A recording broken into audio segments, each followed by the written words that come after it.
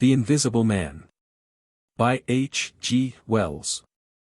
Chapter 1. The Strange Man's Arrival. The stranger came early in February, one wintry day, through a biting wind and a driving snow, the last snowfall of the year, over the down, walking from Bramblehurst railway station, and carrying a little black portmanteau in his thickly gloved hand. He was wrapped up from head to foot, and the brim of his soft felt hat hid every inch of his face but the shiny tip of his nose. The snow had piled itself against his shoulders and chest, and added a white crest to the burden he carried. He staggered into the coach and horses, more dead than alive, and flung his portmanteau down. "A fire," he cried, in the name of human charity. "A room and a fire." He stamped and shook the snow from off himself in the bar, and followed Mrs. Hall into her guest parlor to strike his bargain. And with that much introduction, that and a couple of sovereigns flung upon the table, he took up his quarters in the inn. Mrs. Hall lit the fire and left him there while she went to prepare him a meal with her own hands. A guest to stop at Iping in the wintertime was an unheard-of piece of luck, let alone a guest who was no haggler, and she was resolved to show herself worthy of her good fortune. As soon as the bacon was well under way, and Milly, her lymphatic maid, had been brisked up a bit by a few deftly chosen expressions of contempt, she carried the cloth, plates, and glasses into the parlor and began to lay them with the utmost éclat. Although the fire was burning up briskly, she was surprised to see that her visitor still wore his hat and coat, standing with his back to her and staring out of the window at the falling snow in the yard. His gloved hands were clasped behind him, and he seemed to be lost in thought. She noticed that the melting snow that still sprinkled his shoulders dripped upon her carpet. "Can I take your hat and coat, sir?" she said, "and give them a good dry in the kitchen?" "No," he said without turning. She was not sure she had heard him, and was about to repeat her question. He turned his head and looked at her over his shoulder. "I prefer to keep them on," he said with emphasis, and she noticed that he wore big blue spectacles with sidelights, and had a bush side whisker over his coat collar that completely hid his cheeks and face. "Very well, sir," she said. "As you like. In a bit the room will be warmer." He made no answer, and had turned his face away from her again, and Mrs. Hall, feeling that her conversational advances were ill-timed, laid the rest of the table things in a quick staccato and whisked out of the room. When she returned he was still standing there, like a man of stone, his back hunched, his collar turned up, his dripping hat brim turned down, hiding his face and ears completely. She put down the eggs and bacon with considerable emphasis, and called rather than said to him, "Your lunch is served, sir." "Thank you," he said at the same time, and did not stir until she was closing the door. Then he swung round and approached the table with a certain eager quickness. As she went behind the bar to the kitchen she heard a sound repeated at regular intervals. Chirk, chirk, chirk, it went, the sound of a spoon being rapidly whisked round a basin. "That girl," she said. "There. I clean forgot it. It's her being so long." And while she herself finished mixing the mustard, she gave Milly a few verbal stabs for her excessive slowness. She had cooked the ham and eggs, laid the table, and done everything, while Milly, help indeed, had only succeeded in delaying the mustard.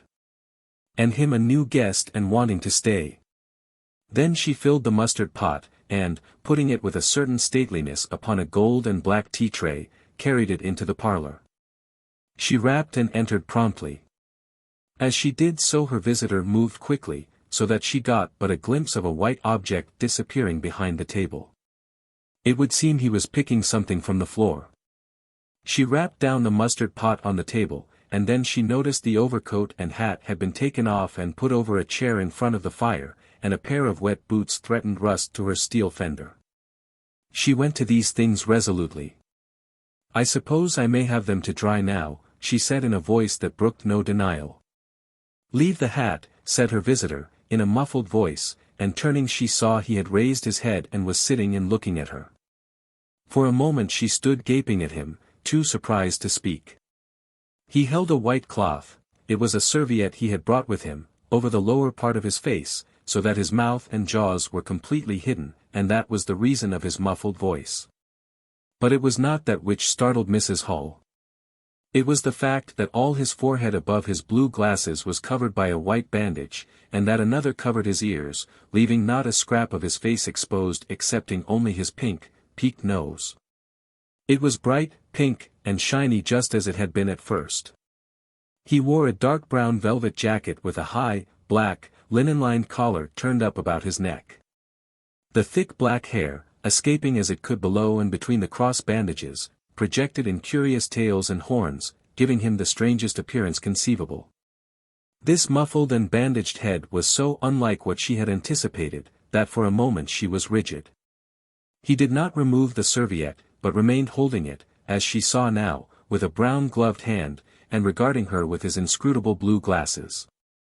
"Leave the hat," he said, speaking very distinctly through the white cloth. Her nerves began to recover from the shock they had received. She placed the hat on the chair again by the fire. "I didn't know, sir," she began, "that," and she stopped embarrassed. "Thank you," he said drily, glancing from her to the door and then at her again. "I'll have them nicely dried, sir, at once," she said, and carried his clothes out of the room.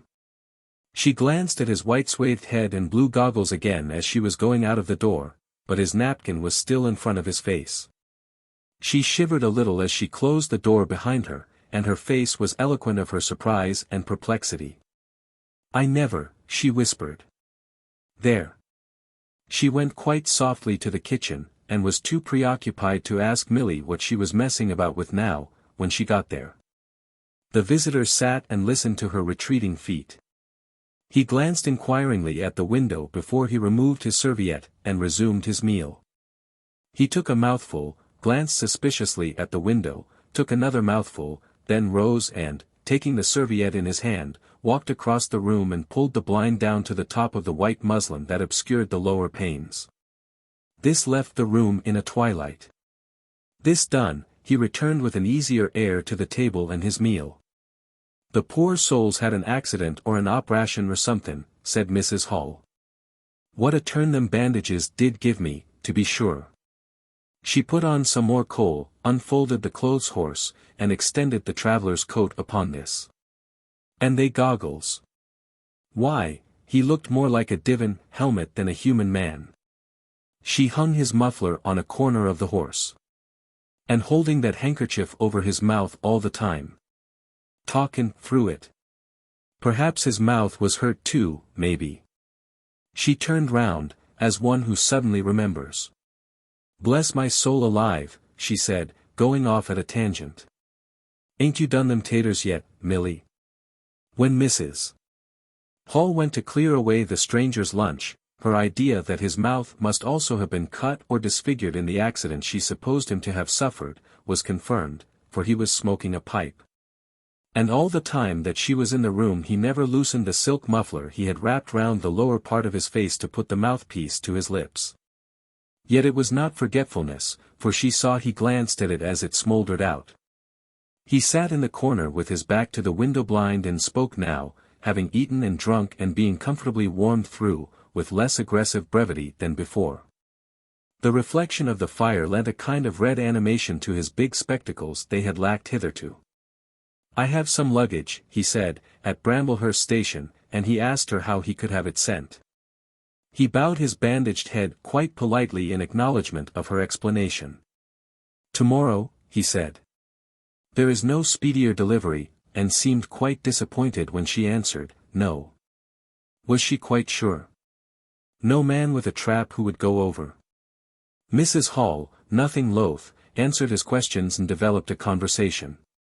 "It's a steep road by the down, sir," she said in answer to the question about a trap. And then, snatching at an opening, said, "It was there a carriage was upsettled, a year ago and more. A gentleman killed, besides his coachman. Accidents, sir, happen in a moment, don't they?" But the visitor was not to be drawn so easily. "They do," he said through his muffler, eyeing her quietly through his impenetrable glasses. "But they take long enough to get well, don't they?" There was my sister's son, Tom, just cut his arm with a scythe, tumbled on it in the dayfield, and, bless me, he was 3 months tied up, sir. You'd hardly believe it. It's regular given me a dread of a scythe, sir. I can quite understand that, said the visitor. He was afraid, one time, that he'd have to have an operation. He was that bad, sir. The visitor laughed abruptly, a bark of a laugh that he seemed to bite and kill in his mouth. Was he? He said. He was, sir. And no laughing matter to them as had the doing for him, as I had, my sister being took up with her little ones so much. There was bandages to do, sir, and bandages to undo. So that if I may make so bold as to say it, sir. Will you get me some matches, said the visitor, quite abruptly. My pipe is out. Mrs. Hall was pulled up suddenly. It was certainly rude of him, after telling him all she had done. She gasped at him for a moment, and remembered the 2 sovereigns. She went for the matches. Thanks, he said concisely, as she put them down, and turned his shoulder upon her and stared out of the window again. It was altogether too discouraging. Evidently he was sensitive on the topic of operations and bandages. She did not make so bold as to say, however, after all. But his snubbing way had irritated her, and Milly had a hot time of it that afternoon. The visitor remained in the parlor until 4 o'clock, without giving the ghost of an excuse for an intrusion. For the most part he was quite still during that time. It would seem he sat in the growing darkness smoking in the firelight, perhaps dozing. Once or twice a curious listener might have heard him at the coals, and for the space of 5 minutes he was audible pacing the room. He seemed to be talking to himself. Then the armchair creaked as he sat down again. How do you find this book? Any thoughts about the book or the author? Any suggestion for improvement? Please take a moment to share your thoughts in a comment. If you like it, share it with your friends who might enjoy it as well. Subscribe to keep in touch. Visit CompleteAudiobooks.com for more quality content. Chapter 2. Mr. Teddy Henfrey's First Impressions. At 4 o'clock, when it was fairly dark and Mrs. Hall was screwing up her courage to go in and ask her visitor if he would take some tea, Teddy Henfrey, the clock jobber, came into the bar. My sakes! Mrs. Hall, said he, but this is terrible weather for thin boots. The snow outside was falling faster. Mrs. Hall agreed, and then noticed he had his bag with him. Now you're here, Mr. Teddy, said she, I'd be glad if you'd give th old clock in the parlor a bit of a look. 'Tis going, and it strikes well and hearty, but the hour hand won't do nothin', but point at 6.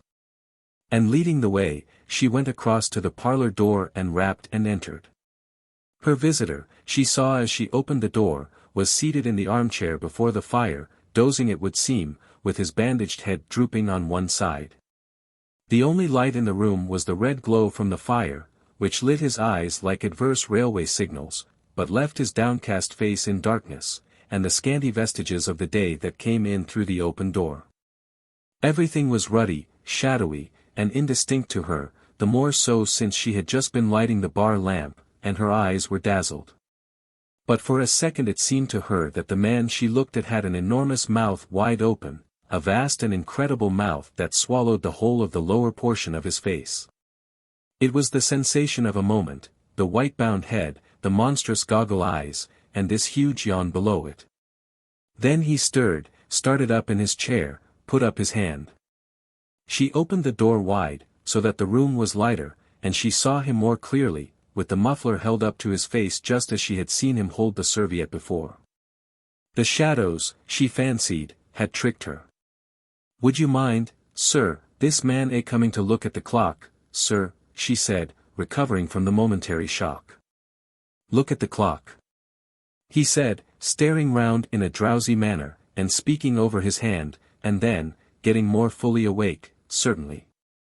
Mrs. Hall went away to get a lamp, and he rose and stretched himself.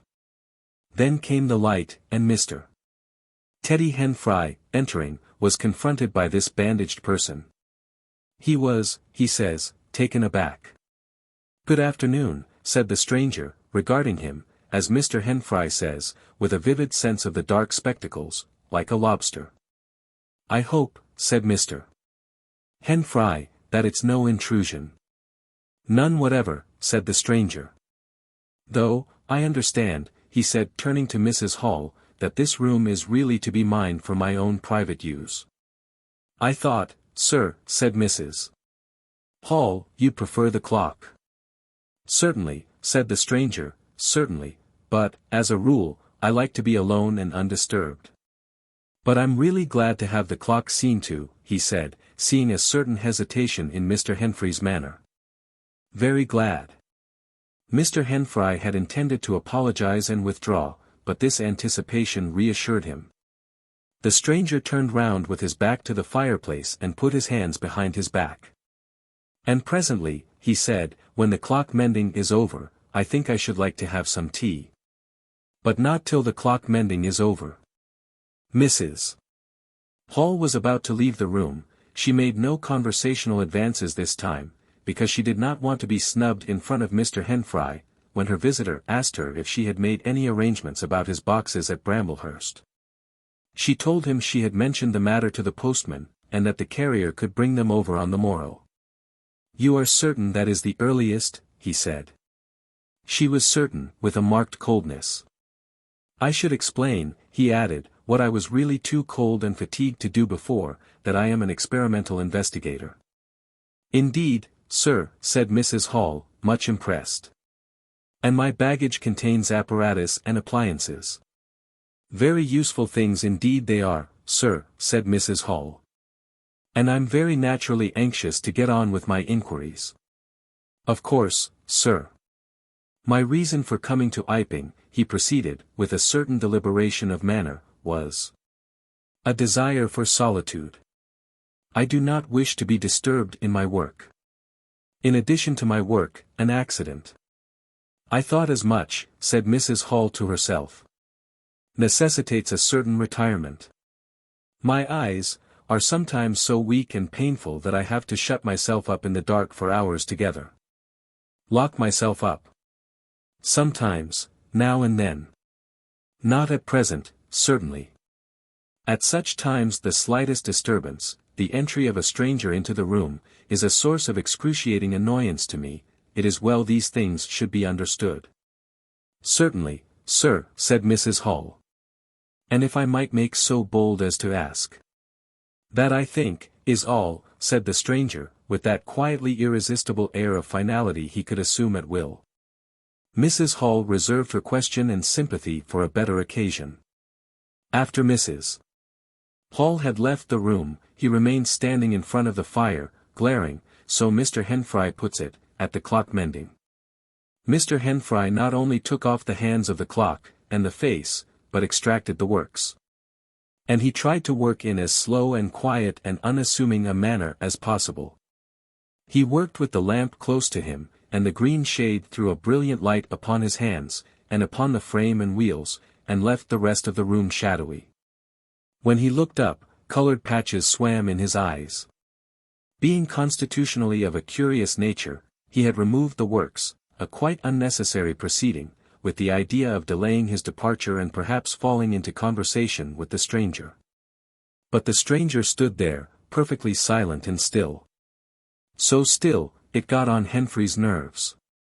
He felt alone in the room and looked up, and there, grey and dim, was the bandaged head and huge blue lenses staring fixedly, with a mist of green spots drifting in front of them. It was so uncanny to Henfrey that for a minute they remained staring blankly at one another. Then Henfrey looked down again. Very uncomfortable position. One would like to say something. Should he remark that the weather was very cold for the time of year? He looked up as if to take aim with that introductory shot. "The weather," he began. "Why don't you finish and go?" said the rigid figure, evidently in a state of painfully suppressed rage. "All you've got to do is to fix the hour hand on its axle. You're simply humbugging." "Certainly, sir, 1 minute more." I overlooked, and Mr. Henfrey finished and went. But he went feeling excessively annoyed. "Damn it," said Mr. Henfrey to himself, trudging down the village through the thawing snow, "a man must do a clock at times, surely. And again, can't a man look at you, ugly? And yet again, seemingly not.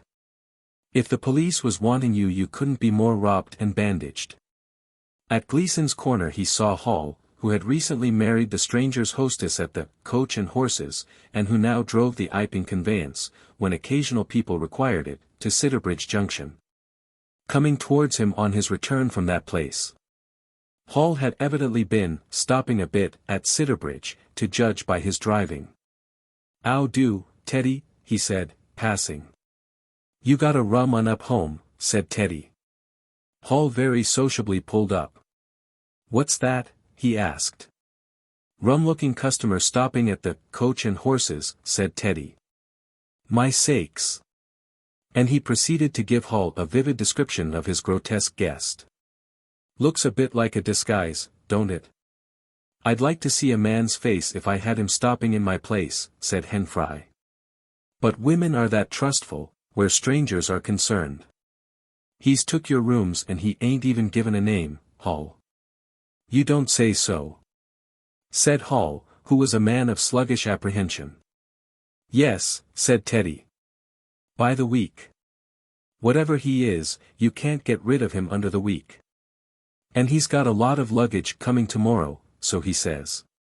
Let's hope it won't be stones in boxes, Hall." He told Hall how his aunt at Hastings had been swindled by a stranger with empty portmanteaus. Altogether he left Hall vaguely suspicious. "Get up, old girl," said Hall. "I suppose I must see 'bout this."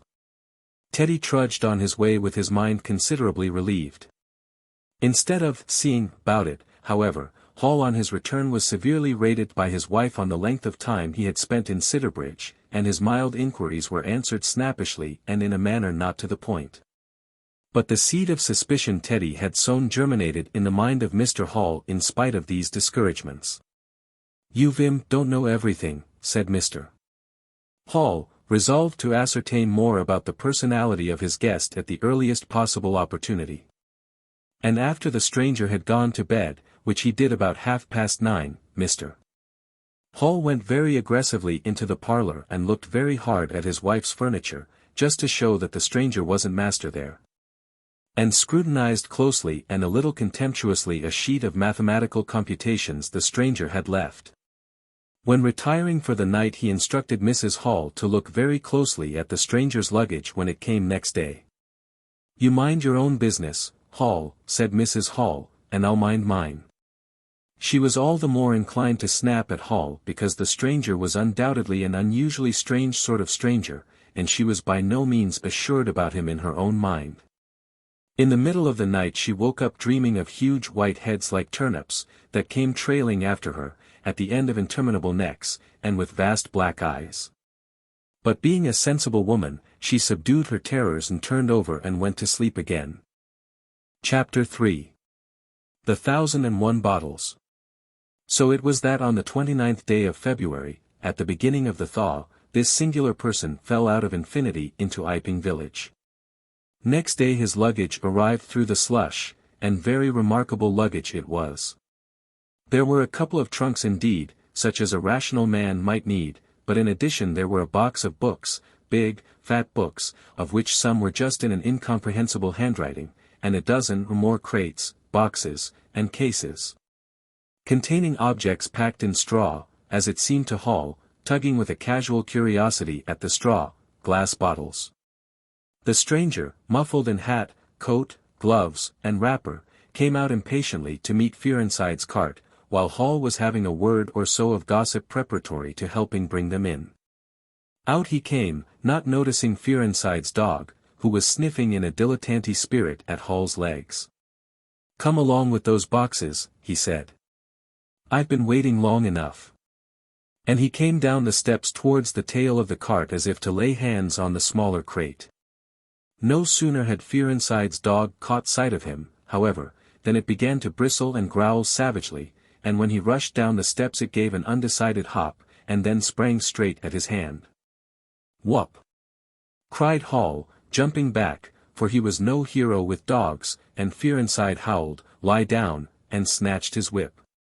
They saw the dog's teeth had slipped the hand, heard a kick, saw the dog execute a flanking jump and get home on the stranger's leg, and heard the rip of his trousering. Then the finer end of Fearinside's whip reached his property, and the dog, yelping with dismay, retreated under the wheels of the wagon. It was all the business of a swift half-minute. No one spoke, everyone shouted. The stranger glanced swiftly at his torn glove and at his leg, made as if he would stoop to the latter, then turned and rushed swiftly up the steps into the inn. They heard him go headlong across the passage and up the uncarpeted stairs to his bedroom. "You brute, you," said Fearinside, climbing off the wagon with his whip in his hand, while the dog watched him through the wheel.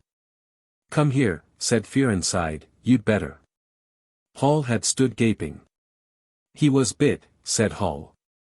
"I'd better go and see to N," and he trotted after the stranger. He met Mrs. Hall in the passage. "Carrier's darg," he said, "bit N." He went straight upstairs, and the stranger's door being ajar, he pushed it open and was entering without any ceremony, being of a naturally sympathetic turn of mind. The blind was down and the room dim.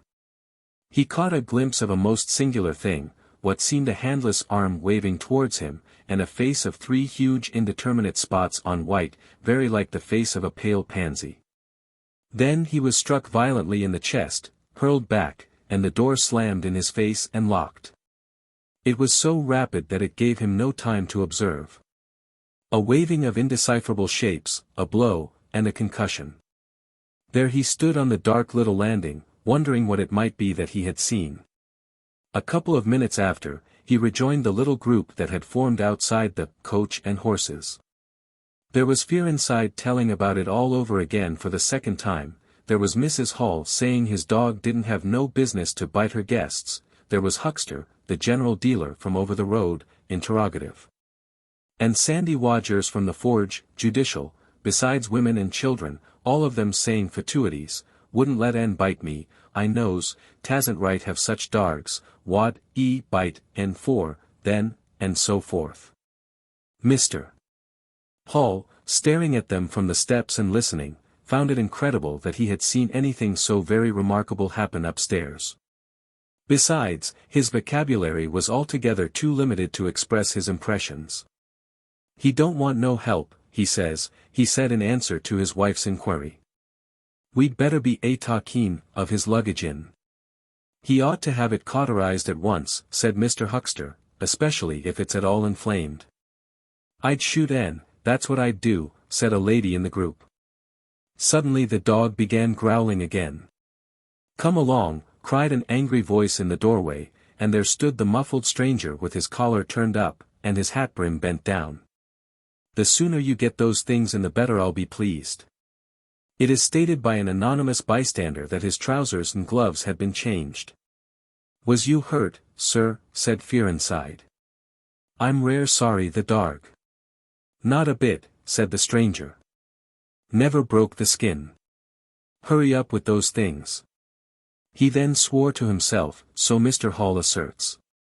Directly the first crate was, in accordance with his directions, carried into the parlor, the stranger flung himself upon it with extraordinary eagerness, and began to unpack it, scattering the straw with an utter disregard of Mrs. Hall's carpet. And from it he began to produce bottles, little fat bottles containing powders, small and slender bottles containing colored and white fluids, fluted blue bottles labeled poison, bottles with round bodies and slender necks.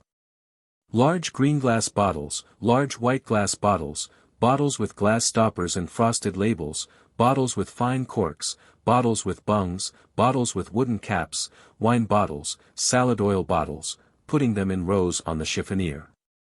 On the mantel, on the table under the window, round the floor, on the bookshelf, everywhere. The chemist's shop in Bramblehurst could not boast half so many. Quite a sight it was. Crate after crate yielded bottles, until all 6 were empty and the table high with straw. The only things that came out of these crates besides the bottles were a number of test tubes and a carefully packed balance. And directly the crates were unpacked, the stranger went to the window and set to work, not troubling in the least about the litter of straw, the fire which had gone out, the box of books outside. Nor for the trunks and other luggage that had gone upstairs. When Mrs. Hall took his dinner in to him, he was already so absorbed in his work, pouring little drops out of the bottles into test tubes, that he did not hear her until she had swept away the bulk of the straw and put the tray on the table. With some little emphasis perhaps, seeing the state that the floor was in. Then he half turned his head and immediately turned it away again. But she saw he had removed his glasses, they were beside him on the table, and it seemed to her that his eye sockets were extraordinarily hollow. He put on his spectacles again, and then turned and faced her. She was about to complain of the straw on the floor when he anticipated her. "I wish you wouldn't come in without knocking," he said in the tone of abnormal exasperation that seemed so characteristic of him. "I knocked, but seemingly. Perhaps you did. But in my investigations, my really very urgent and necessary investigations, the slightest disturbance, the jar of a door, I must ask you." "Certainly, sir. You can turn the lock if you're like that, you know. Any time." "A very good idea," said the stranger. "This strair, sir, if I might make so bold as to remark." "Don't. If the straw makes trouble put it down in the bill." And he mumbled at her, words suspiciously like curses. He was so odd, standing there, so aggressive and explosive, bottle in one hand and test tube in the other, that Mrs. Hall was quite alarmed. But she was a resolute woman. "In which case, I should like to know, sir, what you consider." "A shilling, put down a shilling." "Surely a shilling's enough." "So be it," said Mrs. Hall, taking up the tablecloth and beginning to spread it over the table. "If you're satisfied, of course." He turned and sat down, with his coat collar toward her. All the afternoon he worked with the door locked and, as Mrs. Hall testifies, for the most part in silence. But once there was a concussion and a sound of bottles ringing together as though the table had been hit, and the smash of a bottle flung violently down, and then a rapid pacing athwart the room. Fearing something was the matter, she went to the door and listened, not caring to knock. "I can't go on," he was raving. "I can't go on. 300,000, 400,000. The huge multitude. Cheated. All my life it may take me. Patience. Patience indeed. Fool. Fool." There was a noise of hobnails on the bricks in the bar, and Mrs. Hall had very reluctantly to leave the rest of his soliloquy. When she returned the room was silent again, save for the faint crepitation of his chair and the occasional clink of a bottle. It was all over, the stranger had resumed work. When she took in his tea she saw broken glass in the corner of the room under the concave mirror, and a golden stain that had been carelessly wiped. She called attention to it. "Put it down in the bill," snapped her visitor. "For God's sake don't worry me. If there's damage done, put it down in the bill," and he went on ticking a list in the exercise book before him. "I'll tell you something," said Fearenside, mysteriously. It was late in the afternoon, and they were in the little beer shop of Iping Hanger. "Well," said Teddy Henfrey. "This chap you're speaking of, what my dog bit. Well, he's black. Leastways, his legs are. I seed through the tear of his trousers and the tear of his glove. You'd have expected a sort of pinky to show, wouldn't you? Well, there wasn't none. Just blackness. I tell you, he's as black as my hat." "My sakes," said Henfrey. "It's a rummy case altogether. Why, his nose is as pink as paint." "That's true," said Fearenside. "I knows that. And I tell ye what I'm thinking. That man's a piebald, Teddy. Black here and white there, in patches. And he's ashamed of it. He's a kind of half-breed, and the colors come off patchy instead of mixing. I've heard of such things before. And it's the common way with horses, as anyone can see." Chapter 4. Mr. Cuss interviews the stranger. I have told the circumstances of the stranger's arrival in Iping with a certain fullness of detail, in order that the curious impression he created may be understood by the reader. But excepting two odd incidents, the circumstances of his stay until the extraordinary day of the club festival may be passed over very cursorily. There were a number of skirmishes with Mrs. Hall on matters of domestic discipline, but in every case until late April, when the first signs of penury began, he overrode her by the easy expedient of an extra payment. Hall did not like him, and whenever he dared he talked of the advisability of getting rid of him, but he showed his dislike chiefly by concealing it ostentatiously, and avoiding his visitor as much as possible. "Wait till the summer," said Mrs. Hall sagely, "when the artists are beginning to come. Then we'll see. He may be a bit overbearing, but bills settled punctual is bills settled punctual, whatever you'd like to say." The stranger did not go to church, and indeed made no difference between Sunday and the irreligious days, even in costume. He worked, as Mrs. Hall thought, very fitfully. Some days he would come down early and be continuously busy. On others he would rise late, pace his room, fretting audibly for hours together, smoke, sleep in the armchair by the fire. Communication with the world beyond the village he had none. His temper continued very uncertain. For the most part his manner was that of a man suffering under almost unendurable provocation, and once or twice things were snapped, torn, crushed, or broken in spasmodic gusts of violence. He seemed under a chronic irritation of the greatest intensity. His habit of talking to himself in a low voice grew steadily upon him, but though Mrs. Hall listened conscientiously she could make neither head nor tail of what she heard. He rarely went abroad by daylight, but at twilight he would go out muffled up invisibly, whether the weather were cold or not, and he chose the loneliest paths and those most overshadowed by trees and banks. His goggling spectacles and ghastly bandaged face under the penthouse of his hat, came with a disagreeable suddenness out of the darkness upon one or two home-going labourers, and Teddy Henfrey, tumbling out of the scarlet coat one night at 9:30, was scared shamefully by the stranger's skull-like head. He was walking hat in hand, lit by the sudden light of the opened-in door. Such children as saw him at nightfall dreamt of bogies, and it seemed doubtful whether he disliked boys more than they disliked him, or the reverse, but there was certainly a vivid enough dislike on either side. It was inevitable that a person of so remarkable an appearance and bearing should form a frequent topic in such a village as Iping. Opinion was greatly divided about his occupation. Mrs. Hall was sensitive on the point. When questioned, she explained very carefully that he was an experimental investigator, going gingerly over the syllables as one who dreads pitfalls.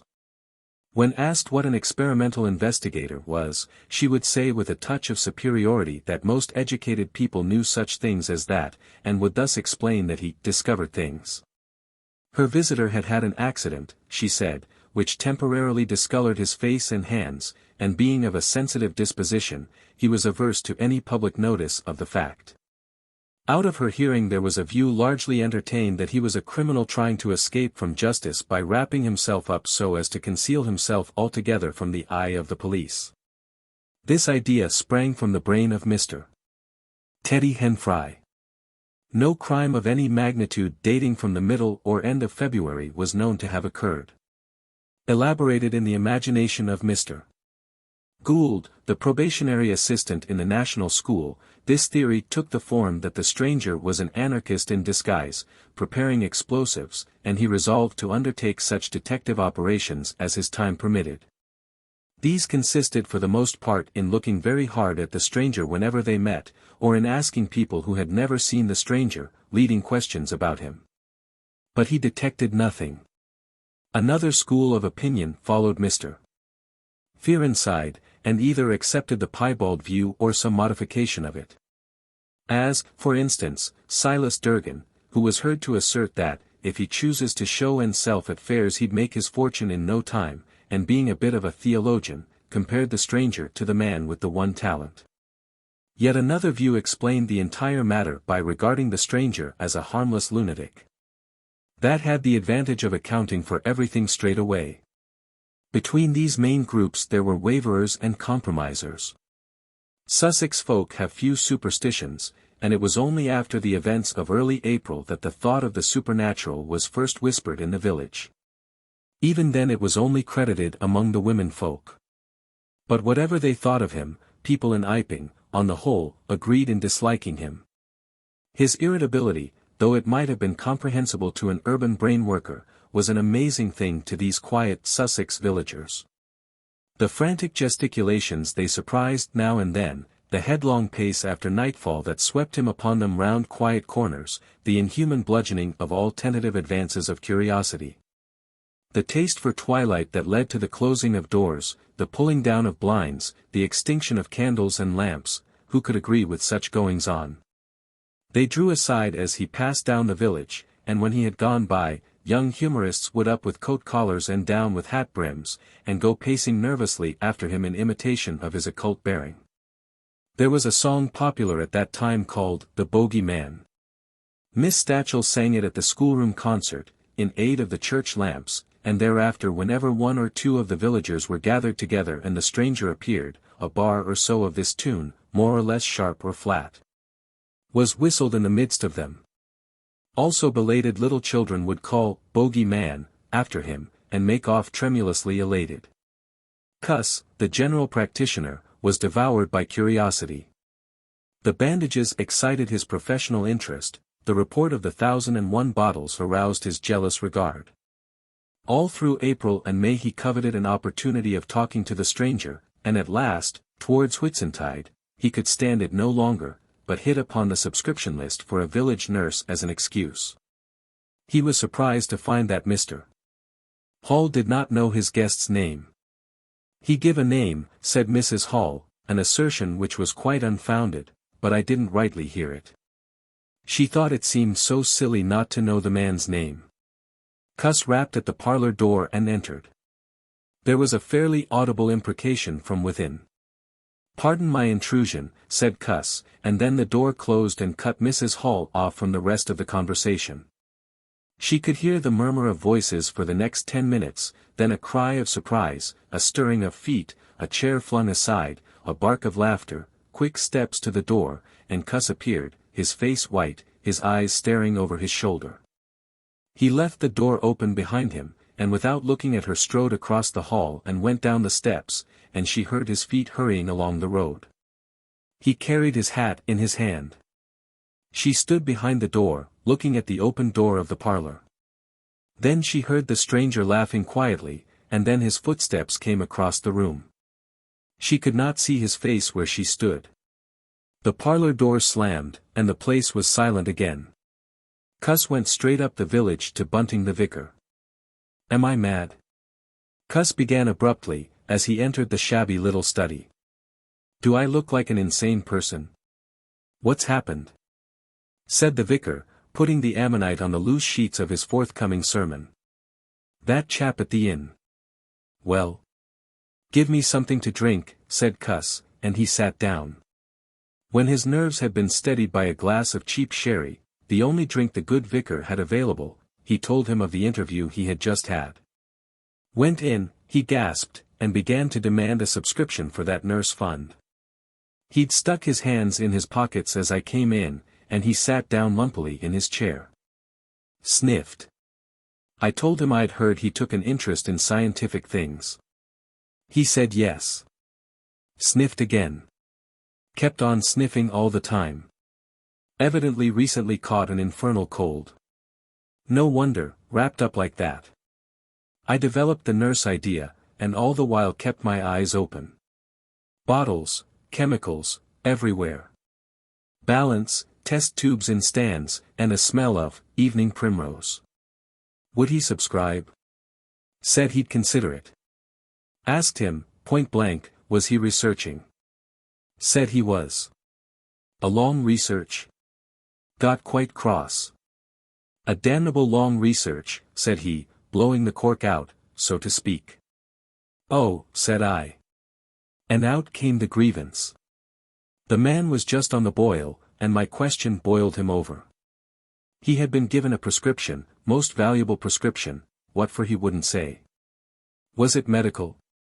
Damn you. What are you fishing after? I apologized. Dignified sniff and cough. He resumed. He'd read it. 5 ingredients. Put it down, turned his head. Draft of air from window lifted the paper. Swish, rustle. He was working in a room with an open fireplace, he said. Saw a flicker, and there was the prescription burning and lifting chimney-ward. Rushed towards it just as it whisked up the chimney. So. Just at that point, to illustrate his story, out came his arm. Well. No hand, just an empty sleeve. Lord. I thought, that's a deformity. Got a cork arm, I suppose, and has taken it off. Then, I thought, there's something odd in that. What the devil keeps that sleeve up and open, if there's nothing in it? There was nothing in it, I tell you. Nothing down it, right down to the joint. I could see right down it to the elbow, and there was a glimmer of light shining through a tear of the cloth. Good God! I said. Then he stopped. Stared at me with those black goggles of his, and then at his sleeve. Well. That's all. He never said a word, just glared, and put his sleeve back in his pocket quickly. I was saying, said he, that there was the prescription burning, wasn't I? Interrogative cough. How the devil, said I, can you move an empty sleeve like that? Empty sleeve? Yes, said I, an empty sleeve. It's an empty sleeve, is it? You saw it was an empty sleeve. He stood up right away. I stood up too. He came towards me in 3 very slow steps, and stood quite close. Sniffed venomously. I didn't flinch, though I'm hanged if that bandaged knob of his, and those blinkers, aren't enough to unnerve anyone, coming quietly up to you. You said it was an empty sleeve, he said. Certainly, I said. At staring and saying nothing a bare-faced man, unspectacled, starts scratch. Then very quietly he pulled his sleeve out of his pocket again, and raised his arm towards me as though he would show it to me again. He did it very, very slowly. I looked at it. Seemed an age. Well, said I, clearing my throat, there's nothing in it. Had to say something. I was beginning to feel frightened. I could see right down it. He extended it straight towards me, slowly, slowly, just like that, until the cuff was 6 inches from my face. Queer thing to see an empty sleeve come at you like that.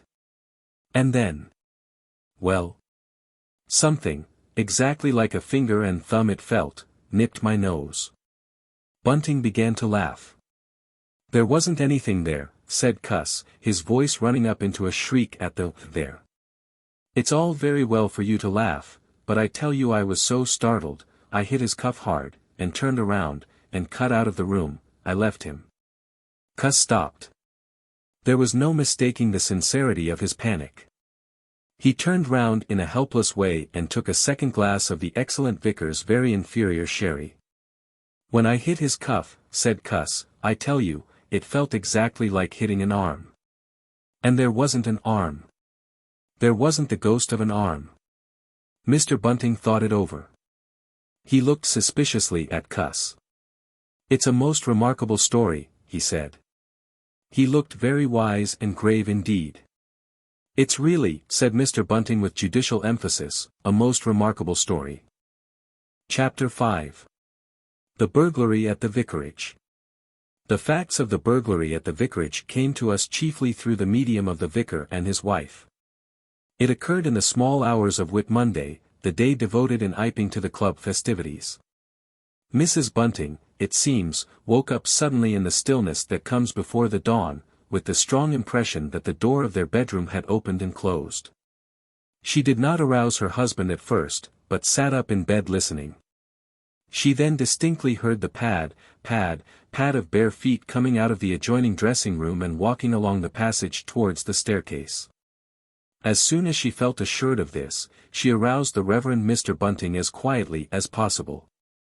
He did not strike a light, but putting on his spectacles, her dressing gown and his bath slippers, he went out on the landing to listen. He heard quite distinctly a fumbling going on at his study desk downstairs, and then a violent sneeze. At that he returned to his bedroom, armed himself with the most obvious weapon, the poker, and descended the staircase as noiselessly as possible. Mrs. Bunting came out on the landing. The hour was about 4, and the ultimate darkness of the night was past. There was a faint shimmer of light in the hall, but the study doorway yawned impenetrably black. Everything was still except the faint creaking of the stairs under Mr. Bunting's tread, and the slight movements in the study. Then something snapped, the drawer was opened, and there was a rustle of papers. Then came an imprecation, and a match was struck and the study was flooded with yellow light. Mr.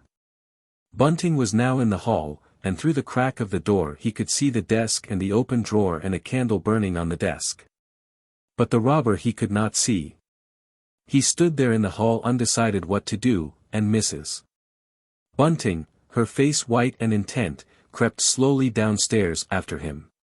One thing kept Mr. Bunting's courage, the persuasion that this burglar was a resident in the village. They heard the chink of money, and realized that the robber had found the housekeeping reserve of gold, £2.10 in half-sovereigns altogether. At that sound Mr. Bunting was nerved to abrupt action. Gripping the poker firmly, he rushed into the room, closely followed by Mrs. Bunting. "Surrender," cried Mr. Bunting, fiercely, and then stooped amazed. Apparently the room was perfectly empty. Yet their conviction that they had, that very moment, heard somebody moving in the room had amounted to a certainty.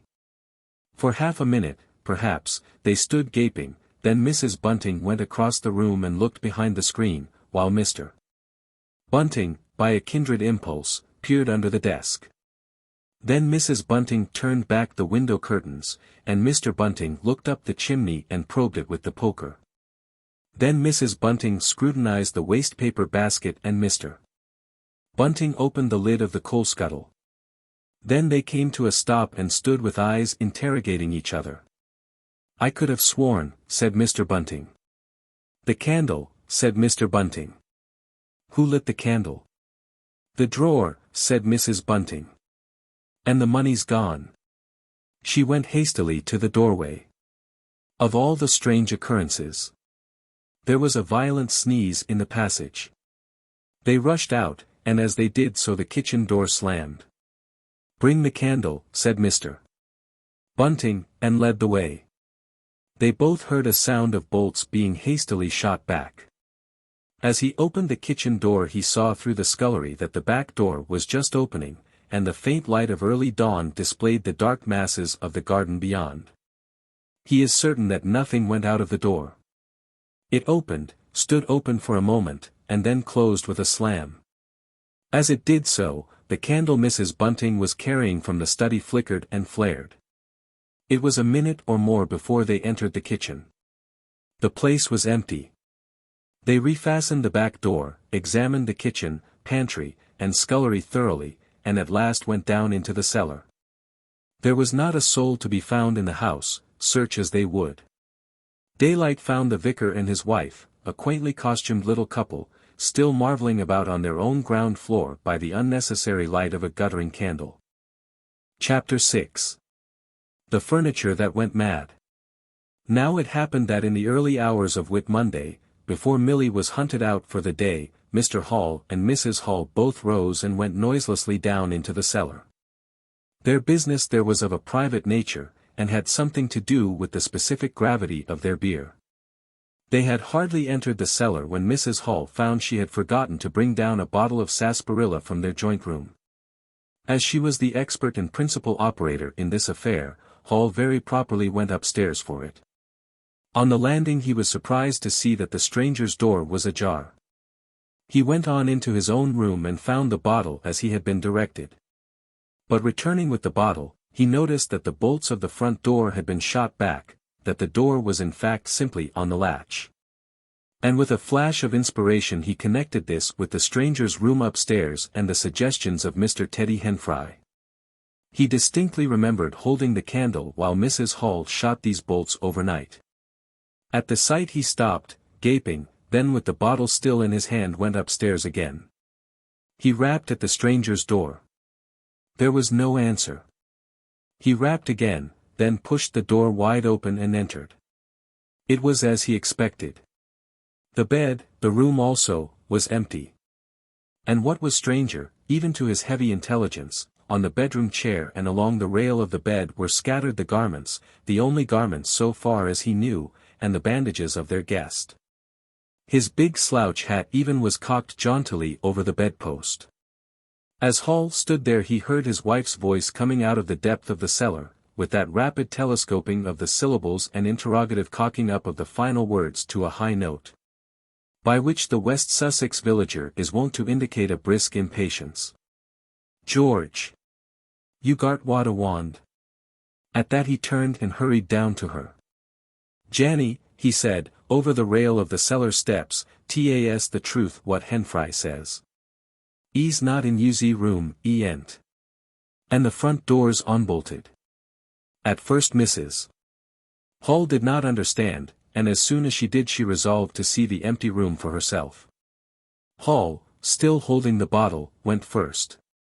"If 'e ain't there," he said, "is close are. And what's 'e doin' ithout is close, then? 'Tas a most curious business." As they came up the cellar steps they both, it was afterwards ascertained, fancied they heard the front door open and shut, but seeing it closed and nothing there, neither said a word to the other about it at the time. Mrs. Hall passed her husband in the passage and ran on first upstairs. Someone sneezed on the staircase. Hall, following 6 steps behind, thought that he heard her sneeze. She, going on first, was under the impression that Hall was sneezing. She flung open the door and stood regarding the room.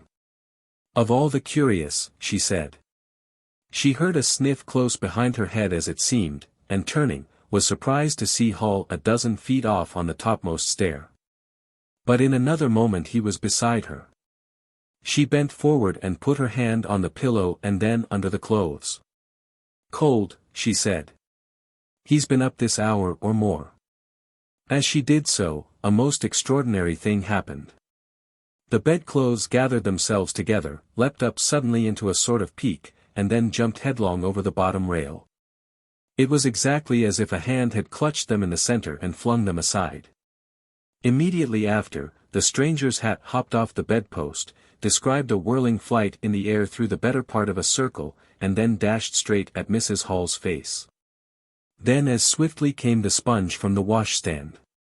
And then the chair, flinging the stranger's coat and trousers carelessly aside, and laughing drily in a voice singularly like the stranger's, turned itself up with its 4 legs at Mrs. Hall, seemed to take aim at her for a moment, and charged at her.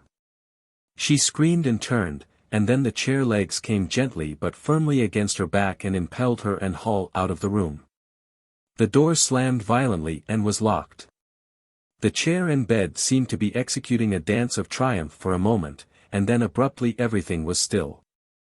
Mrs. Hall was left almost in a fainting condition in Mr. Hall's arms on the landing. It was with the greatest difficulty that Mr. Hall and Milly, who had been roused by her scream of alarm, succeeded in getting her downstairs, and applying the restoratives customary in such cases. "'Tas spirits," said Mrs. Hall. "I know 'tas spirits. I've read in papers of N. tables and chairs leaping and dancing." "Take a drop more, Janny," said Hall. "'Twill steady ye." "Lock him out," said Mrs. Hall. "Don't let him come in again. I half guessed, I might have known. With them goggling eyes and bandaged head, and never going to church of a Sunday. And all they bottles, more'n it's right for any one to have. He's put the spirits into the furniture. My good old furniture. 'Twas in that very chair my poor dear mother used to sit when I was a little girl. To think it should rise up against me now." "Just a drop more, Janny," said Hall. "Your nerves is all upset." They sent Milly across the street through the golden 5 o'clock sunshine to rouse up Mr. Sandy Wadgers, the blacksmith. Mr. Hall's compliments and the furniture upstairs was behaving most extraordinary. Would Mr. Wadgers come round? He was a knowing man, was Mr. Wadgers, and very resourceful. He took quite a grave view of the case. Darned if that ain't witchcraft, was the view of Mr. Sandy Wadgers. You warn't horseshoes for such gentry as he. He came round greatly concerned. They wanted him to lead the way upstairs to the room, but he didn't seem to be in any hurry. He preferred to talk in the passage. Over the way Huckster's apprentice came out and began taking down the shutters of the tobacco window. He was called over to join the discussion. Mr. Huckster naturally followed over in the course of a few minutes. The Anglo-Saxon genius for parliamentary government asserted itself. There was a great deal of talk and no decisive action. "Let's have the facts first," insisted Mr. Sandy Wadgers. "Let's be sure we be acting perfectly right in bustin' that there door open. A door on bust is always open to bustin', but ye can't onbust a door once you've busted in."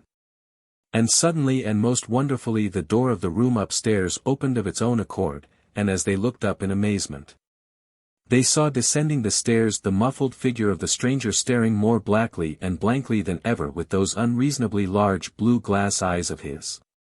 He came down stiffly and slowly, staring all the time. He walked across the passage staring, then stopped. "Look there," he said, and their eyes followed the direction of his gloved finger and saw a bottle of sarsaparilla hard by the cellar door. Then he entered the parlor, and suddenly, swiftly, viciously, slammed the door in their faces. Not a word was spoken until the last echoes of the slam had died away. They stared at one another. "Well, if that don't lick everything," said Mr. Wadgers, and left the alternative unsaid. "I'd go in and ask en 'bout it," said Wadgers, to Mr. Hall. "I'd demand an explanation." It took some time to bring the landlady's husband up to that pitch. At last he rapped, opened the door, and got as far as, "Excuse me." "Go to the devil," said the stranger in a tremendous voice, "and shut that door after you." So that brief interview terminated. Chapter 7. The Unveiling of the Stranger. The stranger went into the little parlor of the Coach and Horses about 5:30 in the morning, and there he remained until near midday, the blinds down, the door shut, and none, after Hall's repulse, venturing near him. All that time he must have fasted. Thrice he rang his bell, the third time furiously and continuously, but no one answered him. Him and his "go to the devil" indeed, said Mrs. Hall. Presently came an imperfect rumor of the burglary at the vicarage, and two were put together. Hall, assisted by Wadgers, went off to find Mr. Shuckleforth, the magistrate, and take his advice. No one ventured upstairs. How the stranger occupied himself is unknown. Now and then he would stride violently up and down, and twice came an outburst of curses, a tearing of paper, and a violent smashing of bottles. The little group of scared but curious people increased. Mrs. Huckster came over. Some gay young fellows resplendent in black ready-made jackets and peak paper ties, for it was Whit Monday, joined the group with confused interrogations. Young Archie Harker distinguished himself by going up the yard and trying to peep under the window blinds. He could see nothing, but gave reason for supposing that he did, and others of the Iping youth presently joined him. It was the finest of all possible Whit Mondays, and down the village street stood a row of nearly a dozen booths, a shooting gallery. And on the grass by the forge were 3 yellow and chocolate wagons and some picturesque strangers of both sexes putting up a coconut shy. The gentlemen wore blue jerseys, the ladies white aprons and quite fashionable hats with heavy plumes. Wadger, of the Purple Fawn, and Mr. Jaggers, the cobbler, who also sold old second-hand ordinary bicycles, were stretching a string of Union Jacks and Royal Ensigns, which had originally celebrated the first Victorian Jubilee, across the road. And inside, in the artificial darkness of the parlor, into which only one thin jet of sunlight penetrated, the stranger, hungry we must suppose, and fearful, hidden in his uncomfortable hot wrappings, poured through his dark glasses upon his paper or chinked his dirty little bottles, and occasionally swore savagely at the boys, audible if invisible, outside the windows. In the corner by the fireplace lay the fragments of half a dozen smashed bottles, and a pungent twang of chlorine tainted the air. So much we know from what was heard at the time and from what was subsequently seen in the room. About noon he suddenly opened his parlor door and stood glaring fixedly at the 3 or 4 people in the bar. "Mrs. Hall," he said. Somebody went sheepishly and called for Mrs. Hall. Mrs. Hall appeared after an interval, a little short of breath, but all the fiercer for that. Hall was still out. She had deliberated over this scene, and she came holding a little tray with an unsettled bill upon it. "Is it your bill you're wanting, sir?" she said. "Why wasn't my breakfast laid? Why haven't you prepared my meals and answered my bell? Do you think I live without eating? Why isn't my bill paid?" said Mrs. Hall. "That's what I want to know. I told you 3 days ago I was awaiting a remittance. I told you 2 days ago I wasn't going to await no remittances. You can't grumble if your breakfast waits a bit, if my bill's been waiting these 5 days, can you?" The stranger swore briefly but vividly. "Nar, from the bar. And I'd thank you kindly, sir, if you'd keep your swearing to yourself, sir," said Mrs. Hall. The stranger stood looking more like an angry diving helmet than ever. It was universally felt in the bar that Mrs. Hall had the better of him. His next words showed as much. "Look here, my good woman," he began. "Don't good woman me," said Mrs. Hall. "I've told you my remittance hasn't come." "Remittance indeed," said Mrs. Hall. "Still, I dare say in my pocket. You told me 3 days ago that you hadn't anything but a sovereign's worth of silver upon you. Well, I found some more. Oh lo, from the bar. I wonder where you found it," said Mrs. Hall. That seemed to annoy the stranger very much. He stamped his foot. "What do you mean?" he said. "That I wonder where you found it," said Mrs. Hall.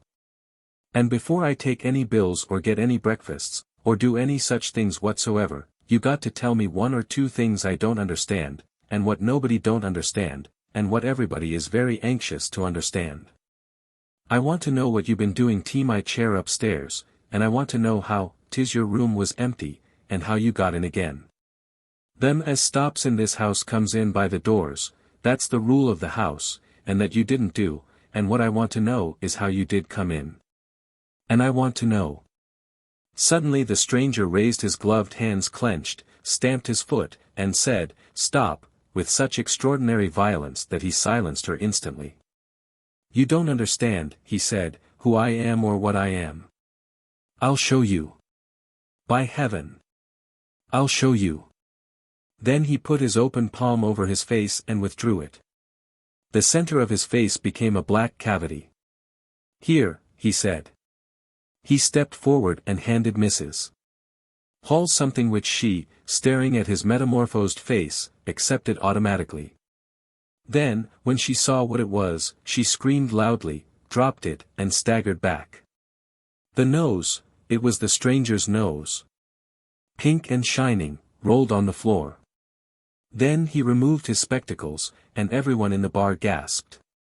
He took off his hat, and with a violent gesture tore at his whiskers and bandages.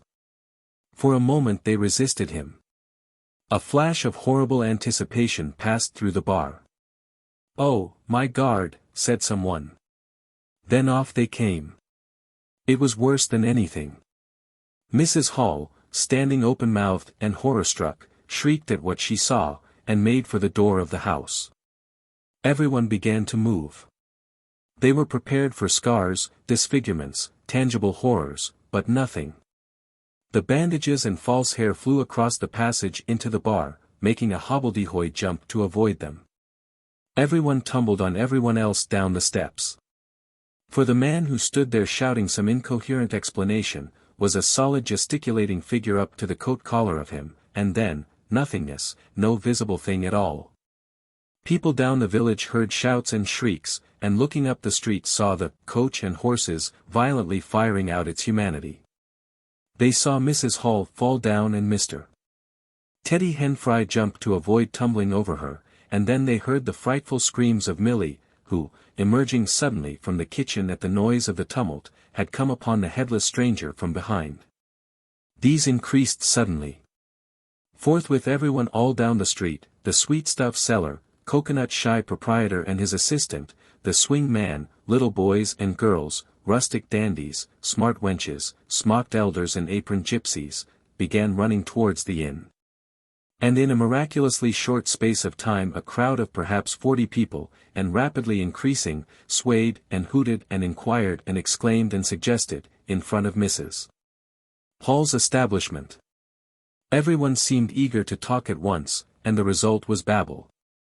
A small group supported Mrs. Hall, who was picked up in a state of collapse. There was a conference, and the incredible evidence of a vociferous eyewitness. "Oh bogey! What's he been doin', then? Ain't hurt the girl, as he run at en with a knife, I believe." "No, Ed, I tell ye. I don't mean no manner of speaking. I mean marn without a Ed. Nonsense, 'tis some conjuring trick. Fetched off, is rapping, he did." In its struggles to see in through the open door, the crowd formed itself into a straggling wedge, with the more adventurous apex nearest the inn. He stood for a moment, I heard the gal scream, and he turned. I saw her skirts whisk, and he went after her. Didn't take 10 seconds. Back he comes with a knife in his hand and a loaf, stood just as if he was staring. "Not a moment ago. Went in that there door. I tell ye, ain't got no Ed at all. You just missed en." There was a disturbance behind, and the speaker stopped to step aside for a little procession that was marching very resolutely towards the house, first Mr. Hall, very red and determined, then Mr. Bobby Jaffers, the village constable, and then the wary Mr. Wadgers. They had come now armed with a warrant. People shouted conflicting information of the recent circumstances. "Ed or no Ed," said Jaffers, "I got to rest en, and rest en I will." Mr. Hall marched up the steps, marched straight to the door of the parlor and flung it open. "Constable," he said, "do your duty." Jaffers marched in. Hall next, Wadgers last. They saw in the dim light the headless figure facing them, with a gnawed crust of bread in one gloved hand and a chunk of cheese in the other. "That's him," said Hall. "What the devil's this?" Came in a tone of angry expostulation from above the collar of the figure. "You're a damned rum customer, mister," said Mr. Jaffers.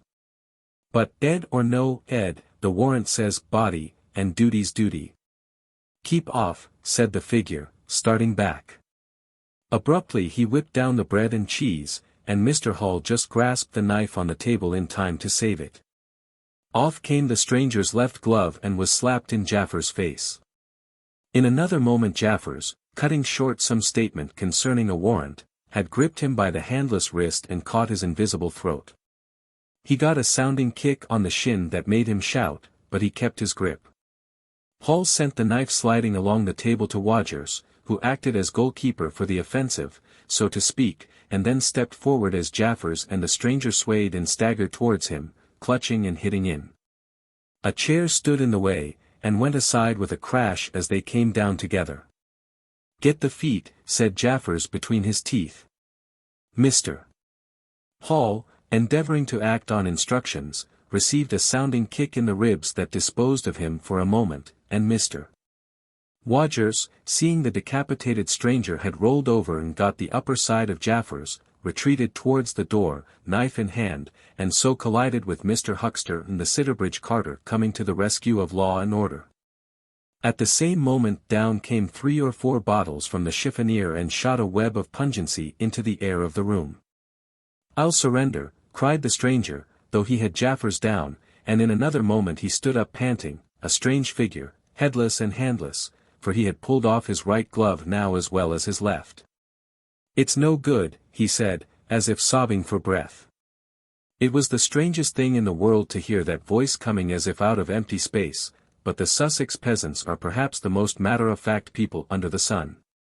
Jaffers got up also and produced a pair of handcuffs. Then he stared. "I say," said Jaffers, brought up short by a dim realization of the incongruity of the whole business, "darn it. Can't use 'em as I can see." The stranger ran his arm down his waistcoat, and as if by a miracle the buttons to which his empty sleeve pointed became undone. Then he said something about his shin, and stooped down. He seemed to be fumbling with his shoes and socks. "Why," said Huckster, suddenly, "that's not a man at all. It's just empty clothes. Look. You can see down his collar and the linings of his clothes. I could put my arm." He extended his hand. It seemed to meet something in midair, and he drew it back with a sharp exclamation. "I wish you'd keep your fingers out of my eye," said the aerial voice, in a tone of savage expostulation.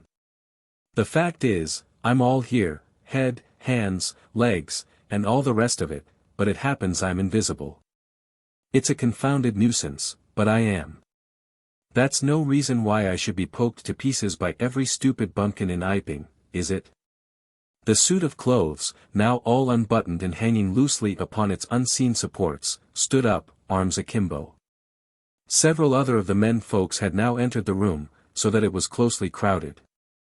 "Invisible, eh?" said Huckster, ignoring the stranger's abuse. "Who ever heard the likes of that? It's strange, perhaps, but it's not a crime. Why am I assaulted by a policeman in this fashion?" "Ah. That's a different matter," said Jaffers. "No doubt you are a bit difficult to see in this light, but I got a warrant and it's all correct. What I'm after ain't no invisibility, it's burglary. There's a house been broke into and money took. Well. And circumstances certainly point." "Stuff and nonsense," said the invisible man. "I hope so, sir, but I've got my instructions." "Well," said the stranger, I'll come. But no handcuffs." "It's the regular thing," said Jaffers. "No handcuffs," stipulated the stranger. "Pardon me," said Jaffers. Abruptly the figure sat down, and before anyone could realize what was being done, the slippers, socks, and trousers had been kicked off under the table.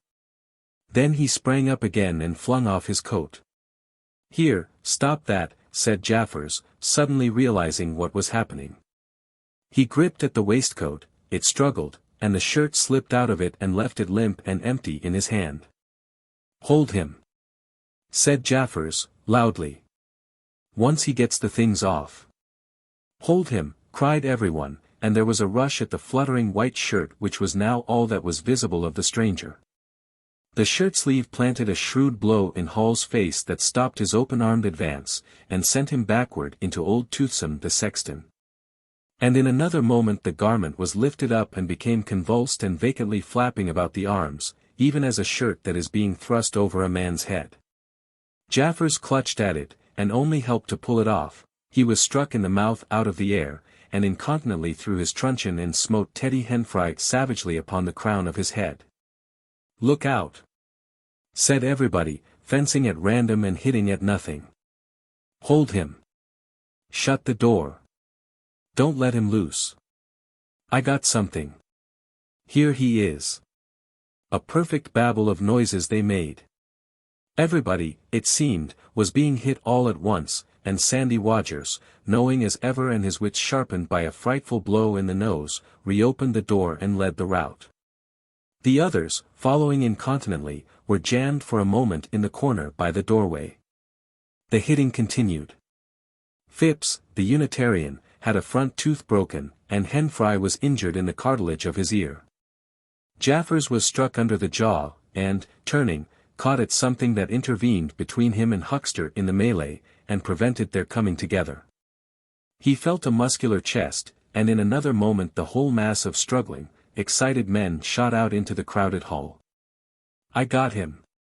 shouted Jaffers, choking and reeling through them all, and wrestling with purple face and swelling veins against his unseen enemy. Men staggered right and left as the extraordinary conflict swayed swiftly towards the house door, and went spinning down the half-dozen steps of the inn. Jaffers cried in a strangled voice, holding tight, nevertheless, and making play with his knee, spun around, and fell heavily undermost with his head on the gravel. Only then did his fingers relax. There were excited cries of, "Hold him! Invisible!" and so forth, and a young fellow, a stranger in the place whose name did not come to light, rushed in at once, caught something, missed his hold, and fell over the constable's prostrate body. Halfway across the road a woman screamed as something pushed by her, a dog, kicked apparently, yelped and ran howling into Huckster's yard, and with that the transit of the invisible man was accomplished. For a space people stood amazed and gesticulating, and then came panic, and scattered them abroad through the village as a gust scatters dead leaves. But Jaffers lay quite still, face upward and knees bent, at the foot of the steps of the inn. Chapter 8. In Transit. The 8th chapter is exceedingly brief, and relates that Gibbons, the amateur naturalist of the district, while lying out on the spacious open downs without a soul within a couple of miles of him, as he thought, and almost dozing, heard close to him the sound as of a man coughing, sneezing, and then swearing savagely to himself. And looking, beheld nothing.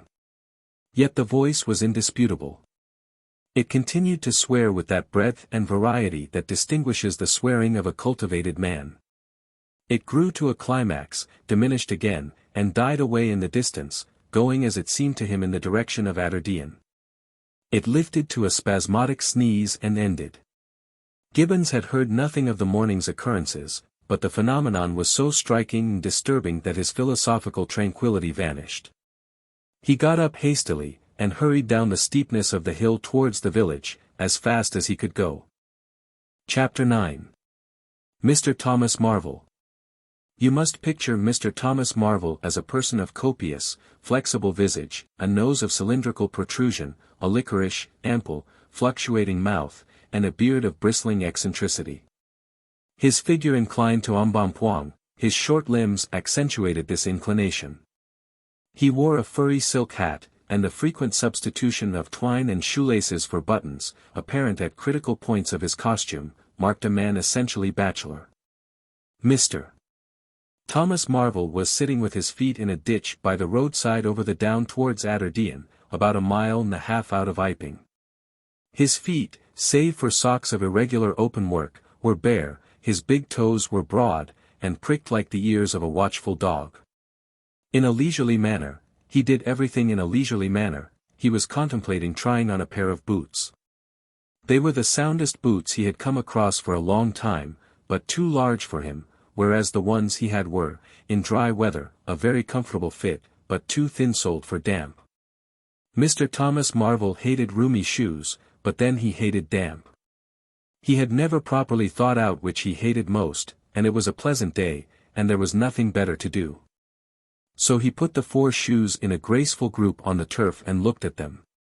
And seeing them there among the grass and springing agrimony, it suddenly occurred to him that both pairs were exceedingly ugly to see. He was not at all startled by a voice behind him. "They're boots, anyhow," said the voice. "They are charity boots," said Mr. Thomas Marvel, with his head on one side regarding them distastefully, "and which is the ugliest pair in the whole blessed universe, I'm darned if I know." Said the voice. "I've worn worse, in fact, I've worn none. But none so audacious ugly, if you'll allow the expression. I've been cadging boots, in particular, for days. Because I was sick of them. They're sound enough, of course.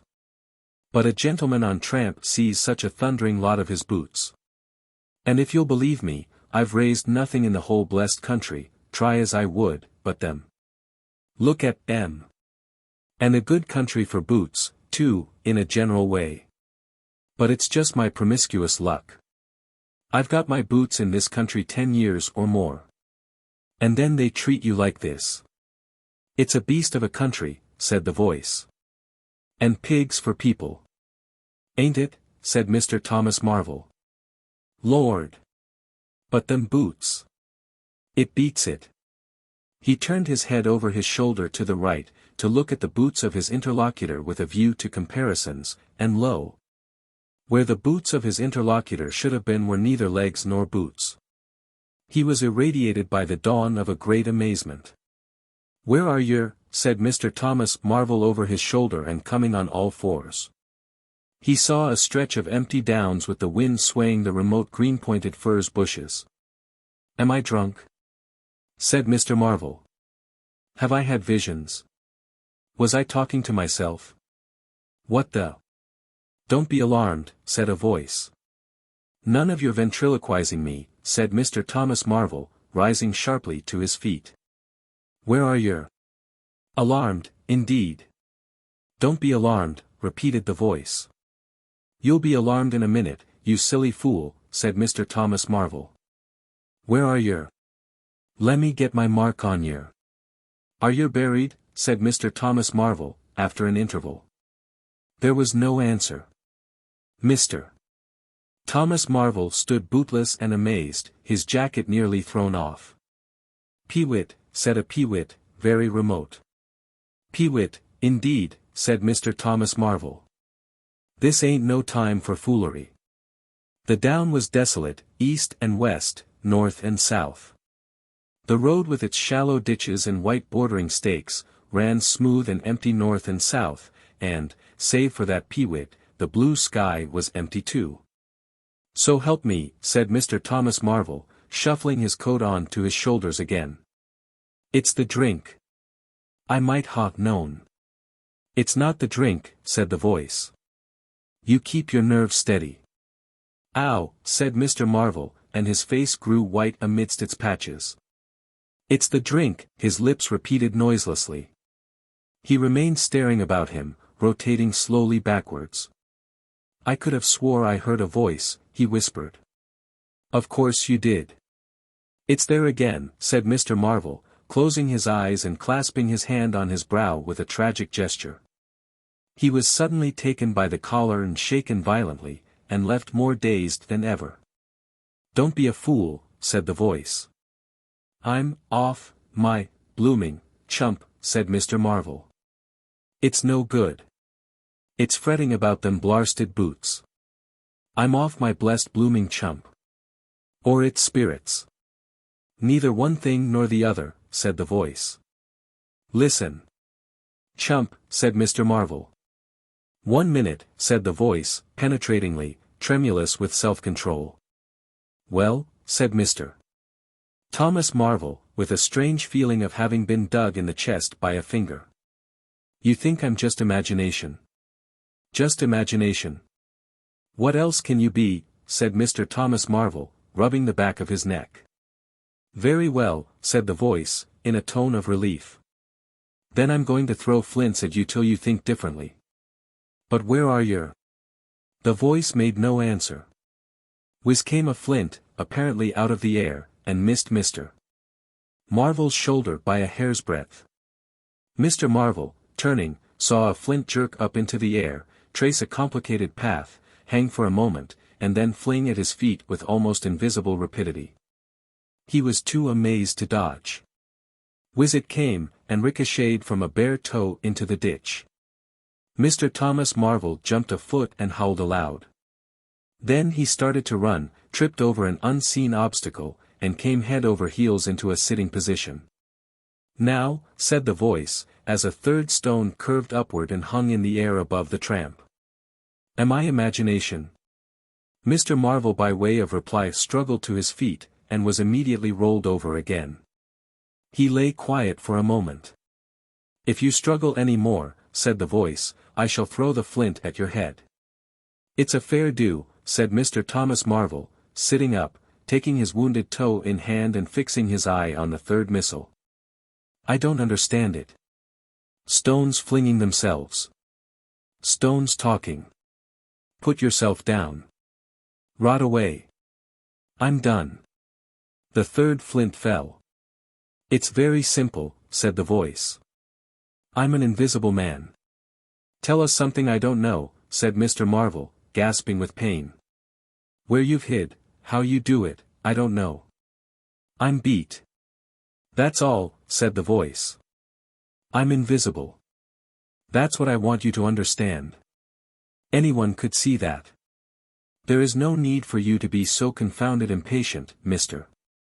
Now then. Give us a notion. how are you hid? I'm invisible. That's the great point. And what I want you to understand is this. But whereabouts? Interrupted Mr. Marvel. Here. 6 yards in front of you. Oh, come. I ain't blind. You'll be telling me next you're just thin air. I'm not one of your ignorant tramps. Yes, I am, thin air. You're looking through me. What? Ain't there any stuff to you? Vox iti, what is it, jabber? Is it that? I am just a human being, solid, needing food and drink, needing covering too, but I'm invisible. You see? Invisible. Simple idea. Invisible. What, real like? Yes, real. Let's have a hand of you, said Marvel, if you are real. It won't be so darn out of the way like, then, Lord, he said, how you made me jump, gripping me like that. He felt the hand that had closed round his wrist with his disengaged fingers, and his fingers went timorously up the arm, patted a muscular chest, and explored a bearded face. Marvel's face was astonishment. I'm dashed, he said.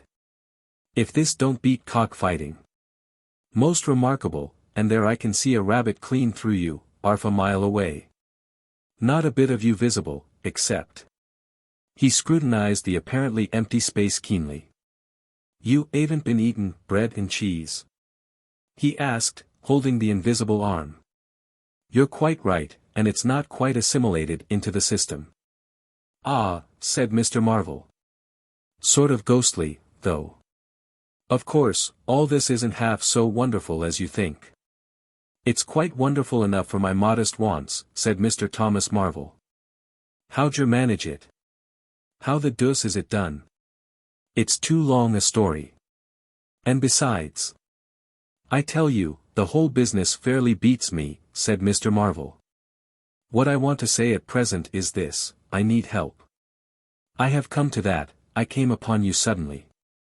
I was wandering, mad with rage, naked, impotent. I could have murdered. And I saw you. Lord, said Mr. Marvel. I came up behind you, hesitated, went on. Mr. Marvel's expression was eloquent. Then stopped. Here, I said, is an outcast like myself. This is the man for me. So I turned back and came to you, you. Anne. Lord, said Mr. Marvel. But I'm all in a tizzy. May I ask, how is it? And what you may be requiring in the way of help, invisible. I want you to help me get clothes, and shelter, and then, with other things. I've left them long enough. If you won't, well. But you will, must. Look here, said Mr. Marvel. I'm too flabbergasted. Don't knock me about any more. And leave me go. I must get steady a bit. And you've pretty near broken my toe. It's all so unreasonable. Empty downs, empty sky. Nothing visible for miles except the bosom of nature. And then comes a voice. A voice out of heaven. And stones. And a fist, Lord. Pull yourself together, said the voice, for you have to do the job I've chosen for you. Mr. Marvel blew out his cheeks, and his eyes were round. I've chosen you, said the voice. You are the only man except some of those fools down there, who knows there is such a thing as an invisible man. You have to be my helper. Help me, and I will do great things for you. An invisible man is a man of power. He stopped for a moment to sneeze violently. But if you betray me, he said, if you fail to do as I direct you, he paused and tapped Mr. Marvel's shoulder smartly. Mr. Marvel gave a yelp of terror at the touch. I don't want to betray you, said Mr. Marvel, edging away from the direction of the fingers. Don't you go thinking that, whatever you do. All I want to do is to help you, just tell me what I got to do. Lord. Whatever you want done, that I'm most willing to do. Chapter 10. Mr. Marvel's visit to Iping. After the first gusty panic had spent itself, Iping became argumentative. Skepticism suddenly reared its head, rather nervous skepticism, not at all assured of its back, but skepticism nevertheless. It is so much easier not to believe in an invisible man, and those who had actually seen him dissolve into air, or felt the strength of his arm, could be counted on the fingers of 2 hands. And of these witnesses Mr. Wadgers was presently missing, having retired impregnably behind the bolts and bars of his own house, and Jaffers was lying stunned in the parlor of the Coach and Horses. Great and strange ideas transcending experience often have less effect upon men and women than smaller, more tangible considerations. Iping was gay with Bunting, and everybody was in gala dress. Whit Monday had been looked forward to for a month or more. By the afternoon even those who believed in the unseen were beginning to resume their little amusements in a tentative fashion, on the supposition that he had quite gone away, and with the skeptics he was already a jest. But people, skeptics and believers alike, were remarkably sociable all that day. Haysman's Meadow was gay with a tent, in which Mrs.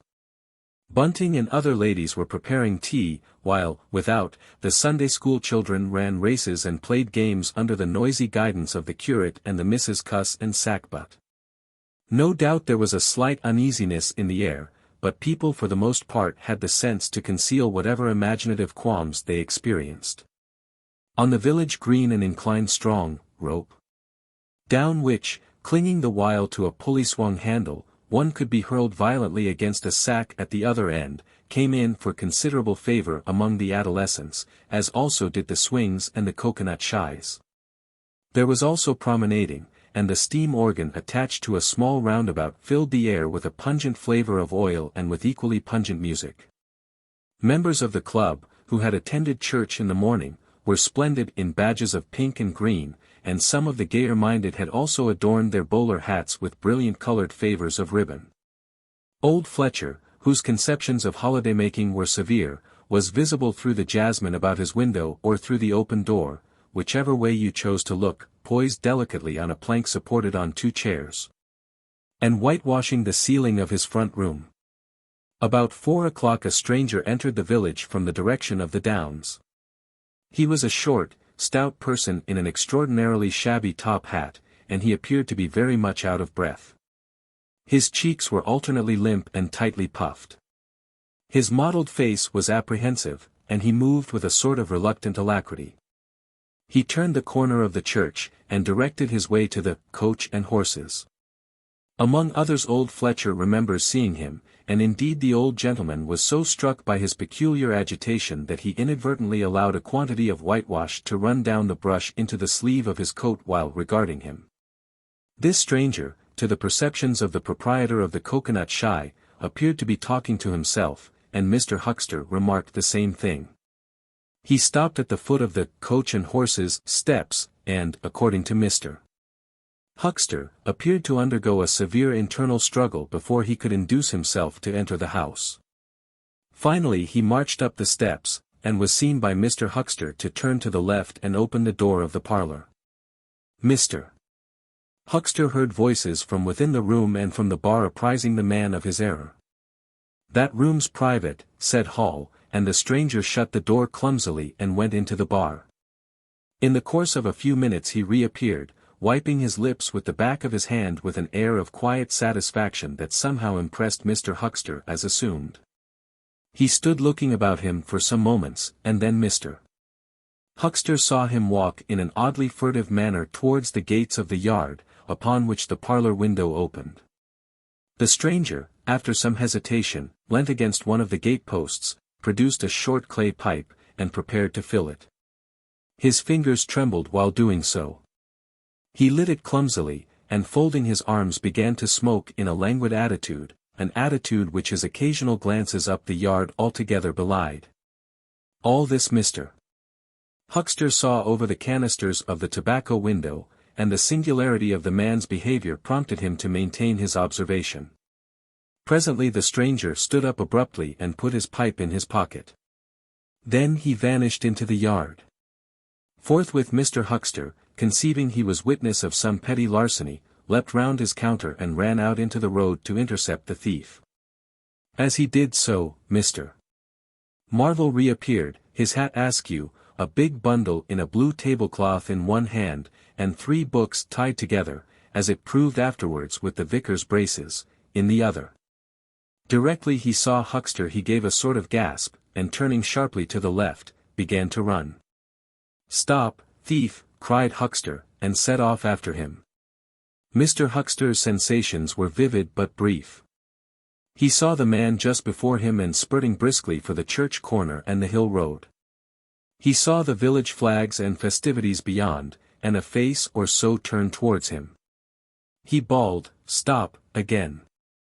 He had hardly gone 10 strides before his shin was caught in some mysterious fashion, and he was no longer running, but flying with inconceivable rapidity through the air. He saw the ground suddenly close to his face. The world seemed to splash into a million whirling specks of light, and subsequent proceedings interested him no more. Chapter 11. In the coach and horses. Now, in order clearly to understand what had happened in the inn, it is necessary to go back to the moment when Mr. Marvel first came into view of Mr. Huckster's window. At that precise moment Mr. Cuss and Mr. Bunting were in the parlor. They were seriously investigating the strange occurrences of the morning, and were, with Mr. Hall's permission, making a thorough examination of the invisible man's belongings. Jaffers had partially recovered from his fall and had gone home in the charge of his sympathetic friends. The stranger's scattered garments had been removed by Mrs. Hall and the room tidied up. And on the table under the window where the stranger had been wont to work, Cuss had hit almost at once on 3 big books in manuscript labeled Diary. "Diary," said Cuss, putting the 3 books on the table. "Now, at any rate, we shall learn something." The vicar stood with his hands on the table. "Diary," repeated Cuss, sitting down, putting 2 volumes to support the 3rd, and opening it. No name on the fly-leaf. Bother, cipher. And figures. The vicar came round to look over his shoulder. Cuss turned the pages over with a face suddenly disappointed. Dear me. It's all cipher, Bunting." "There are no diagrams?" asked Mr. Bunting. "No illustrations throwing light." "See for yourself," said Mr. Cuss. "Some of it's mathematical and some of it's Russian or some such language, to judge by the letters, and some of it's Greek." "Now the Greek I thought you." "Of course," said Mr. Bunting, taking out and wiping his spectacles and feeling suddenly very uncomfortable, for he had no Greek left in his mind worth talking about. "Yes, the Greek, of course, may furnish a clue. I'll find you a place."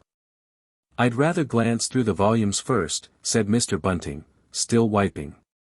"A general impression first, Cuss, and then, we can go looking for clues." He coughed, put on his glasses, arranged them fastidiously, coughed again, and wished something would happen to avert the seemingly inevitable exposure. Then he took the volume Cuss handed him in a leisurely manner. And then something did happen. The door opened suddenly. Both gentlemen started violently, looked round, and were relieved to see a sporadically rosy face beneath a furry silk hat. "Tap?" asked the face, and stood staring. "No," said both gentlemen at once. "Over the other side, my man," said Mr. Bunting. "And, please shut that door," said Mr. Cuss, irritably. "All right," said the intruder, as it seemed in a low voice curiously different from the huskiness of its first inquiry. "Right you are," said the intruder in the former voice. "Stand clear," and he vanished and closed the door. "A sailor, I should judge," said Mr. Bunting. "Amusing fellows, they are. Stand clear. Indeed. A nautical term, referring to his getting back out of the room, I suppose." "I dare say so," said Cuss. "My nerves are all loose today. It quite made me jump, the door opening like that." Mr. Bunting smiled as if he had not jumped. "And now," he said with a sigh, "these books." Someone sniffed as he did so. "One thing is indisputable," said Bunting, drawing up a chair next to that of Cuss.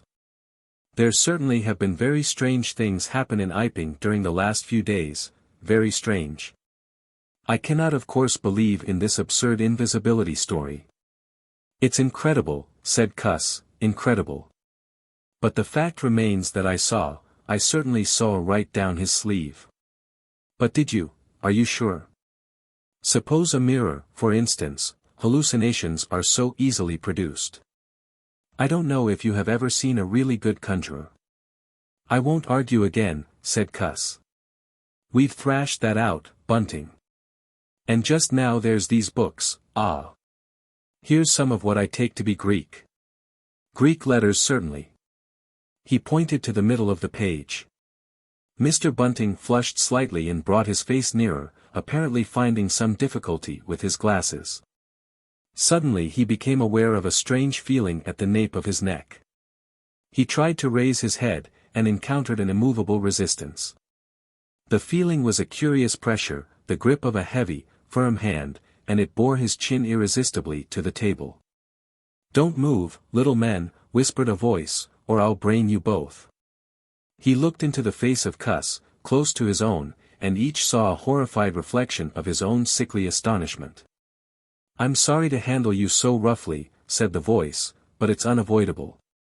"Since when did you learn to pry into an investigator's private memoranda?" said the voice, and two chins struck the table simultaneously, and two sets of teeth rattled. "Since when did you learn to invade the private rooms of a man in misfortune?" and the concussion was repeated. "Where have they put my clothes?" "Listen," said the voice. "The windows are fastened and I've taken the key out of the door. I am a fairly strong man, and I have the poker handy, besides being invisible. There's not the slightest doubt that I could kill you both and get away quite easily if I wanted to, do you understand? Very well. If I let you go, will you promise not to try any nonsense and do what I tell you?" The vicar and the doctor looked at one another, and the doctor pulled a face. "Yes," said Mr. Bunting, and the doctor repeated it. Then the pressure on the necks relaxed, and the doctor and the vicar sat up, both very red in the face and wriggling their heads. "Please keep sitting where you are," said the invisible man. "Here's the poker, you see. When I came into this room," continued the invisible man, after presenting the poker to the tip of the nose of each of his visitors, "I did not expect to find it occupied, and I expected to find, in addition to my books of memoranda, an outfit of clothing. Where is it? No, don't rise. I can see it's gone. Now, just at present, though the days are quite warm enough for an invisible man to run about stark, the evenings are quite chilly. I want clothing, and other accommodation. And I must also have those 3 books." Chapter 12. The invisible man loses his temper. It is unavoidable that at this point the narrative should break off again, for a certain very painful reason that will presently be apparent. While these things were going on in the parlor, and while Mr. Huckster was watching Mr. Marvel smoking his pipe against the gate, not a dozen yards away were Mr. Hall and Teddy Henfrey discussing in a state of cloudy puzzlement the one Iping topic. Suddenly there came a violent thud against the door of the parlor, a sharp cry, and then, silence. "Hullo," said Teddy Henfrey. "Hullo," from the tap. Mr. Hall took things in slowly but surely. "That ain't right," he said, and came round from behind the bar towards the parlor door. He and Teddy approached the door together, with intent faces. Their eyes considered. "Summat wrong," said Hall, and Henfrey nodded agreement. Whiffs of an unpleasant chemical odor met them, and there was a muffled sound of conversation, very rapid and subdued. "You all right Thursday?" asked Hall, rapping. The muttered conversation ceased abruptly, for a moment's silence, then the conversation was resumed, in hissing whispers, then a sharp cry of "No! No, you don't!" There came a sudden motion in the oversetting of a chair, a brief struggle. Silence again. "What the deuce?" exclaimed Henfrey, sotto voce. "You, all, right Thursday?" asked Mr. Hall, sharply, again. The vicar's voice answered with a curious jerking intonation, "Quite rewrite. Please don't interrupt." "Odd," said Mr. Henfrey. Odd, said Mr. Hall. Says, don't interrupt, said Henfrey. I heard en, said Hall. And a sniff, said Henfrey. They remained listening. The conversation was rapid and subdued. I can't, said Mr. Bunting, his voice rising. I tell you, sir, I will not. What was that? Asked Henfrey. Says he why not, said Hall. Warn't speaking to us, was he? Disgraceful, said Mr. Bunting, within. Disgraceful, said Mr. Henfrey. I heard it, distinct. Who's that speaking now? Asked Henfrey. Mr. Cuss, I suppose, said Hall. Can you hear anything? Silence. The sounds within indistinct and perplexing. Sounds like throwing the tablecloth about, said Hall. Mrs. Hall appeared behind the bar. Hall made gestures of silence and invitation. This aroused Mrs. Hall's wifely opposition. What you're listening, therefore, Hall? She asked. Ain't you nothin' better to do, busy day like this? Hall tried to convey everything by grimaces and dumb show, but Mrs. Hall was obdurate. She raised her voice. So Hall and Henfrey, rather crestfallen, tiptoed back to the bar, gesticulating to explain to her. At first she refused to see anything in what they had heard at all. Then she insisted on Hall keeping silence, while Henfrey told her his story. She was inclined to think the whole business nonsense, perhaps they were just moving the furniture about. I heard en say, disgraceful, that I did, said Hall. I heard that, Mrs. Hall, said Henfrey. Like as not, began Mrs. Hall. HSH. Said Mr. Teddy Henfrey. Didn't I hear the window? What window? Asked Mrs. Hall. Parlor window, said Henfrey. Everyone stood listening intently. Mrs. Hall's eyes, directed straight before her, saw without seeing the brilliant oblong of the inn door, the road white and vivid, and Huckster's shop front blistering in the June sun. Abruptly Huckster's door opened and Huckster appeared, eyes staring with excitement, arms gesticulating. Yap, cried Huckster. Stop thief, and he ran obliquely across the oblong towards the yard gates, and vanished. Simultaneously came a tumult from the parlor, and a sound of windows being closed. Hall, Henfrey, and the human contents of the tap rushed out at once pell-mell into the street. They saw someone whisk round the corner towards the road, and Mr. Huckster executing a complicated leap in the air that ended on his face and shoulder. Down the street people were standing astonished or running towards them. Mr. Huckster was stunned. Henfrey stopped to discover this, but Hall and the two laborers from the tap rushed at once to the corner, shouting incoherent things, and saw Mr. Marvell vanishing by the corner of the church wall. They appear to have jumped to the impossible conclusion that this was the invisible man suddenly become visible, and set off at once along the lane in pursuit. But Hall had hardly run a dozen yards before he gave a loud shout of astonishment and went flying headlong sideways, clutching one of the laborers and bringing him to the ground. He had been charged just as one charges a man at football. The second laborer came round in a circle, stared, and conceiving that Hall had tumbled over of his own accord, turned to resume the pursuit, only to be tripped by the ankle just as Huckster had been. Then, as the first laborer struggled to his feet, he was kicked sideways by a blow that might have felled an ox. As he went down, the rush from the direction of the village green came round the corner. The first to appear was the proprietor of the Coconut Shy, a burly man in a blue jersey.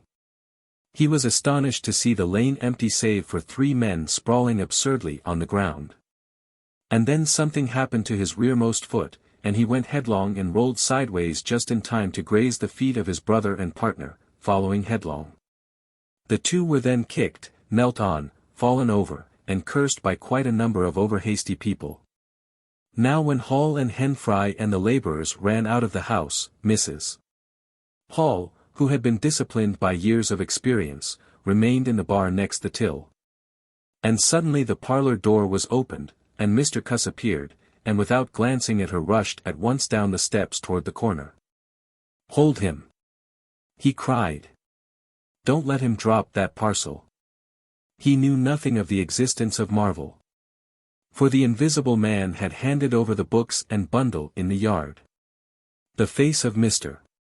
Cuss was angry and resolute, but his costume was defective, a sort of limp white kilt that could only have passed muster and grease. Hold him, he bawled.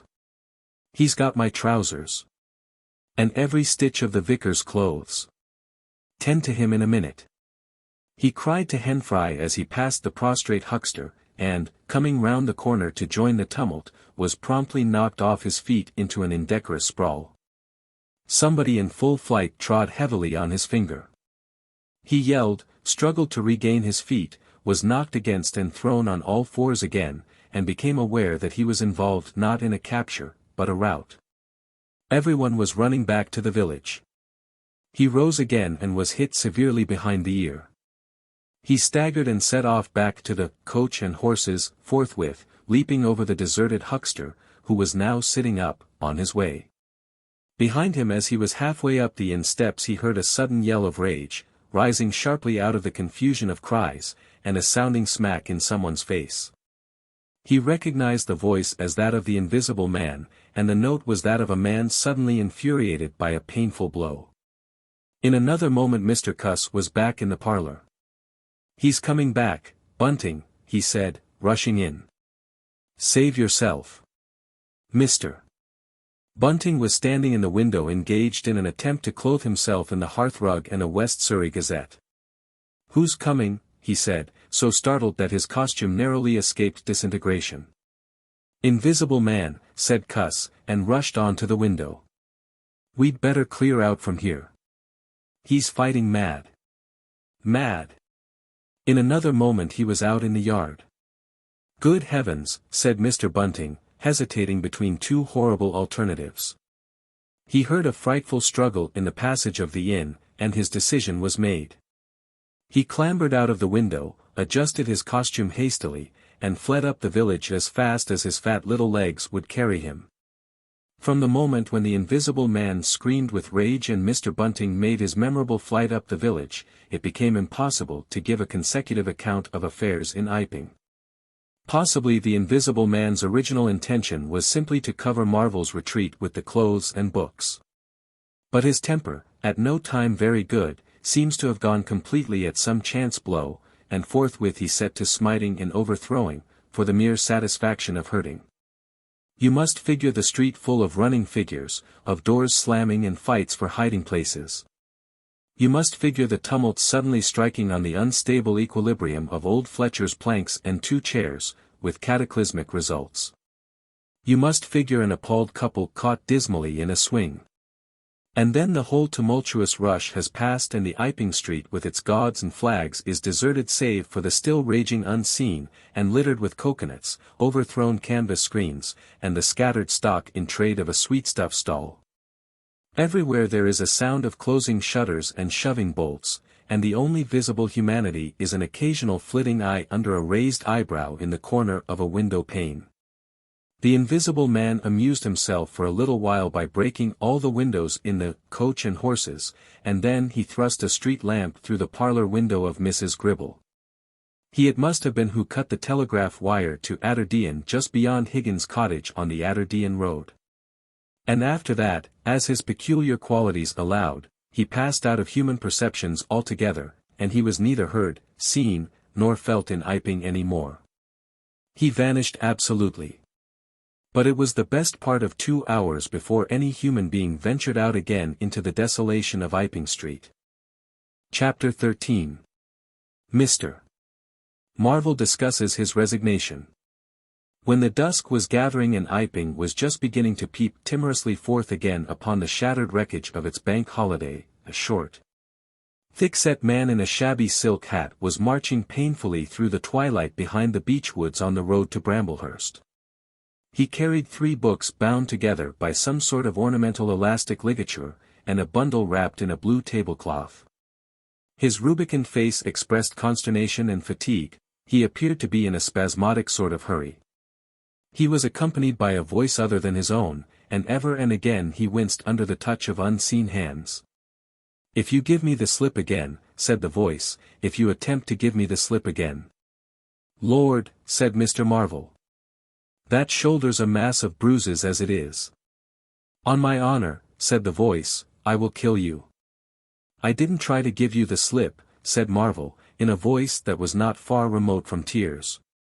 "I swear I didn't. I didn't know the blessed turning, that was all." "How the devil was I to know the blessed turning? As it is, I've been knocked about." "You'll get knocked about a great deal more if you don't mind," said the voice, and Mr. Marvel abruptly became silent. He blew out his cheeks, and his eyes were eloquent of despair. "It's bad enough to let these floundering yokels explode my little secret, without your cutting off with my books. It's lucky for some of them they cut and ran when they did. Here am I. No one knew I was invisible. And now what am I to do?" "What am I to do?" asked Marvel, sotto voce. "It's all about. It will be in the papers. Everybody will be looking for me, everyone on their guard." The voice broke off into vivid curses and ceased. The despair of Mr. Marvel's face deepened, and his pace slackened. "Go on," said the voice. Mr. Marvel's face assumed a grayish tint between the ruddier patches. "Don't drop those books, stupid," said the voice, sharply, overtaking him. "The fact is," said the voice, "I shall have to make use of you. You're a poor tool, but I must." "I'm a miserable tool," said Marvel. "You are," said the voice. "I'm the worst possible tool you could have," said Marvel. "I'm not strong," he said after a discouraging silence. "I'm not over strong," he repeated. "No. And my heart's weak. That little business, I pulled it through, of course, but bless you. I could have dropped. Well, I haven't the nerve and strength for the sort of thing you want. I'll stimulate you. I wish you wouldn't. I wouldn't like to mess up your plans, you know. But I might, out of sheer funk and misery." "You'd better not," said the voice, with quiet emphasis. "I wish I was dead," said Marvel. "It ain't justice," he said, "you must admit. It seems to me I've a perfect right." "Get on," said the voice. Mr. Marvel mended his pace, and for a time they went in silence again. "It's devilish hard," said Mr. Marvel. This was quite ineffectual. He tried another tack.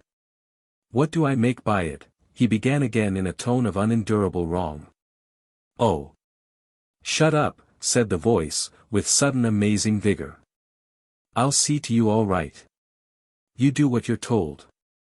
You'll do it all right. You're a fool and all that, but you'll do. I tell you, sir, I'm not the man for it. Respectfully, but it is so. If you don't shut up I shall twist your wrist again," said the invisible man, "I want to think." Presently 2 oblongs of yellow light appeared through the trees, and the square tower of a church loomed through the gloaming. "I shall keep my hand on your shoulder," said the voice, "all through the village. Go straight through and try no foolery. It will be the worse for you if you do." "I know that," sighed Mr. Marvel, "I know all that." The unhappy-looking figure in the obsolete silk hat passed up the street of the little village with his burdens, and vanished into the gathering darkness beyond the lights of the windows. Chapter 14. At Port Stowe. 10 o'clock the next morning found Mr. Marvel, unshaven, dirty, and travel-stained, sitting with the books beside him and his hands deep in his pockets, looking very weary, nervous, and uncomfortable, and inflating his cheeks at infrequent intervals. On the bench outside a little inn on the outskirts of Port Stowe. Beside him were the books, but now they were tied with string. The bundle had been abandoned in the pine woods beyond Bramblehurst, in accordance with a change in the plans of the invisible man Mr. Marvel sat on the bench, and although no one took the slightest notice of him, his agitation remained at fever heat. His hands would go ever and again to his various pockets with a curious nervous fumbling.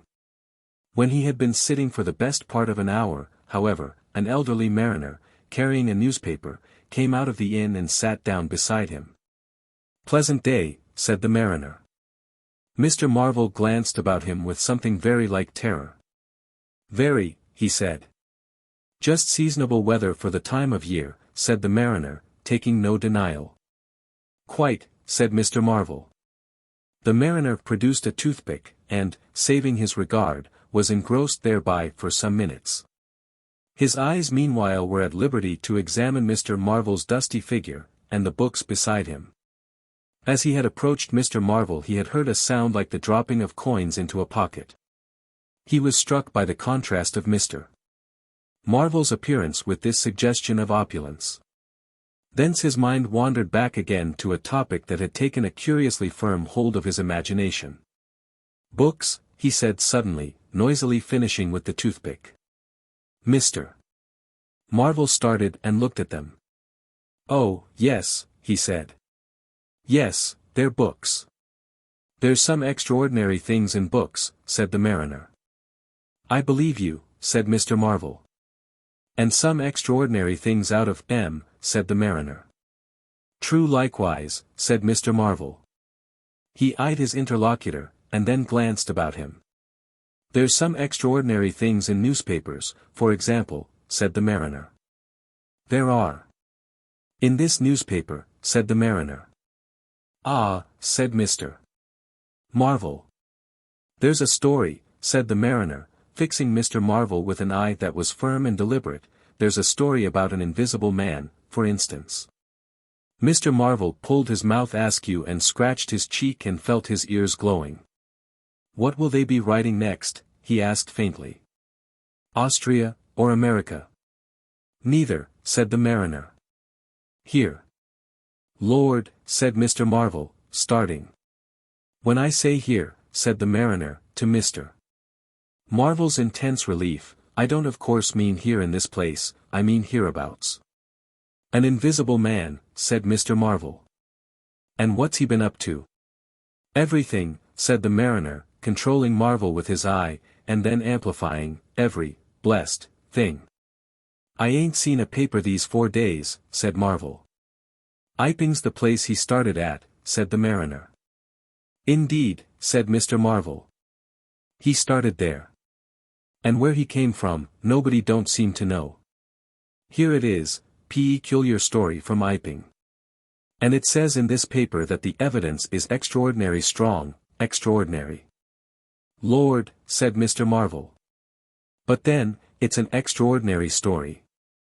There is a clergyman and a medical gent witnesses, saw 'im all right and proper, or leastways didn't see 'im.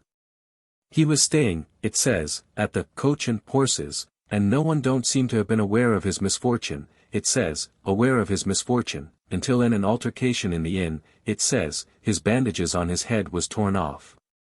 It was then observed that his head was invisible.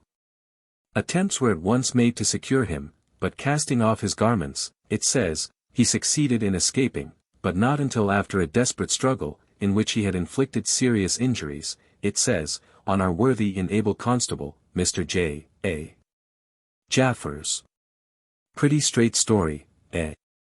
Names and everything.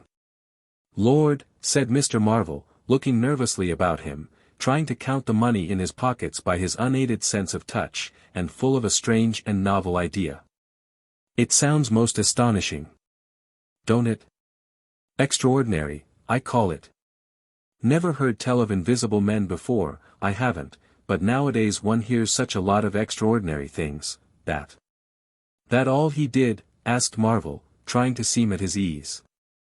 It's enough, ain't it? Said the mariner. Didn't go back by any chance? Asked Marvel.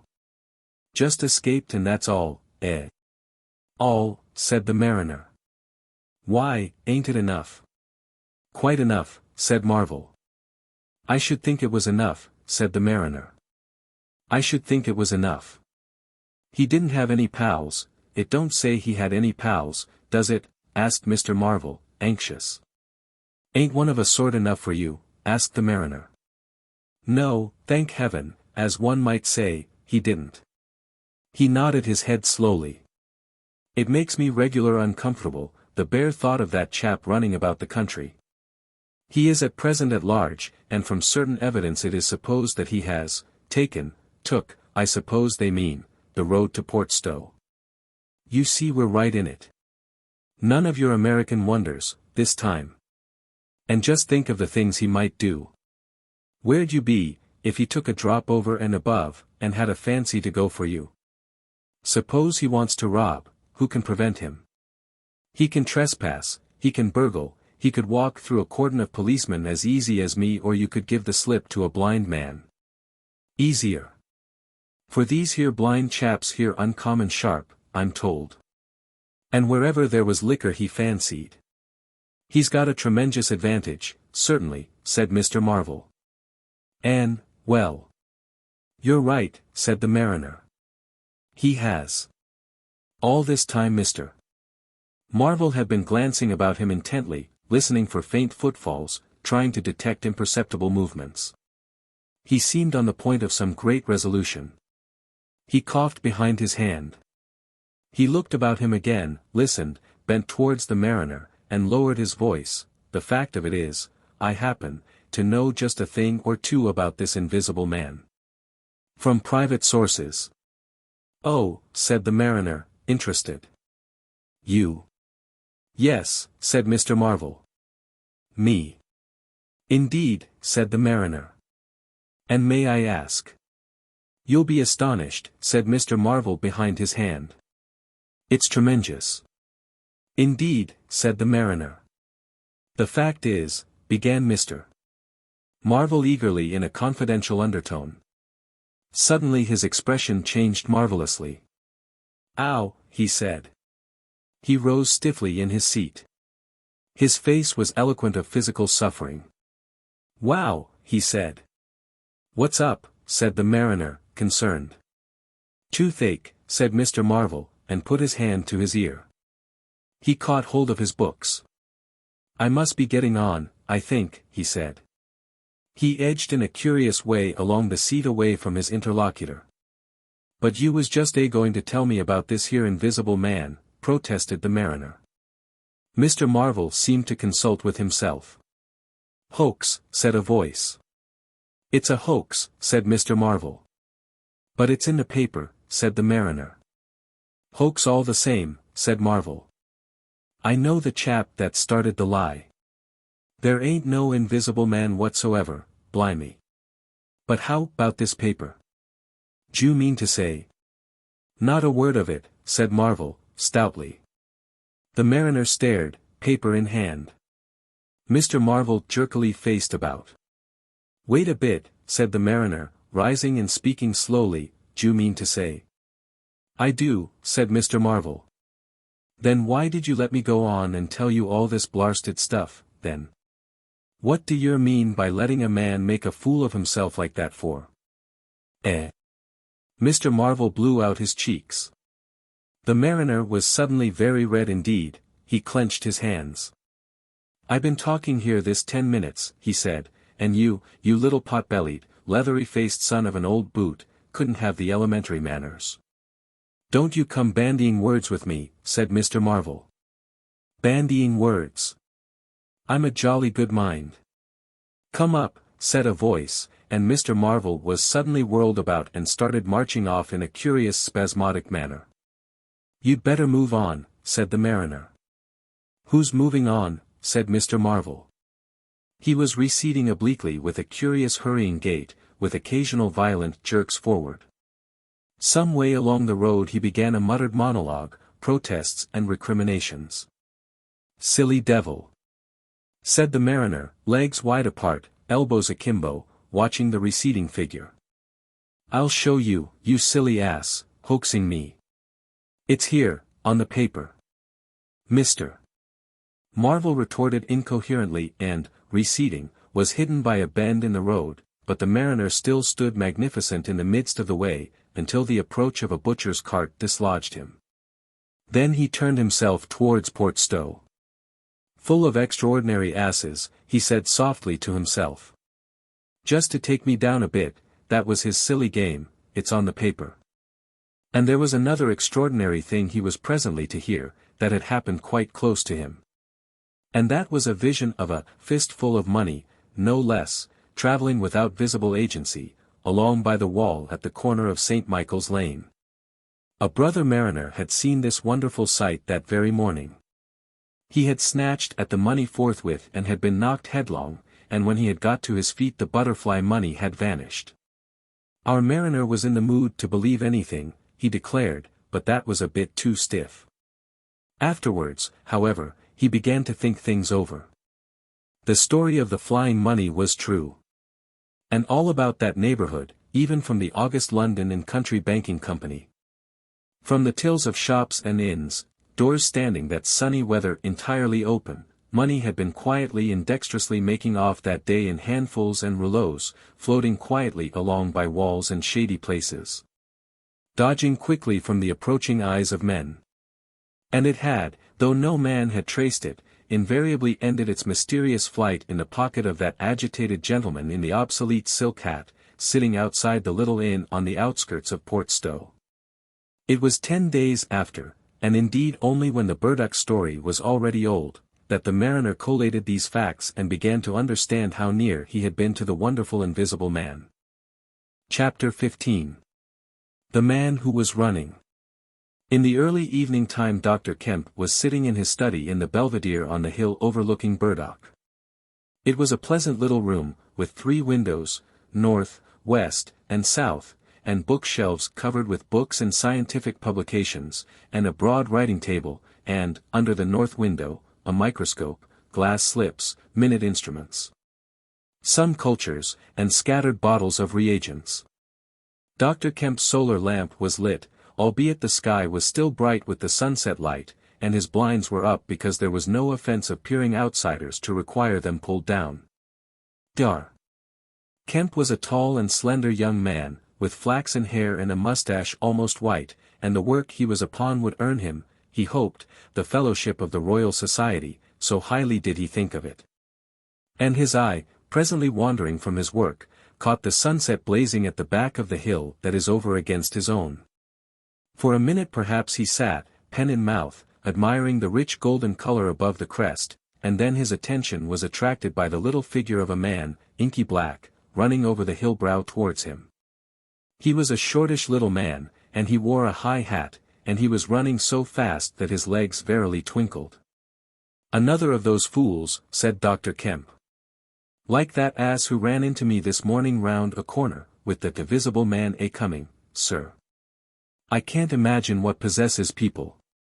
One might think we were in the 13th century." He got up, went to the window, and stared at the dusky hillside, and the dark little figure tearing down it. "He seems in a confounded hurry," said Dr. Kemp, "but he doesn't seem to be getting on. If his pockets were full of lead, he couldn't run heavier." "Spurted, sir," said Dr. Kemp. In another moment the higher of the villas that had clambered up the hill from Burdock had occulted the running figure. He was visible again for a moment, and then again, 3 times between the 3 detached houses that came next, and then the terrace hid him. "Asses," said Dr. Kemp, swinging round on his heel and walking back to his writing table. But those who saw the fugitive nearer, and perceived the abject terror on his perspiring face, being themselves in the open roadway, did not share in the doctor's contempt. By the man pounded, and as he ran he chinked like a well-filled purse that is tossed to and fro. He looked neither to the right nor the left, but his dilated eyes stared straight downhill to where the lamps were being lit, and the people were crowded in the street. And his ill-shaped mouth fell apart, and a glary foam lay on his lips, and his breath came hoarse and noisy. All he passed stopped and began staring up the road and down, and interrogating one another with an inkling of discomfort for the reason of his haste. And then presently, far up the hill, a dog playing in the road yelped and ran under a gate, and as they still wondered something, a wind, a pad, pad, pad, a sound like a panting breathing, rushed by. People screamed. People sprang off the pavement, it passed in shouts, it passed by instinct down the hill. They were shouting in the street before Marvel was halfway there. They were bolting into houses and slamming the doors behind them, with the news. He heard it and made one last desperate spurt. Fear came striding by, rushed ahead of him, and in a moment had seized the town. The Invisible Man is coming. The Invisible Man. Chapter 16. In the Jolly Cricketers. The Jolly Cricketers is just at the bottom of the hill, where the tramlines begin. The barman leant his fat red arms on the counter and talked of horses with an anemic cabman, while a black-bearded man in grey snapped up biscuit and cheese, drank Burton, and conversed in American with a policeman off duty. "What's the shouting about?" said the anemic cabman, going off at a tangent, trying to see up the hill over the dirty yellow blind in the low window of the inn. Somebody ran by outside. "Fire, perhaps," said the barman. Footsteps approached, running heavily, the door was pushed open violently, and Marvel, weeping and dishevelled, his hat gone, the neck of his coat torn open, rushed in, made a convulsive turn, and attempted to shut the door. It was held half open by a strap. "Coming," he bawled, his voice shrieking with terror. "He's coming. The Visible Man. After me. For God's sake. Help. Help. Help." "Shut the doors," said the policeman. "Who's coming? What's the row?" He went to the door, released the strap, and it slammed. The American closed the other door. "Lemme go inside," said Marvel, staggering and weeping, but still clutching the books. "Lemme go inside. Lock me in, somewhere. I tell you he's after me. I give him the slip. He said he'd kill me and he will." "You're safe," said the man with the black beard. "The door's shut. What's it all about?" "Lemme go inside," said Marvel, and shrieked aloud as a blow suddenly made the fastened door shiver and was followed by a hurried rapping and a shouting outside. "Hello," cried the policeman, "who's there?" "Mr." Marvel began to make frantic dives at panels that looked like doors. "He'll kill me, he's got a knife or something. For God's sake." "Here you are," said the barman. "Come in here." And he held up the flap of the bar. "Mr." Marvel rushed behind the bar as the summons outside was repeated. "Don't open the door," he screamed. "Please don't open the door. Where shall I hide?" This Invisible Man, then?" asked the man with the black beard, with one hand behind him. "I guess it's about time we saw him." The window of the inn was suddenly smashed in, and there was a screaming and running to and fro in the street. The policeman had been standing on the settee staring out, craning to see who was at the door. He got down with raised eyebrows. "It's that," he said. The barman stood in front of the bar parlor door which was now locked on Mr. Marvel, stared at the smashed window, and came round to the two other men. Everything was suddenly quiet. "I wish I had my truncheon," said the policeman, going irresolutely to the door. "Once we open, in he comes. There's no stopping him." "Don't you be in too much hurry about that door," said the anemic cabman, anxiously. "Draw the bolts," said the man with the black beard, "and if he comes," he showed a revolver in his hand. "That won't do," said the policeman, "that's murder." "I know what country I'm in," said the man with the beard. "I'm going to let off at his legs." "Draw the bolts." "Not with that blinking thing going off behind me," said the barman, craning over the blind. "Very well," said the man with the black beard, and stooping down, revolver ready, drew them himself. Barman, cabman, and policeman faced about. "Come in," said the bearded man in an undertone, standing back and facing the unbolted doors with his pistol behind him. No one came in, the door remained closed. 5 minutes afterwards, when a second cabman pushed his head in cautiously, they were still waiting, and an anxious face peered out of the bar parlor and supplied information. "Are all the doors of the house shut?" asked Marvel. "He's going round, prowling round. He's as artful as the devil." "Good Lord," said the burly barman. "There's the back. Just watch them doors. I say." He looked about him helplessly. The bar parlor door slammed and they heard the key turn. "There's the yard door and the private door. The yard door. He rushed out of the bar. In a minute he reappeared with a carving knife in his hand. The yard door was open, he said, and his fat underlip dropped. He may be in the house now, said the first cabman. He's not in the kitchen, said the barman. There's 2 women there, and I've stabbed every inch of it with this little beef slicer. And they don't think he's come in. They haven't noticed. Have you fastened it? Asked the first cabman. I'm out of frocks, said the barman. The man with the beard replaced his revolver. And even as he did so the flap of the bar was shut down and the bolt clicked, and then with a tremendous thud the catch of the door snapped and the bar parlor door burst open. They heard Marvel squeal like a caught leveret, and forthwith they were clambering over the bar to his rescue. The bearded man's revolver cracked and the looking-glass at the back of the parlor starred and came smashing and tinkling down. As the barman entered the room he saw Marvel, curiously crumpled up and struggling against the door that led to the yard and kitchen. The door flew open while the barman hesitated, and Marvel was dragged into the kitchen. There was a scream and a clatter of pans. Marvel, head down, and lugging back obstinately, was forced to the kitchen door, and the bolts were drawn. Then the policeman, who had been trying to pass the barman, rushed in, followed by one of the cabmen, gripped the wrist of the invisible hand that collared Marvel, was hit in the face and went reeling back. The door opened, and Marvel made a frantic effort to obtain a lodgment behind it. Then the cabman collared something. I got him, said the cabman. The barman's red hands came clawing at the unseen. Here he is, said the barman. Mr. Marvel, released, suddenly dropped to the ground and made an attempt to crawl behind the legs of the fighting men. The struggle blundered round the edge of the door. The voice of the invisible man was heard for the first time, yelling out sharply, as the policeman trod on his foot. Then he cried out passionately and his fists flew round like flails. The cabman suddenly hooped and doubled up, kicked under the diaphragm. The door into the bar parlor from the kitchen slammed and covered Mr. Marvel's retreat. The men in the kitchen found themselves clutching at and struggling with empty air. Where's he gone? Cried the man with the beard. Out.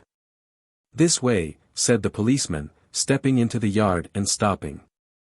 A piece of tile whizzed by his head and smashed among the crockery on the kitchen table. I'll show him, shouted the man with the black beard, and suddenly a steel barrel shone over the policeman's shoulder, and 5 bullets had followed one another into the twilight whence the missile had come. As he fired, the man with the beard moved his hand in a horizontal curve, so that his shots radiated out into the narrow yard like spokes from a wheel. A silence followed. 5 cartridges, said the man with the black beard. That's the best of all. 4 aces and a joker. Get a lantern, someone, and come and feel about for his body. Chapter 17. Dr. Kemp's Visitor. Dr. Kemp had continued writing in his study until the shots aroused him. Crack, crack, crack, they came one after the other. Hello, said Dr. Kemp, putting his pen into his mouth again and listening. Who's letting off revolvers in Burdock? What are the asses at now? He went to the south window, threw it up, and leaning out stared down on the network of windows, beaded gas lamps and shops, with its black interstices of roof and yard that made up the town at night. Looks like a crowd down the hill, he said, by the cricketers, and remained watching. Thence his eyes wandered over the town to far away where the ship's lights shone, and the pier glowed, a little illuminated, faceted pavilion like a gem of yellow light. The moon in its first quarter hung over the westward hill, and the stars were clear and almost tropically bright. After 5 minutes, during which his mind had traveled into a remote speculation of social conditions of the future, and lost itself at last over the time dimension, Dr. Kemp roused himself with a sigh, pulled down the window again, and returned to his writing desk. It must have been about an hour after this that the front door bell rang.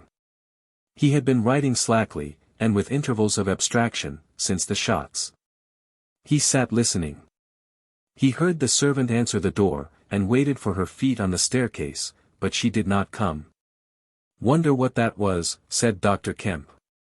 He tried to resume his work, failed, got up, went downstairs from his study to the landing, rang, and called over the balustrade to the housemaid as she appeared in the hall below.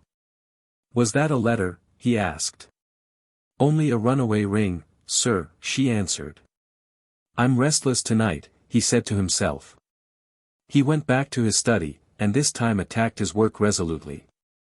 In a little while he was hard at work again, and the only sounds in the room were the ticking of the clock and the subdued shrillness of his quill, hurrying in the very center of the circle of light his lampshade threw on his table.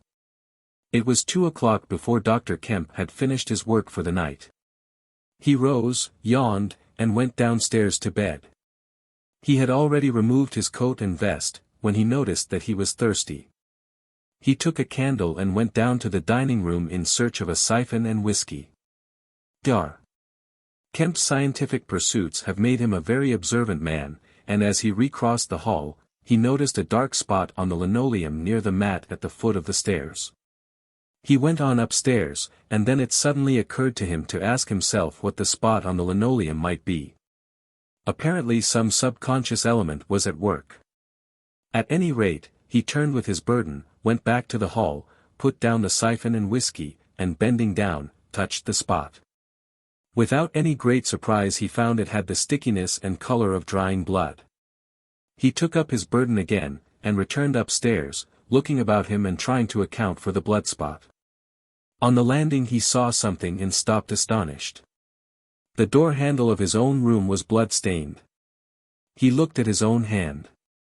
It was quite clean, and then he remembered that the door of his room had been open when he came down from his study, and that consequently he had not touched the handle at all. He went straight into his room, his face quite calm, perhaps a trifle more resolute than usual. His glance, wandering inquisitively, fell on the bed. On the counterpane was a mess of blood, and the sheet had been torn. He had not noticed this before because he had walked straight to the dressing table. On the further side the bedclothes were depressed as if someone had been recently sitting there. Then he had an odd impression that he had heard a low voice say, "Good heavens, Kemp." But Dr. Kemp was no believer in voices. He stood staring at the tumbled sheets. Was that really a voice? He looked about again, but noticed nothing further than the disordered and blood-stained bed. Then he distinctly heard a movement across the room, near the wash-hand stand. All men, however highly educated, retain some superstitious inklings. The feeling that is called "eerie" came upon him. He closed the door of the room, came forward to the dressing table, and put down his burdens. Suddenly, with a start, he perceived a coiled and blood-stained bandage of linen rag hanging in mid-air, between him and the wash-hand stand. He stared at this in amazement. It was an empty bandage, a bandage properly tied but quite empty. He would have advanced to grasp it, but a touch arrested him, and a voice speaking quite close to him. "Kemp," said the voice. Said Kemp, with his mouth open. "Keep your nerve," said the voice. "I'm an invisible man." Kemp made no answer for a space, simply stared at the bandage. "Invisible man," he said. "I am an invisible man," repeated the voice. The story he had been active to ridicule only that morning rushed through Kemp's brain. He does not appear to have been either very much frightened or very greatly surprised at the moment. Realization came later. "I thought it was all a lie," he said. The thought uppermost in his mind was the reiterated arguments of the morning. "Have you a bandage on?" he asked. "Yes," said the invisible man. "Oh," said Kemp, and then roused himself. "I say," he said. "But this is nonsense. It's some trick." He stepped forward suddenly, and his hand, extended towards the bandage, met invisible fingers. He recoiled at the touch and his color changed. "Keep steady, Kemp, for God's sake. I want help badly." "Stop." The hand gripped his arm. He struck at it. "Kemp," cried the voice. "Kemp. Keep steady," and the grip tightened. A frantic desire to free himself took possession of Kemp. The hand of the bandaged arm gripped his shoulder, and he was suddenly tripped and flung backwards upon the bed. He opened his mouth to shout, and the corner of the sheet was thrust between his teeth. The invisible man had him down grimly, but his arms were free and he struck and tried to kick savagely. "Listen to reason, will you?" said the invisible man, sticking to him in spite of a pounding in the ribs. "By heaven! You'll madden me in a minute." "Lie still, you fool," bawled the invisible man in Kemp's ear. Kemp struggled for another moment and then lay still. "If you shout, I'll smash your face," said the invisible man, relieving his mouth. "I'm an invisible man. It's no foolishness, and no magic. I really am an invisible man. And I want your help. I don't want to hurt you, but if you behave like a frantic rustic, I must. Don't you remember me, Kemp? Griffin, of University College?" "Let me get up," said Kemp. "I'll stop where I am. And let me sit quiet for a minute." He sat up and felt his neck. "I am Griffin, of University College, and I have made myself invisible. I am just an ordinary man, a man you have known, made invisible." "Griffin?" said Kemp. "Griffin," answered the voice. "A younger student than you were, almost an albino, 6 feet high, and broad, with a pink and white face and red eyes, who won the medal for chemistry." "I am confused," said Kemp. "My brain is rioting. What has this to do with Griffin?" "I am Griffin." Kemp thought. "It's horrible," he said. "But what devilry must happen to make a man invisible?" "It's no devilry. It's a process, sane and intelligible enough." "It's horrible," said Kemp. "How on earth?" "It's horrible enough. But I'm wounded and in pain, and tired. Great God! Kemp, you are a man. Take it steady. Give me some food and drink, and let me sit down here." Kemp stared at the bandage as it moved across the room, then saw a basket chair dragged across the floor and come to rest near the bed. It creaked, and the seat was depressed the quarter of an inch or so. He rubbed his eyes and felt his neck again. "This beats ghosts," he said, and laughed stupidly. "That's better. Thank heaven, you're getting sensible." "Or silly," said Kemp, and knuckled his eyes. "Give me some whiskey. I'm near dead." It didn't feel so. "Where are you? If I get up, shall I run into you?" "There." "All right. Whiskey. Here. Where shall I give it to you?" The chair creaked and Kemp felt the glass drawn away from him. He let go by an effort, his instinct was all against it. It came to rest poised 20 inches above the front edge of the seat of the chair. He stared at it in infinite perplexity. This must be, hypnotism. You have suggested you are invisible." "Nonsense," said the voice. "It's frantic. Listen to me. I demonstrated conclusively this morning," began Kemp, "that invisibility." "Never mind what you've demonstrated, I'm starving," said the voice, "and the night is chilly to a man without clothes." "Food?" said Kemp. The tumbler of whiskey tilted itself. "Yes," said the invisible man, wrapping it down. "Have you a dressing gown?" Kemp made some exclamation in an undertone. He walked to a wardrobe and produced a robe of dingy scarlet. "This do?" he asked. It was taken from him. It hung limp for a moment in mid-air, fluttered weirdly, stood full and decorous buttoning itself, and sat down in his chair.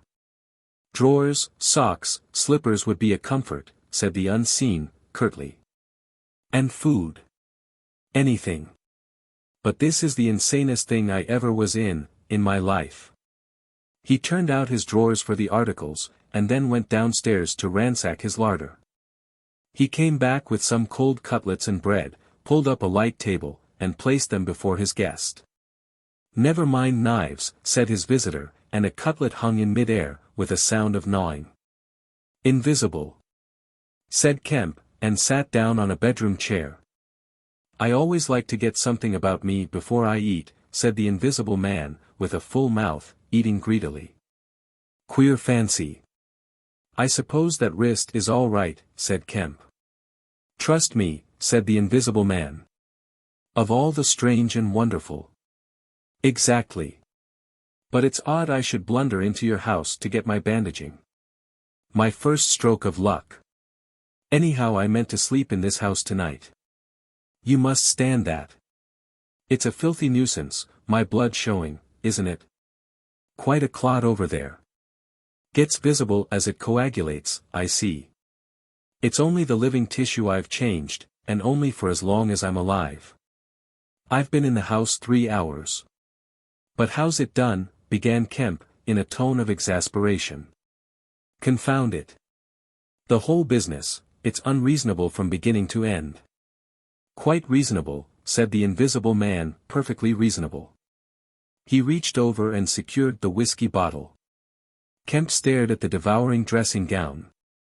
A ray of candlelight penetrating a torn patch in the right shoulder, made a triangle of light under the left ribs. What were the shots? He asked. How did the shooting begin? There was a real fool of a man, a sort of confederate of mine, curse him, who tried to steal my money. Has done so. Is he invisible too? No. Well. Can't I have some more to eat before I tell you all that? I'm hungry, in pain. And you want me to tell stories? Kemp got up. You didn't do any shooting, he asked. Not me, said his visitor. Some fool I'd never seen fired at random. A lot of them got scared. They all got scared at me. Curse them. I say, I want more to eat than this, Kemp. I'll see what there is to eat downstairs, said Kemp. Not much, I'm afraid. After he had done eating, and he made a heavy meal, the invisible man demanded a cigar. He bit the end savagely before Kemp could find a knife, and cursed when the outer leaf loosened. It was strange to see him smoking. His mouth, and throat, pharynx and nares, became visible as a sort of whirling smoke cast. This blessed gift of smoking, he said, and puffed vigorously. I'm lucky to have fallen upon you, Kemp. You must help me. Fancy tumbling on you just now. I'm in a devilish scrape. I've been mad, I think. The things I have been through. But we will do things yet. Let me tell you. He helped himself to more whiskey and soda. Kemp got up, looked about him, and fetched a glass from his spare room. It's wild, but I suppose I may drink. You haven't changed much, Kemp, these dozen years. You fair men don't. Cool and methodical, after the first collapse. I must tell you. We will work together. But how was it all done, said Kemp, and how did you get like this? For God's sake, let me smoke in peace for a little while. And then I will begin to tell you.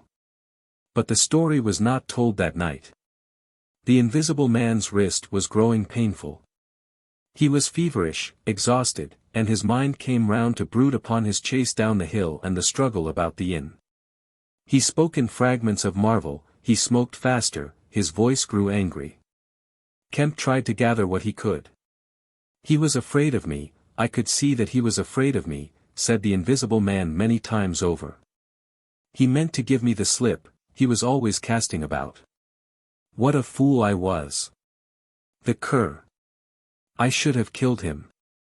Where did you get the money? Asked Kemp, abruptly. The invisible man was silent for a space. I can't tell you tonight, he said. He groaned suddenly and leant forward, supporting his invisible head on invisible hands. Kemp, he said, I've had no sleep for near 3 days, except a couple of dozes of an hour or so. I must sleep soon. Well, have my room, have this room. But how can I sleep? If I sleep, he will get away. Ugh. What does it matter? What's the shot wound? Asked Kemp, abruptly. Nothing, scratch and blood. Oh, God. How I want sleep. Why not? The invisible man appeared to be regarding Kemp. Because I've a particular objection to being caught by my fellow men, he said slowly. Kemp started. "Fool that I am," said the Invisible Man, striking the table smartly. "I've put the idea into your head." Chapter 18. The Invisible Man sleeps. Exhausted and wounded as the Invisible Man was, he refused to accept Kemp's word that his freedom should be respected. He examined the 2 windows of the bedroom, drew up the blinds and opened the sashes, to confirm Kemp's statement that a retreat by them would be possible. Outside the night was very quiet and still, and the new moon was setting over the down. Then he examined the keys of the bedroom and the 2 dressing-room doors, to satisfy himself that these also could be made an assurance of freedom. Finally he expressed himself satisfied. He stood on the hearth rug and Kemp heard the sound of a yawn. "I'm sorry," said the Invisible Man, "if I cannot tell you all that I have done tonight. But I am worn out. It's grotesque, no doubt. It's horrible. But believe me, Kemp, in spite of your arguments of this morning, it is quite a possible thing. I have made a discovery. I meant to keep it to myself. I can't. I must have a partner. And you. We can do such things. But tomorrow. Now, Kemp, I feel as though I must sleep or perish." Kemp stood in the middle of the room staring at the headless garment. "I suppose I must leave you," he said. "It's incredible. 3 things happening like this, overturning all my preconceptions, would make me insane. But it's real. Is there anything more that I can get you?" "Only bid me good night," said Griffin. "Good night," said Kemp, and shook an invisible hand. He walked sideways to the door. Suddenly the dressing gown walked quickly towards him. "Understand me," said the dressing gown. "No attempts to hamper me, or capture me. Or—" Kemp's face changed a little. "I thought I gave you my word," he said. Kemp closed the door softly behind him, and the key was turned upon him forthwith. Then, as he stood with an expression of passive amazement on his face, the rapid feet came to the door of the dressing-room and that too was locked. Kemp slapped his brow with his hand. "Am I dreaming? Has the world gone mad, or have I?" He laughed, and put his hand to the locked door. "Barred out of my own bedroom, by a flagrant absurdity," he said. He walked to the head of the staircase, turned, and stared at the locked doors. "It's fact," he said. He put his fingers to his slightly bruised neck. "Undeniable fact. But—" He shook his head hopelessly, turned, and went downstairs. He lit the dining-room lamp, got out a cigar, and began pacing the room, ejaculating. Now and then he would argue with himself. "Invisible," he said. "Is there such a thing as an invisible animal? In the sea, yes. Thousands, millions. All the larvae, all the little nauplii and tornarius, all the microscopic things, the jellyfish. In the sea there are more things invisible than visible. I never thought of that before. And in the ponds too. All those little pond-life things, specks of colorless translucent jelly. But in air? No. It can't be. But after all, why not? If a man was made of glass he would still be visible." His meditation became profound. The bulk of 3 cigars had passed into the invisible or diffused as a white ash over the carpet before he spoke again. Then it was merely an exclamation. He turned aside, walked out of the room, and went into his little consulting room and lit the gas there. It was a little room, because Dr. Kemp did not live by practice, and in it were the day's newspapers. The morning's paper lay carelessly opened and thrown aside. He caught it up, turned it over, and read the account of a strange story from Iping that the mariner at Port Stowe had spelt over so painfully to Mr. Marvel. Kemp read it swiftly. "Wrapped up," said Kemp, disguised. "Hiding it. No one seems to have been aware of his misfortune. What the devil is his game?" He dropped the paper, and his eye went seeking. "Ah," he said, and caught up the James Gazette, lying folded up as it arrived. "Now we shall get at the truth," said Dr. Kemp.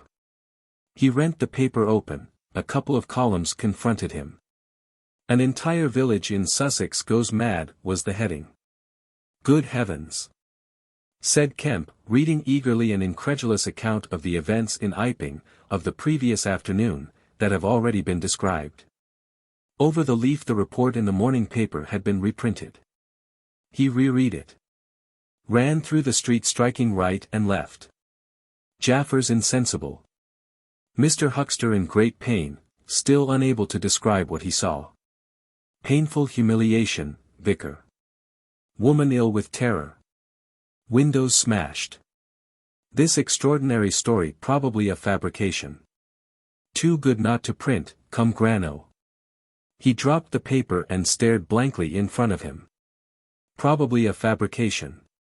He caught up the paper again, and reread the whole business. But when does the tramp come in? Why the deuce was he chasing a tramp? He sat down abruptly on the surgical bench. "He's not only invisible," he said, "but he's mad. Homicidal." When dawn came to mingle its pallor with the lamplight and cigar smoke of the dining room, Kemp was still pacing up and down, trying to grasp the incredible. He was altogether too excited to sleep. His servants, descending sleepily, discovered him, and were inclined to think that overstudy had worked this ill on him.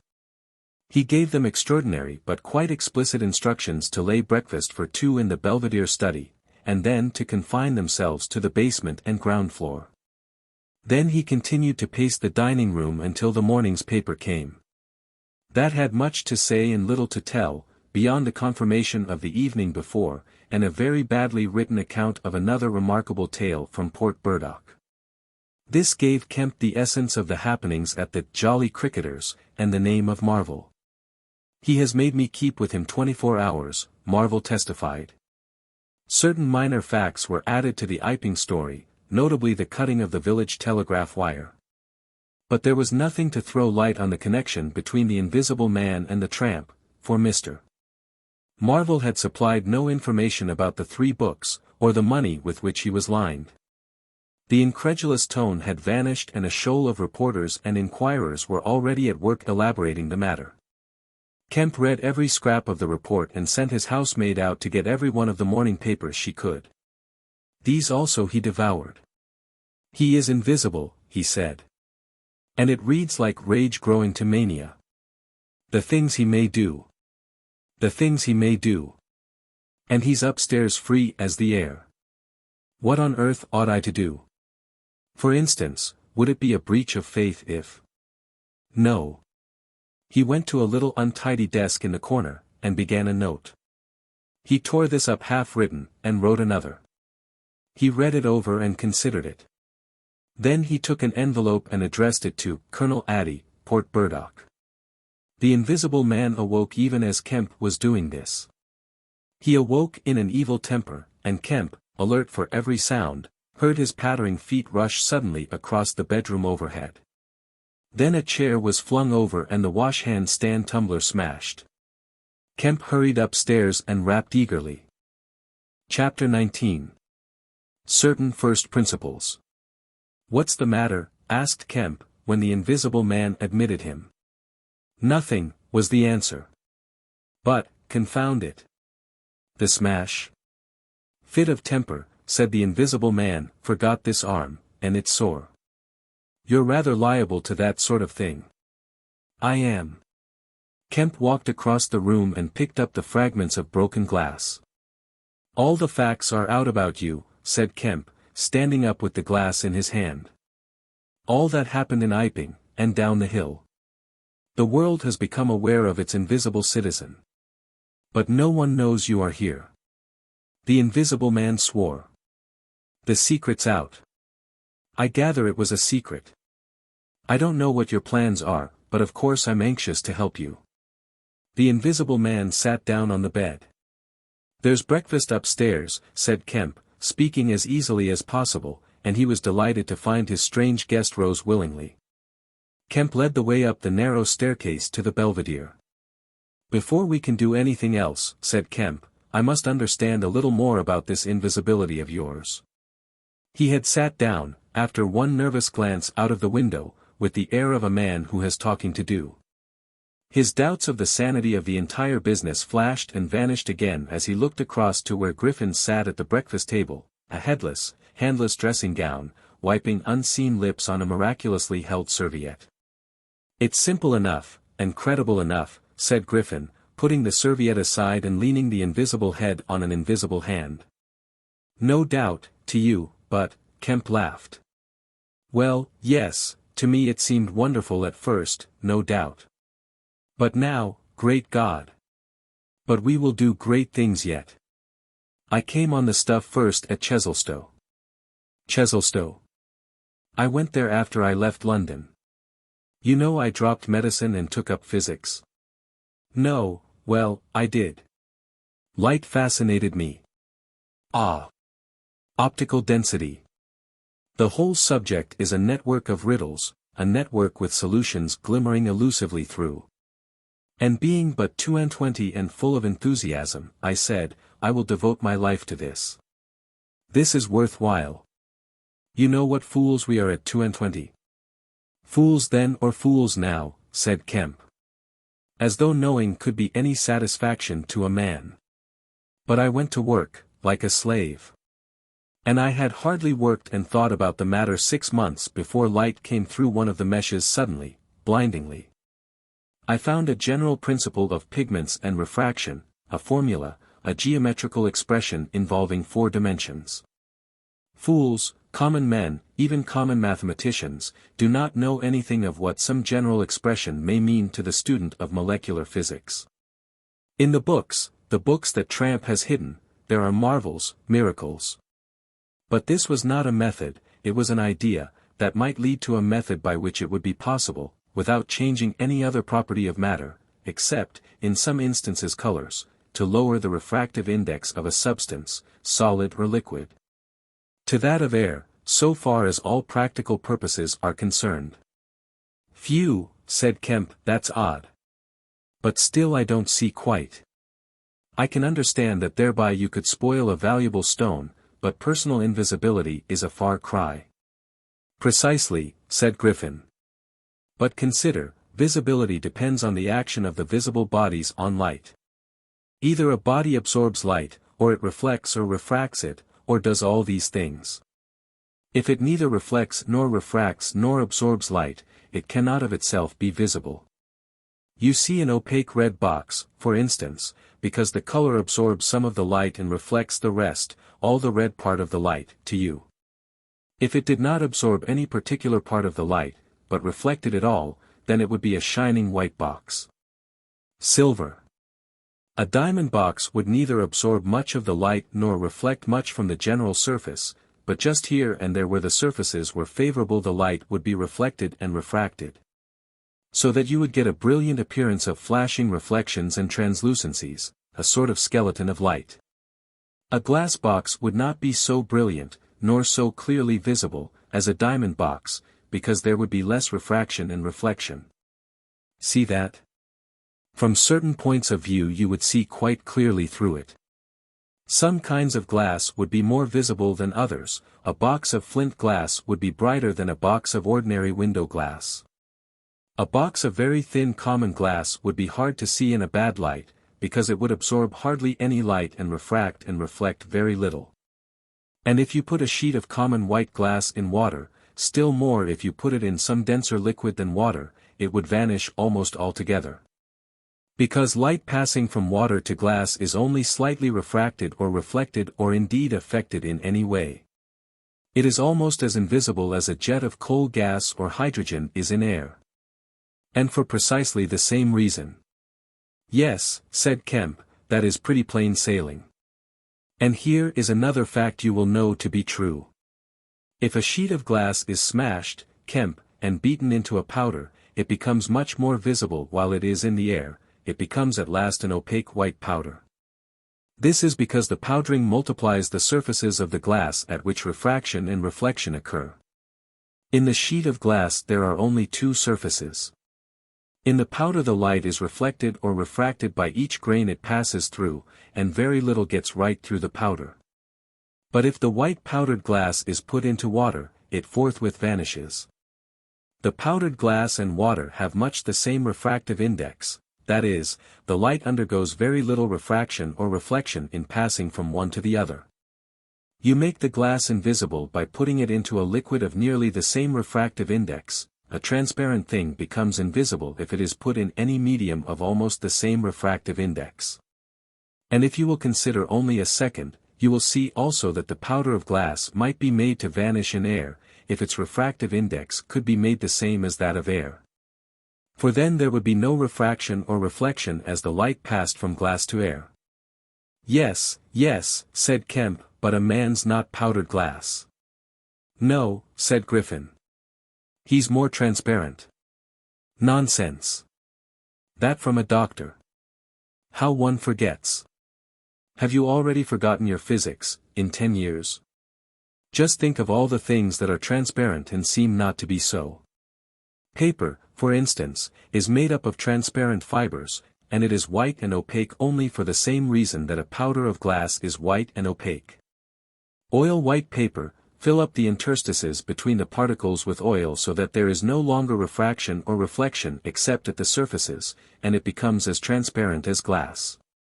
And not only paper, but cotton fiber, linen fiber, wool fiber, woody fiber, and bone, Kemp, flesh, Kemp, hair, Kemp, nails and nerves, Kemp, in fact the whole fabric of a man except the red of his blood and the black pigment of hair, are all made up of transparent, colorless tissue.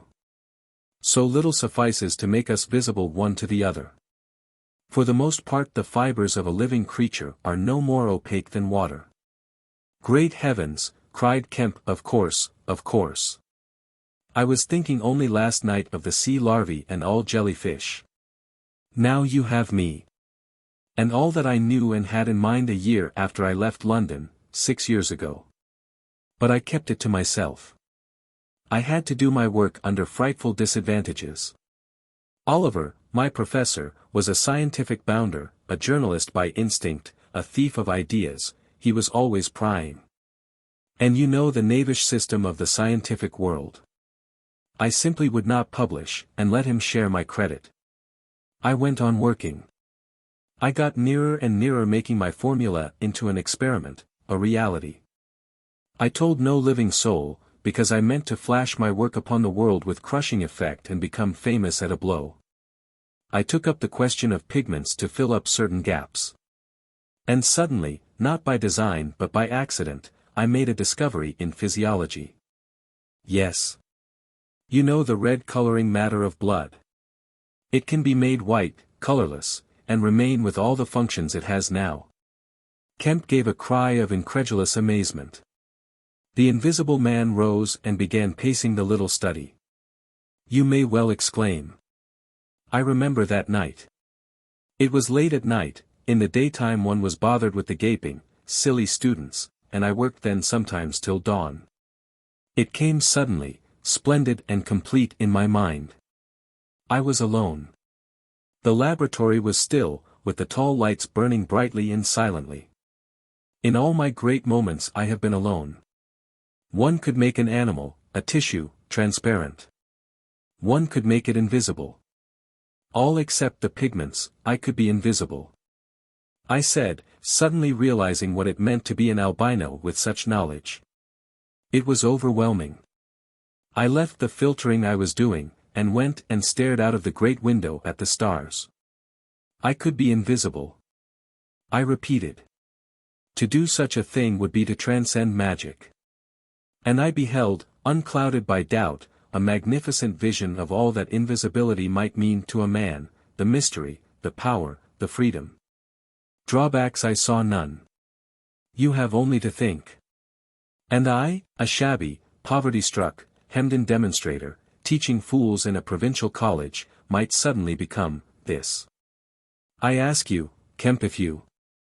Anyone, I tell you, would have flung himself upon that research. And I worked 3 years, and every mountain of difficulty I toiled over showed another from its summit. The infinite details. And the exasperation. A professor, a provincial professor, always prying. When are you going to publish this work of yours, was his everlasting question. And the students, the cramped means. 3 years I had of it. And after 3 years of secrecy and exasperation, I found that to complete it was impossible, impossible.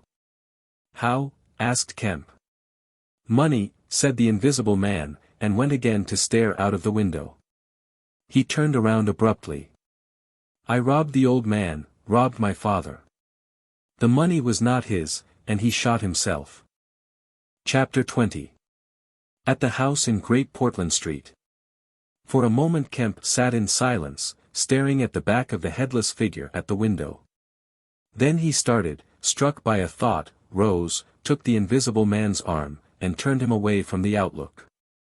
You are tired, he said, and while I sit, you walk about. Have my chair. He placed himself between Griffin and the nearest window. For a space Griffin sat silent, and then he resumed abruptly. I had left the Chesilstowe cottage already, he said, when that happened. It was last December. I had taken a room in London, a large unfurnished room in a big ill-managed lodging house in a slum near Great Portland Street. The room was soon full of the appliances I had bought with his money. The work was going on steadily, successfully, drawing near an end. I was like a man emerging from a thicket, and suddenly coming on some unmeaning tragedy. I went to bury him. My mind was still on this research, and I did not lift a finger to save his character. I remember the funeral, the cheap hearse, the scant ceremony, the windy frost-bitten hillside, and the old college friend of his who read the service over him, a shabby, black, bent old man with a sniveling cold. I remember walking back to the empty house, through the place that had once been a village and was now patched and tinkered by the jerry builders into the ugly likeness of a town. Every way the roads ran out at last into the desecrated fields and ended in rubble heaps and rank wet weeds. I remember myself as a gaunt black figure, going along the slippery, shiny pavement, and the strange sense of detachment I felt from the squalid respectability, the sordid commercialism of the place. I did not feel a bit sorry for my father.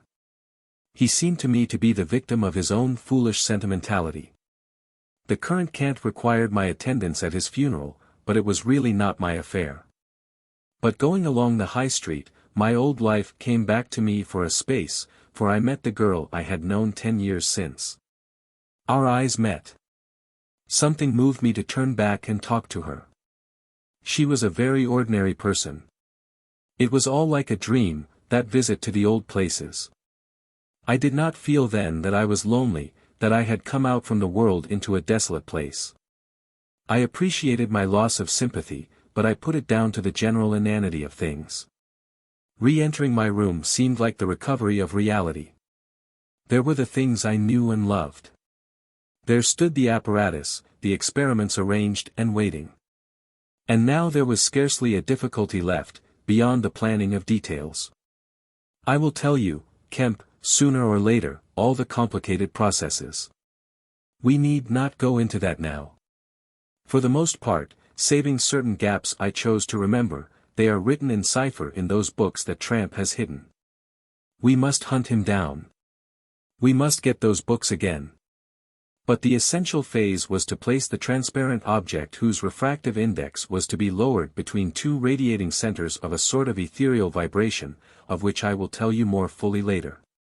No, not those Röntgen vibrations, I don't know that these others of mine have been described. Yet they are obvious enough. I needed 2 little dynamos, and these I worked with a cheap gas engine.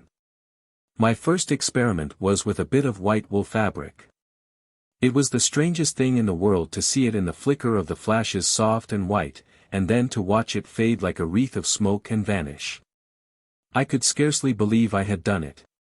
I put my hand into the emptiness, and there was the thing as solid as ever.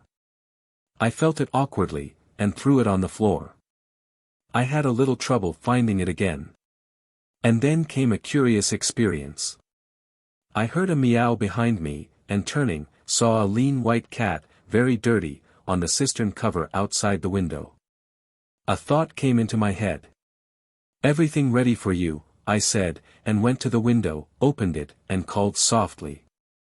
She came in, purring. The poor beast was starving, and I gave her some milk. All my food was in a cupboard in the corner of the room. After that she went smelling round the room, evidently with the idea of making herself at home. The invisible rag upset her a bit, you should have seen her spit at it. But I made her comfortable on the pillow of my truckle bed. And I gave her butter to get her to wash. And you processed her. I processed her. But giving drugs to a cat is no joke, Kemp. And the process failed. Failed. In two particulars. These were the claws and the pigment stuff, what is it, at the back of the eye in a cat. You know. Tapetum. Yes, the tapetum. It didn't go. After I'd given the stuff to bleach the blood and done certain other things to her, I gave the beast opium, and put her and the pillow she was sleeping on the apparatus. And after all the rest had faded and vanished, there remained two little ghosts of her eyes. Odd. I can't explain it. She was bandaged and clamped, of course, so I had her safe. But she woke while she was still misty, and meowed dismally, and someone came knocking. It was an old woman from downstairs, who suspected me of vivisecting, a drink-sodden old creature, with only a white cat to care for in all the world. I whipped out some chloroform, applied it, and answered the door. Did I hear a cat? She asked. My cat? Not here, said I, very politely. She was a little doubtful and tried to peer past me into the room. Strange enough to her no doubt, bare walls, uncurtained windows, truckle bed, with the gas engine vibrating, and the seethe of the radiant points, and that faint ghastly stinging of chloroform in the air. She had to be satisfied at last and went away again. How long did it take? Asked Kemp. 3 or 4 hours, the cat. The bones and sinews and the fat were the last to go, and the tips of the colored hairs. And, as I say, the back part of the eye, tough, iridescent stuff it is, wouldn't go at all. It was night outside long before the business was over, and nothing was to be seen but the dim eyes and the claws. I stopped the gas engine, felt for and stroked the beast, which was still insensible, and then, being tired, left it sleeping on the invisible pillow and went to bed. I found it hard to sleep. I lay awake thinking weak aimless stuff, going over the experiment over and over again, or dreaming feverishly of things growing misty and vanishing about me, until everything, the ground I stood on, vanished. And so I came to that sickly falling nightmare one gets. About 2, the cat began meowing about the room. I tried to hush it by talking to it, and then I decided to turn it out.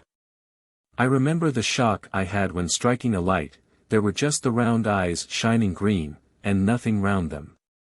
I would have given it milk, but I hadn't any. It wouldn't be quiet, it just sat down and meowed at the door. I tried to catch it, with an idea of putting it out of the window, but it wouldn't be caught, it vanished. Then it began meowing in different parts of the room. At last I opened the window and made a bustle. I suppose it went out at last. I never saw any more of it. Then, heaven knows why, I fell thinking of my father's funeral again, and the dismal windy hillside, until the day had come. I found sleeping was hopeless, and, locking my door after me, wandered out into the morning streets. You don't mean to say there's an invisible cat at large, said Kemp. If it hasn't been killed, said the invisible man, why not? Why not, said Kemp, I didn't mean to interrupt. It's very probably been killed, said the invisible man. It was alive 4 days after, I know, and down a grating in Great Titchfield Street, because I saw a crowd round the place, trying to see whence the meowing came. He was silent for the best part of a minute. Then he resumed abruptly.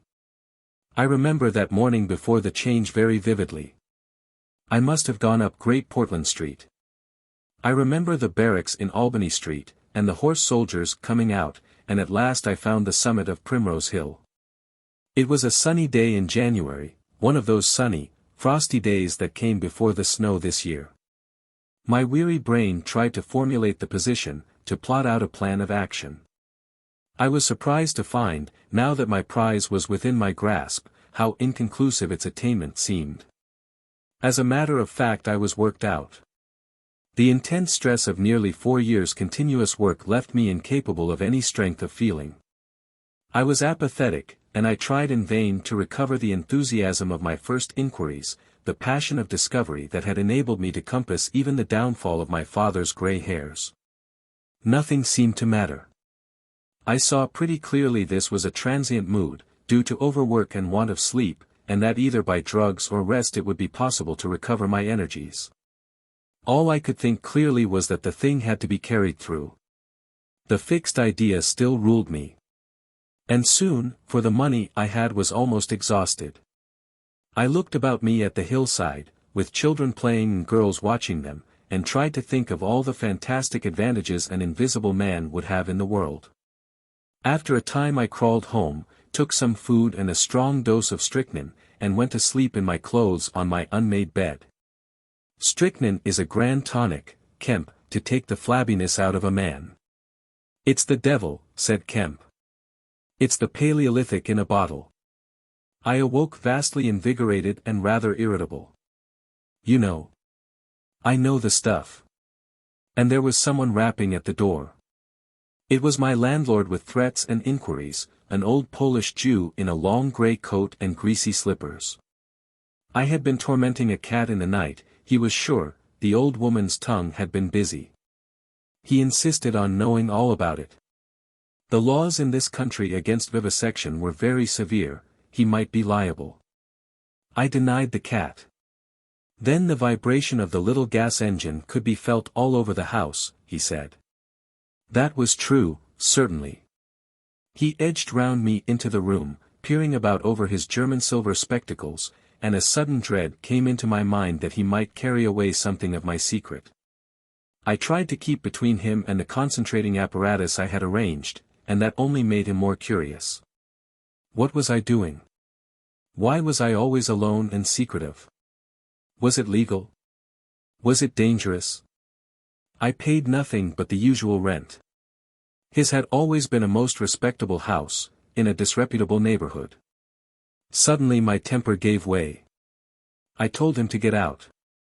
He began to protest, to jabber of his right of entry. In a moment I had him by the collar. Something ripped, and he went spinning out into his own passage. I slammed and locked the door and sat down quivering. He made a fuss outside, which I disregarded, and after a time he went away. But this brought matters to a crisis. I did not know what he would do, nor even what he had the power to do. To move to fresh apartments would have meant delay, altogether I had barely £20 left in the world, for the most part in a bank, and I could not afford that. Vanish. It was irresistible. Then there would be an inquiry, the sacking of my room. At the thought of the possibility of my work being exposed or interrupted at its very climax, I became very angry and active. I hurried out with my 3 books of notes, my checkbook, the tramp has them now, and directed them from the nearest post office to a house of call for letters and parcels in Great Portland Street. I tried to go out noiselessly. Coming in, I found my landlord going quietly upstairs. He had heard the door close, I suppose. You would have laughed to see him jump aside on the landing as I came tearing after him. He glared at me as I went by him, and I made the house quiver with the slamming of my door. I heard him come shuffling up to my floor, hesitate, and go down. I set to work upon my preparations forthwith. It was all done that evening and night. While I was still sitting under the sickly, drowsy influence of the drugs that decolorize blood, there came a repeated knocking at the door. It ceased, footsteps went away and returned, and the knocking was resumed. There was an attempt to push something under the door, a blue paper. Then in a fit of irritation I rose and went and flung the door wide open. Now then, said I. It was my landlord, with a notice of ejectment or something. He held it out to me, saw something odd about my hands, I expect, and lifted his eyes to my face. For a moment he gaped. Then he gave a sort of inarticulate cry, dropped candle and writ together, and went blundering down the dark passage to the stairs. I shut the door, locked it, and went to the looking-glass. Then I understood his terror. My face was white, like white stone. But it was all horrible. I had not expected the suffering. A night of racking anguish, sickness and fainting. I set my teeth, though my skin was presently afire, all my body afire. But I lay there like grim death. I understood now how it was the cat had howled until I chloroformed it. Lucky it was I lived alone and untended in my room. There were times when I sobbed and groaned and talked. But I stuck to it. I became insensible and woke languid in the darkness. The pain had passed. I thought I was killing myself and I did not care. I shall never forget that dawn, and the strange horror of seeing that my hands had become as clouded glass, and watching them grow clearer and thinner as the day went by, until at last I could see the sickly disorder of my room through them. Though I closed my transparent eyelids. My limbs became glassy, the bones and arteries faded, vanished, and the little white nerves went last. I gritted my teeth and stayed there to the end. At last only the dead tips of the fingernails remained, pallid and white, and the brown stain of some acid upon my fingers. I struggled up. At first I was as incapable as a swathed infant, stepping with limbs I could not see. I was weak and very hungry. I went and stared at nothing in my shaving glass, at nothing save where an attenuated pigment still remained behind the retina of my eyes, fainter than mist. I had to hang on to the table and press my forehead against the glass. It was only by a frantic effort of will that I dragged myself back to the apparatus and completed the process. I slept during the forenoon, pulling the sheet over my eyes to shut out the light, and about midday I was awakened again by a knocking. My strength had returned. I sat up and listened and heard a whispering. I sprang to my feet and as noiselessly as possible began to detach the connections of my apparatus, and to distribute it about the room, so as to destroy the suggestions of its arrangement. Presently the knocking was renewed and voices called, first my landlord's, and then 2 others. To gain time I answered them. The invisible rag and pillow came to hand and I opened the window and pitched them out on to the cistern cover. As the window opened, a heavy crash came at the door. Someone had charged it with the idea of smashing the lock. But the stout bolts I had screwed up some days before stopped him. That startled me, made me angry. I began to tremble and do things hurriedly. I tossed together some loose paper, straw, packing paper and so forth, in the middle of the room, and turned on the gas. Heavy blows began to rain upon the door. I could not find the matches. I beat my hands on the wall with rage. I turned down the gas again, stepped out of the window on the cistern cover, very softly lowered the sash, and sat down, secure and invisible, but quivering with anger, to watch events. They split a panel, I saw, and in another moment they had broken away the staples of the bolts and stood in the open doorway. It was the landlord and his 2 stepsons, sturdy young men of 3 or 4 and 20. Behind them fluttered the old hag of a woman from downstairs. You may imagine their astonishment to find the room empty. One of the younger men rushed to the window at once, flung it up and stared out. His staring eyes and thick-lipped bearded face came a foot from my face. I was half-minded to hit his silly countenance, but I arrested my doubled fist. He stared right through me. So did the others as they joined him. The old man went and peered under the bed, and then they all made a rush for the cupboard. They had to argue about it at length in Yiddish and Cockney English. They concluded I had not answered them, that their imagination had deceived them. A feeling of extraordinary elation took the place of my anger as I sat outside the window and watched these 4 people, for the old lady came in, glancing suspiciously about her like a cat, trying to understand the riddle of my behavior. The old man, so far as I could understand his patois, agreed with the old lady that I was a vivisectionist. The sons protested in garbled English that I was an electrician, and appealed to the dynamos and radiators.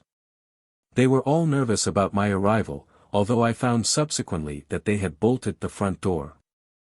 The old lady peered into the cupboard and under the bed, and one of the young men pushed up the register and stared up the chimney.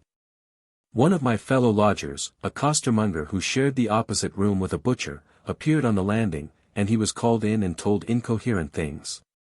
It occurred to me that the radiators, if they fell into the hands of some acute well-educated person, would give me away too much, and watching my opportunity. I came into the room and tilted one of the little dynamos off its fellow on which it was standing, and smashed both apparatus. Then, while they were trying to explain the smash, I dodged out of the room and went softly downstairs. I went into one of the sitting rooms and waited until they came down, still speculating and argumentative, all a little disappointed at finding no horrors, and all a little puzzled how they stood legally towards me. Then I slipped up again with a box of matches, fired my heap of paper and rubbish, put the chairs and bedding thereby, led the gas to the affair, by means of an india-rubber tube, and waving a farewell to the room left it for the last time. "You fired the house," exclaimed Kemp. "Fired the house." It was the only way to cover my trail, and no doubt it was insured. I slipped the bolts of the front door quietly and went out into the street. I was invisible, and I was only just beginning to realize the extraordinary advantage my invisibility gave me. My head was already teeming with plans of all the wild and wonderful things I had now impunity to do.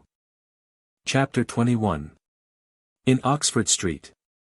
In going downstairs the first time I found an unexpected difficulty because I could not see my feet. Indeed I stumbled twice, and there was an unaccustomed clumsiness in gripping the bolt. By not looking down, however, I managed to walk on the level passably well. My mood, I say, was one of exaltation. I felt as a seeing man might do, with padded feet and noiseless clothes, in a city of the blind. I experienced a wild impulse to jest, to startle people, to clap men on the back, fling people's hats astray, and generally revel in my extraordinary advantage. But hardly had I emerged upon Great Portland Street, however, my lodging was close to the big draper's shop there, when I heard a clashing concussion and was hit violently behind, and turning saw a man carrying a basket of soda-water siphons, and looking in amazement at his burden. Although the blow had really hurt me, I found something so irresistible in his astonishment that I laughed aloud. "The devil's in the basket," I said, and suddenly twisted it out of his hand. He let go incontinently, and I swung the whole weight into the air. But a fool of a cabman, standing outside a public house, made a sudden rush for this, and his extending fingers took me with excruciating violence under the ear. I let the whole down with a smash on the cabman, and then, with shouts and the clatter of feet about me, people coming out of shops, vehicles pulling up, I realized what I had done for myself, and cursing my folly, backed against a shop window and prepared to dodge out of the confusion. In a moment I should be wedged into a crowd and inevitably discovered. I pushed by a butcher boy, who luckily did not turn to see the nothingness that shoved him aside, and dodged behind the cabman's four-wheeler. I do not know how they settled the business. I hurried straight across the road, which was happily clear, and hardly heeding which way I went, in the fright of detection the incident had given me, plunged into the afternoon throng of Oxford Street. I tried to get into the stream of people, but they were too thick for me, and in a moment my heels were being trodden upon. I took to the gutter, the roughness of which I found painful to my feet, and forthwith the shaft of a crawling hansom dug me forcibly under the shoulder blade, reminding me that I was already bruised severely. I staggered out of the way of the cab, avoided a perambulator by a convulsive movement, and found myself behind the hansom. A happy thought saved me, and as this drove slowly along I followed in its immediate wake, trembling and astonished at the turn of my adventure. And not only trembling, but shivering. It was a bright day in January and I was stark naked and the thin slime of mud that covered the road was freezing. Foolish as it seems to me now, I had not reckoned that, transparent or not, I was still amenable to the weather and all its consequences. Then suddenly a bright idea came into my head. I ran round and got into the cab. And so, shivering, scared, and sniffing with the first intimations of a cold, and with the bruises in the small of my back growing upon my attention, I drove slowly along Oxford Street and past Tottenham Court Road. My mood was as different from that in which I had sallied forth 10 minutes ago as it is possible to imagine. This invisibility indeed. The one thought that possessed me was, how was I to get out of the scrape I was in?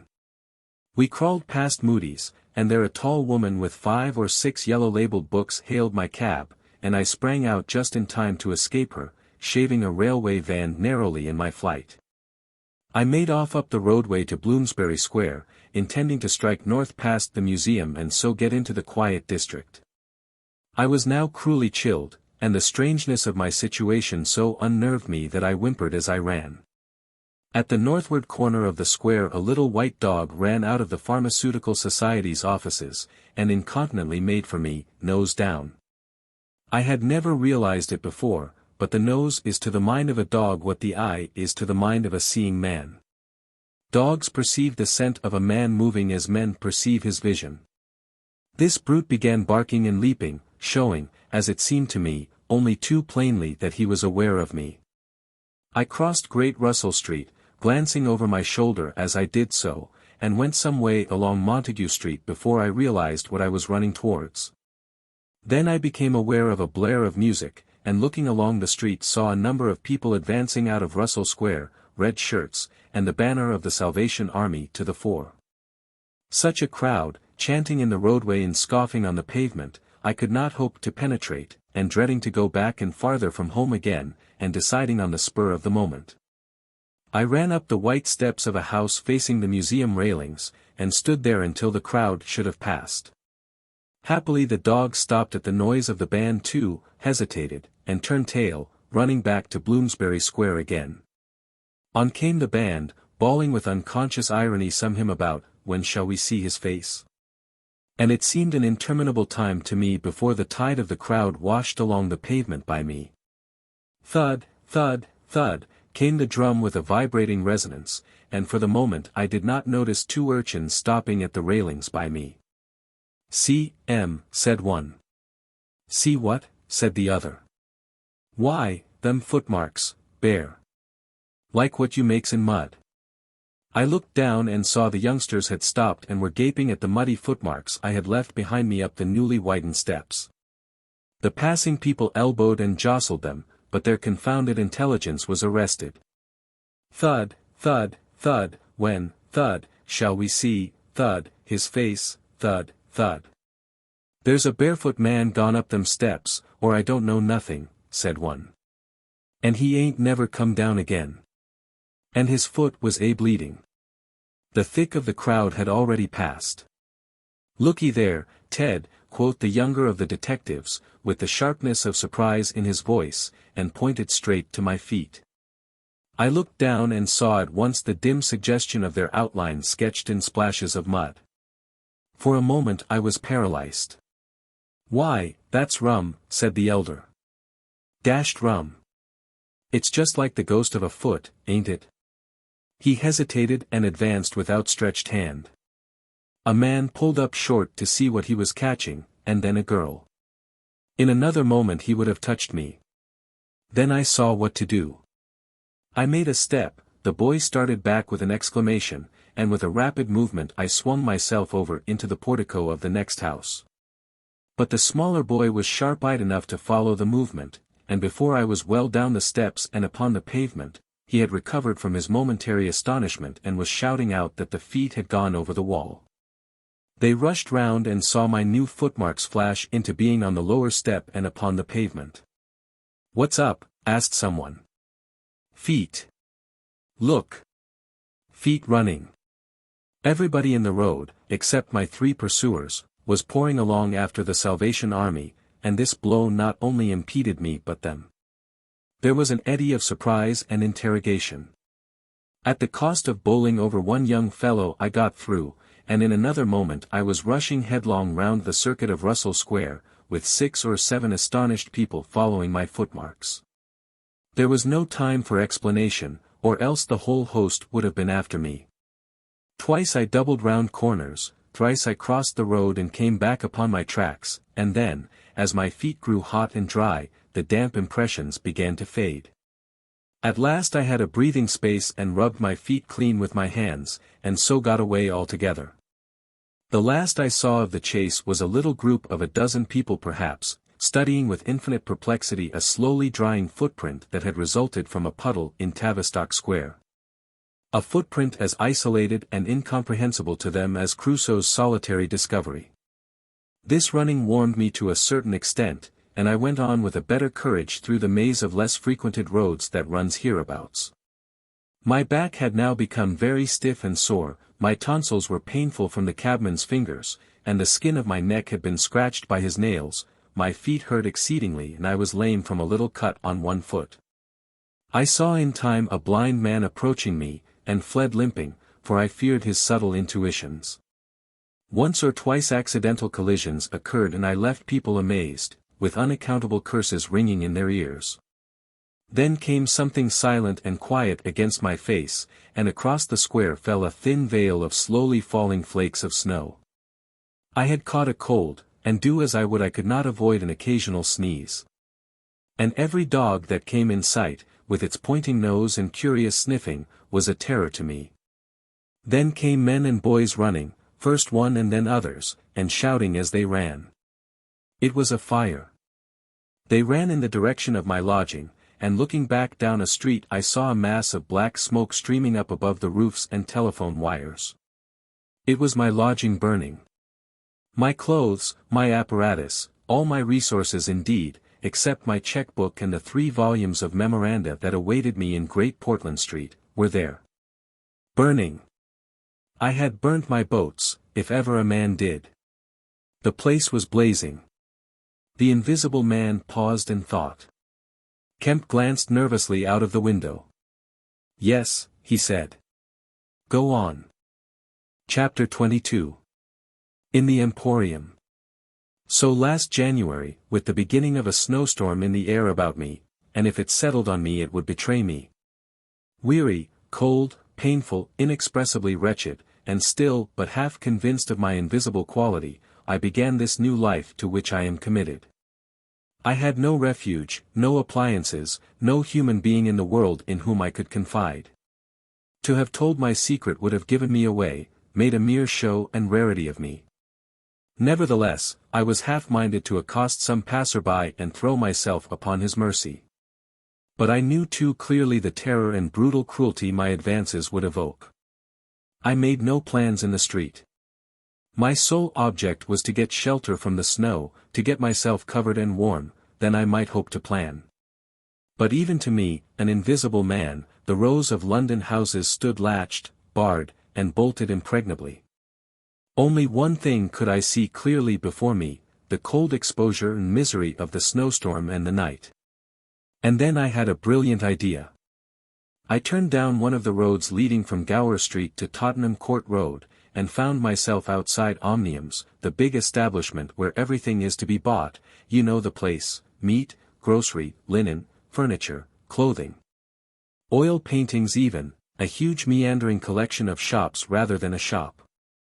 I had thought I should find the doors open, but they were closed, and as I stood in the wide entrance a carriage stopped outside, and a man in uniform, you know the kind of personage with Omnium on his cap, flung open the door. I contrived to enter, and walking down the shop, it was a department where they were selling ribbons and gloves and stockings and that kind of thing, came to a more spacious region devoted to picnic baskets and wicker furniture. I did not feel safe there, however. People were going to and fro, and I prowled restlessly about until I came upon a huge section in an upper floor containing multitudes of bedsteads, and over these I clambered. And found a resting place at last among a huge pile of folded flock mattresses. The place was already lit up and agreeably warm, and I decided to remain where I was, keeping a cautious eye on the 2 or 3 sets of shopmen and customers who were meandering through the place, until closing time came. Then I should be able, I thought, to rob the place for food and clothing, and disguised, prowl through it and examine its resources, perhaps sleep on some of the bedding. That seemed an acceptable plan. My idea was to procure clothing to make myself a muffled but acceptable figure, to get money, and then to recover my books and parcels where they awaited me. Take a lodging somewhere and elaborate plans for the complete realization of the advantages my invisibility gave me, as I still imagined, over my fellow men. Closing time arrived quickly enough. It could not have been more than an hour after I took up my position on the mattresses before I noticed the blinds of the windows being drawn, and customers being marched doorward. And then a number of brisk young men began with remarkable alacrity to tidy up the goods that remained disturbed. I left my lair as the crowds diminished, and prowled cautiously out into the less desolate parts of the shop. I was really surprised to observe how rapidly the young men and women whipped away the goods displayed for sale during the day. All the boxes of goods, the hanging fabrics, the festoons of lace, the boxes of sweets in the grocery section, the displays of this and that, were being whipped down, folded up, slapped into tidy receptacles. And everything that could not be taken down and put away had sheets of some coarse stuff like sacking flung over them. Finally all the chairs were turned up onto the counters, leaving the floor clear. Directly each of these young people had done, he or she made promptly for the door with such an expression of animation as I have rarely observed in a shop assistant before. Then came a lot of youngsters scattering sawdust and carrying pails and brooms. I had to dodge to get out of the way, and as it was, my ankle got stung with the sawdust. For some time, wandering through the swathed and darkened apartments, I could hear the brooms at work. And at last, a good hour or more after the shop had been closed, came a noise of locking doors. Silence came upon the place, and I found myself wandering through the vast and intricate shops, galleries, showrooms of the place, alone. It was very still. In one place I remember passing near one of the Tottenham Court Road entrances and listening to the tapping of boot heels of the passers-by. My first visit was to the place where I had seen stockings and gloves for sale. It was dark, and I had the devil of a hunt after matches, which I found at last in the drawer of the little cash desk. Then I had to get a candle. I had to tear down wrappings and ransack a number of boxes and drawers, but at last I managed to turn out what I sought. The box label called them lambswool pants, and lambswool vests. Then socks, a thick comforter, and then I went to the clothing place and got trousers, a lounge jacket, an overcoat and a slouch hat, a clerical sort of hat with the brim turned down. I began to feel a human being again, and my next thought was food. Upstairs was a refreshment department, and there I got cold meat. There was coffee still in the urn, and I lit the gas and warmed it up again, and altogether I did not do badly. Afterwards, prowling through the place in search of blankets, I had to put up at last with a heap of down quilts. I came upon a grocery section with a lot of chocolate and candied fruits, more than was good for me indeed, and some white burgundy. And near that was a toy department, and I had a brilliant idea. I found some artificial noses, dummy noses, you know, and I thought of dark spectacles. But Omniums had no optical department. My nose had been a difficulty indeed. I had thought of paint. But the discovery set my mind running on wigs and masks and the like. Finally I went to sleep in a heap of down quilts, very warm and comfortable. My last thoughts before sleeping were the most agreeable I had had since the change. I was in a state of physical serenity, and that was reflected in my mind. I thought that I should be able to slip out unobserved in the morning with my clothes upon me, muffling my face with a white wrapper I had taken, purchase, with the money I had taken, spectacles and so forth, and so complete my disguise. I lapsed into disorderly dreams of all the fantastic things that had happened during the last few days. I saw the ugly little Jew of a landlord vociferating in his rooms. I saw his two sons marveling, and the wrinkled old woman's gnarled face as she asked for her cat. I experienced again the strange sensation of seeing the cloth disappear, and so I came round to the windy hillside and the sniffing old clergyman mumbling earth to earth, ashes to ashes, dust to dust, at my father's open grave. You also, said a voice, and suddenly I was being forced towards the grave. I struggled, shouted, appealed to the mourners, but they continued stonily following the service. The old clergyman, too, never faltered droning and sniffing through the ritual. I realized I was invisible and inaudible, that overwhelming forces had their grip on me. I struggled in vain, I was forced over the brink, the coffin rang hollow as I fell upon it, and the gravel came flying after me in spadefuls. Nobody heeded me, nobody was aware of me. I made convulsive struggles and awoke. The pale London dawn had come, the place was full of a chilly grey light that filtered round the edges of the window blinds. I sat up, and for a time I could not think where this ample apartment, with its counters, its piles of rolled stuff, its heap of quilts and cushions, its iron pillars, might be. Then, as recollection came back to me, I heard voices in conversation. Then far down the place, in the brighter light of some department which had already raised its blinds, I saw two men approaching. I scrambled to my feet, looking about me for some way of escape, and even as I did so the sound of my movement made them aware of me. I suppose they saw merely a figure moving quietly and quickly away. "Who's that?" cried one, and "Stop there!" shouted the other. I dashed around a corner and came full tilt, a faceless figure, mind you, on a lanky lad of 15. He yelled and I bowled him over, rushed past him, turned another corner, and by a happy inspiration threw myself behind a counter. In another moment feet went running past and I heard voices shouting, all hands to the doors, asking what was up, and giving one another advice how to catch me. Lying on the ground, I felt scared out of my wits. But, odd as it may seem, it did not occur to me at the moment to take off my clothes as I should have done. I had made up my mind, I suppose, to get away in them, and that ruled me. And then down the vista of the counters came a bawling of, "Here he is." I sprang to my feet, whipped a chair off the counter, and sent it whirling at the fool who had shouted, turned, came into another round a corner, sent him spinning, and rushed up the stairs.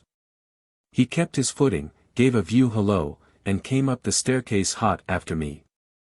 Up the staircase were piled a multitude of those bright-colored pot things. What are they? "Art pots," suggested Kemp. "That's it. Art pots."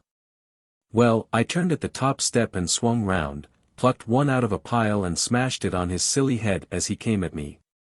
The whole pile of pots went headlong, and I heard shouting and footsteps running from all parts.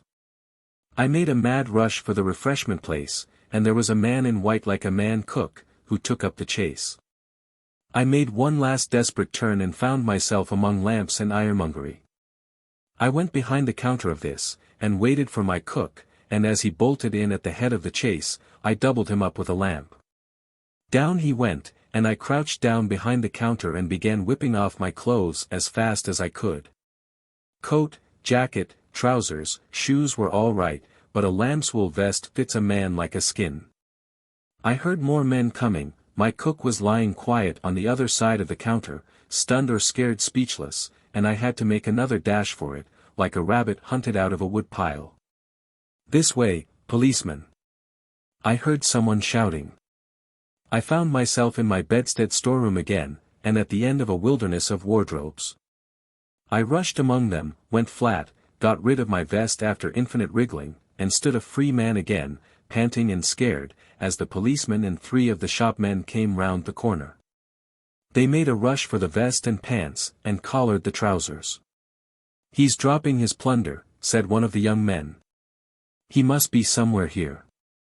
But they did not find me all the same. I stood watching them hunt for me for a time, and cursing my ill luck in losing the clothes. Then I went into the refreshment room, drank a little milk I found there, and sat down by the fire to consider my position. In a little while 2 assistants came in and began to talk over the business very excitedly and like the fools they were. I heard a magnified account of my depredations, and other speculations as to my whereabouts.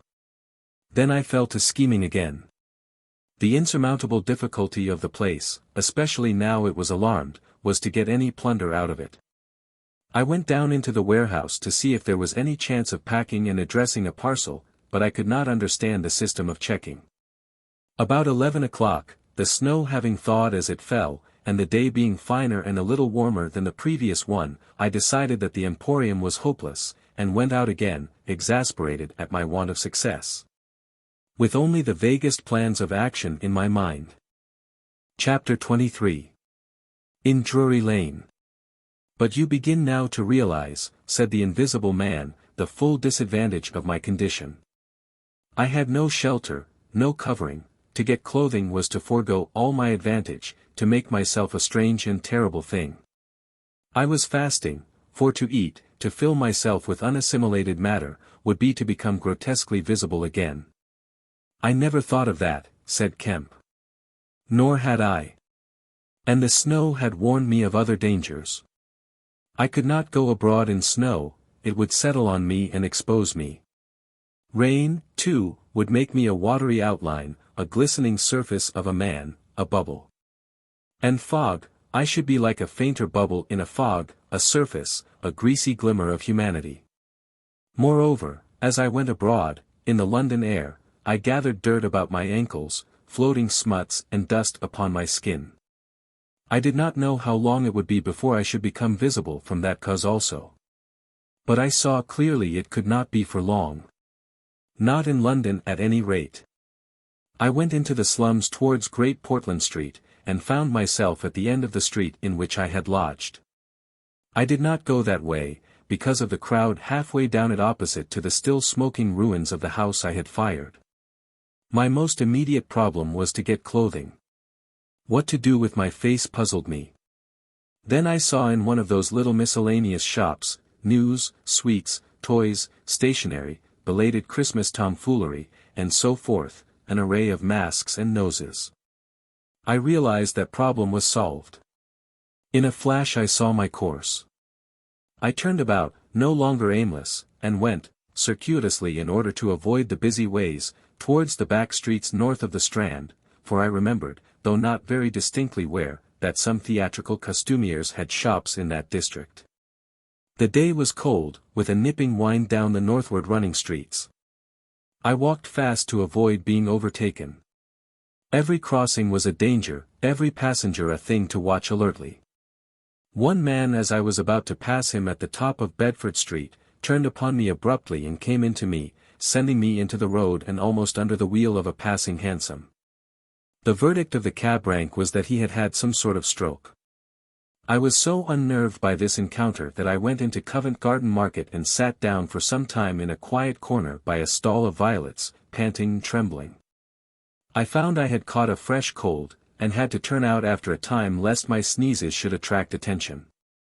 At last I reached the object of my quest, a dirty, fly-blown little shop in a byway near Drury Lane, with a window full of tinsel robes, sham jewels, wigs, slippers, dominoes and theatrical photographs. The shop was old-fashioned and low and dark, and the house rose above it for 4 stories, dark and dismal. I peered through the window and, seeing no one within, entered. The opening of the door set a clanking bell ringing. I left it open, and walked round a bare costume stand, into a corner behind a cheval glass. For a minute or so no one came. Then I heard heavy feet striding across a room, and a man appeared down the shop. My plans were now perfectly definite. I proposed to make my way into the house, secrete myself upstairs, watch my opportunity, and when everything was quiet, rummage out a wig, mask, spectacles, and costume, and go into the world, perhaps a grotesque but still a credible figure. And incidentally of course I could rob the house of any available money. The man who had just entered the shop was a short, slight, hunched, beetle-browed man, with long arms and very short bandy legs. Apparently I had interrupted a meal. He stared about the shop with an expression of expectation. This gave way to surprise, and then to anger, as he saw the shop empty. "Damn the boys," he said. He went to stare up and down the street. He came in again in a minute, kicked the door to with his foot spitefully, and went muttering back to the house door. I came forward to follow him, and at the noise of my movement he stopped dead. I did so too, startled by his quickness of ear. He slammed the house door in my face. I stood hesitating. Suddenly I heard his quick footsteps returning, and the door reopened. He stood looking about the shop like one who was still not satisfied. Then, murmuring to himself, he examined the back of the counter and peered behind some fixtures. Then he stood doubtful. He had left the house door open and I slipped into the inner room. It was a queer little room, poorly furnished and with a number of big masks in the corner. On the table was his belated breakfast, and it was a confoundedly exasperating thing for me, Kemp, to have to sniff his coffee and stand watching while he came in and resumed his meal. And his table manners were irritating. 3 doors opened into the little room, one going upstairs and one down, but they were all shut. I could not get out of the room while he was there, I could scarcely move because of his alertness, and there was a draft down my back. Twice I strangled a sneeze just in time. The spectacular quality of my sensations was curious and novel, but for all that I was heartily tired and angry long before he had done his eating. But at last he made an end, and putting his beggarly crockery on the black tin tray upon which he had his teapot, and gathering all the crumbs up on the mustard-stained cloth, he took the whole lot of things after him. His burden prevented his shutting the door behind him, as he would have done. I never saw such a man for shutting doors, and I followed him into a very dirty underground kitchen and scullery. I had the pleasure of seeing him begin to wash up, and then, finding no good in keeping down there, and the brick floor being cold on my feet, I returned upstairs and sat in his chair by the fire. It was burning low, and scarcely thinking, I put on a little coal. The noise of this brought him up at once, and he stood aglare. He peered about the room and was within an ace of touching me. Even after that examination, he scarcely seemed satisfied. He stopped in the doorway and took a final inspection before he went down. I waited in the little parlor for an age, and at last he came up and opened the upstairs door. I just managed to get by him. On the staircase he stopped suddenly, so that I very nearly blundered into him. He stood looking back right into my face and listening. "I could have sworn," he said. His long hairy hand pulled at his lower lip. His eye went up and down the staircase. Then he grunted and went on up again. His hand was on the handle of a door, and then he stopped again with the same puzzled anger on his face. He was becoming aware of the faint sounds of my movements about him.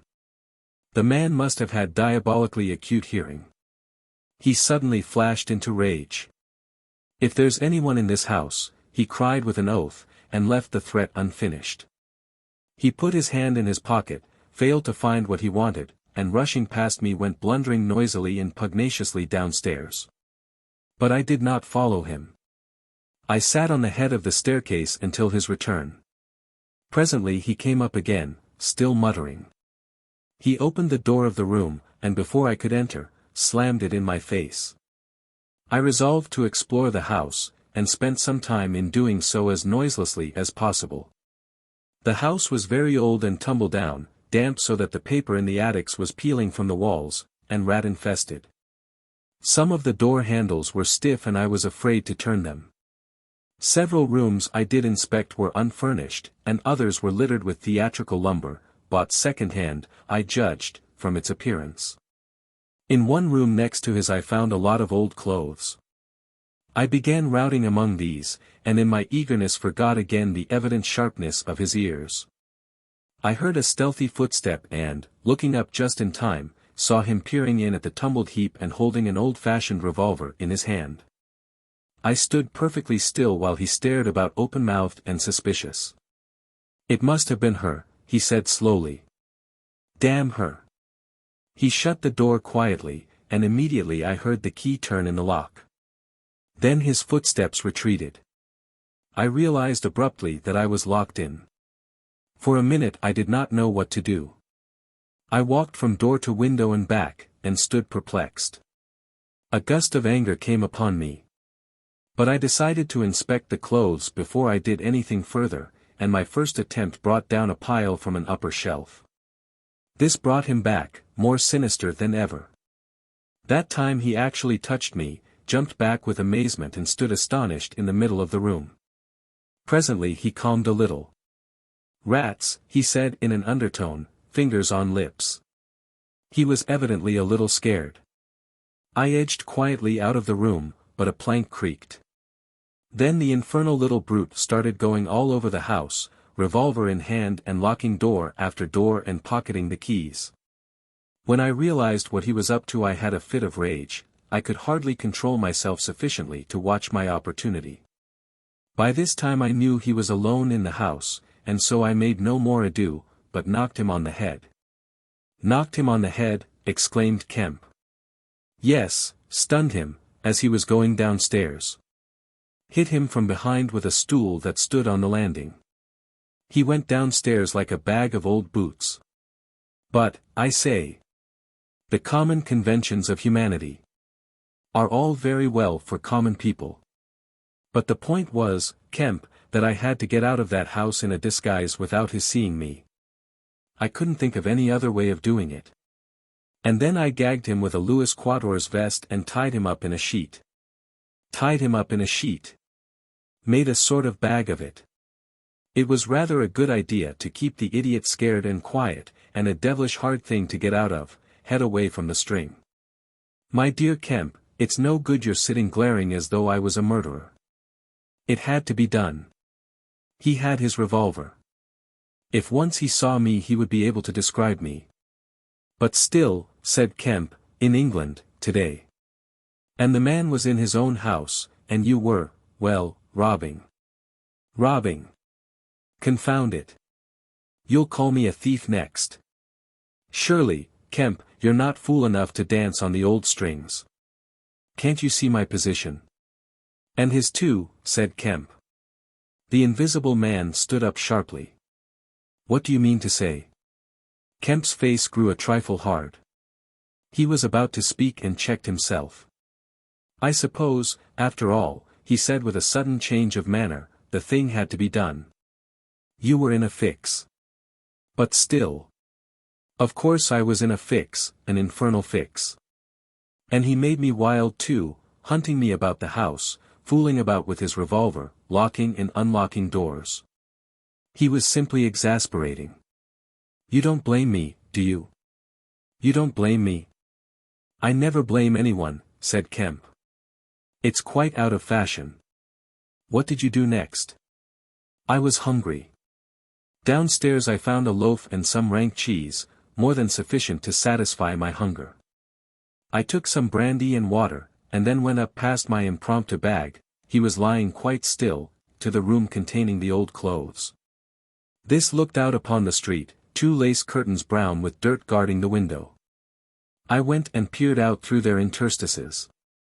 Outside the day was bright, by contrast with the brown shadows of the dismal house in which I found myself, dazzlingly bright.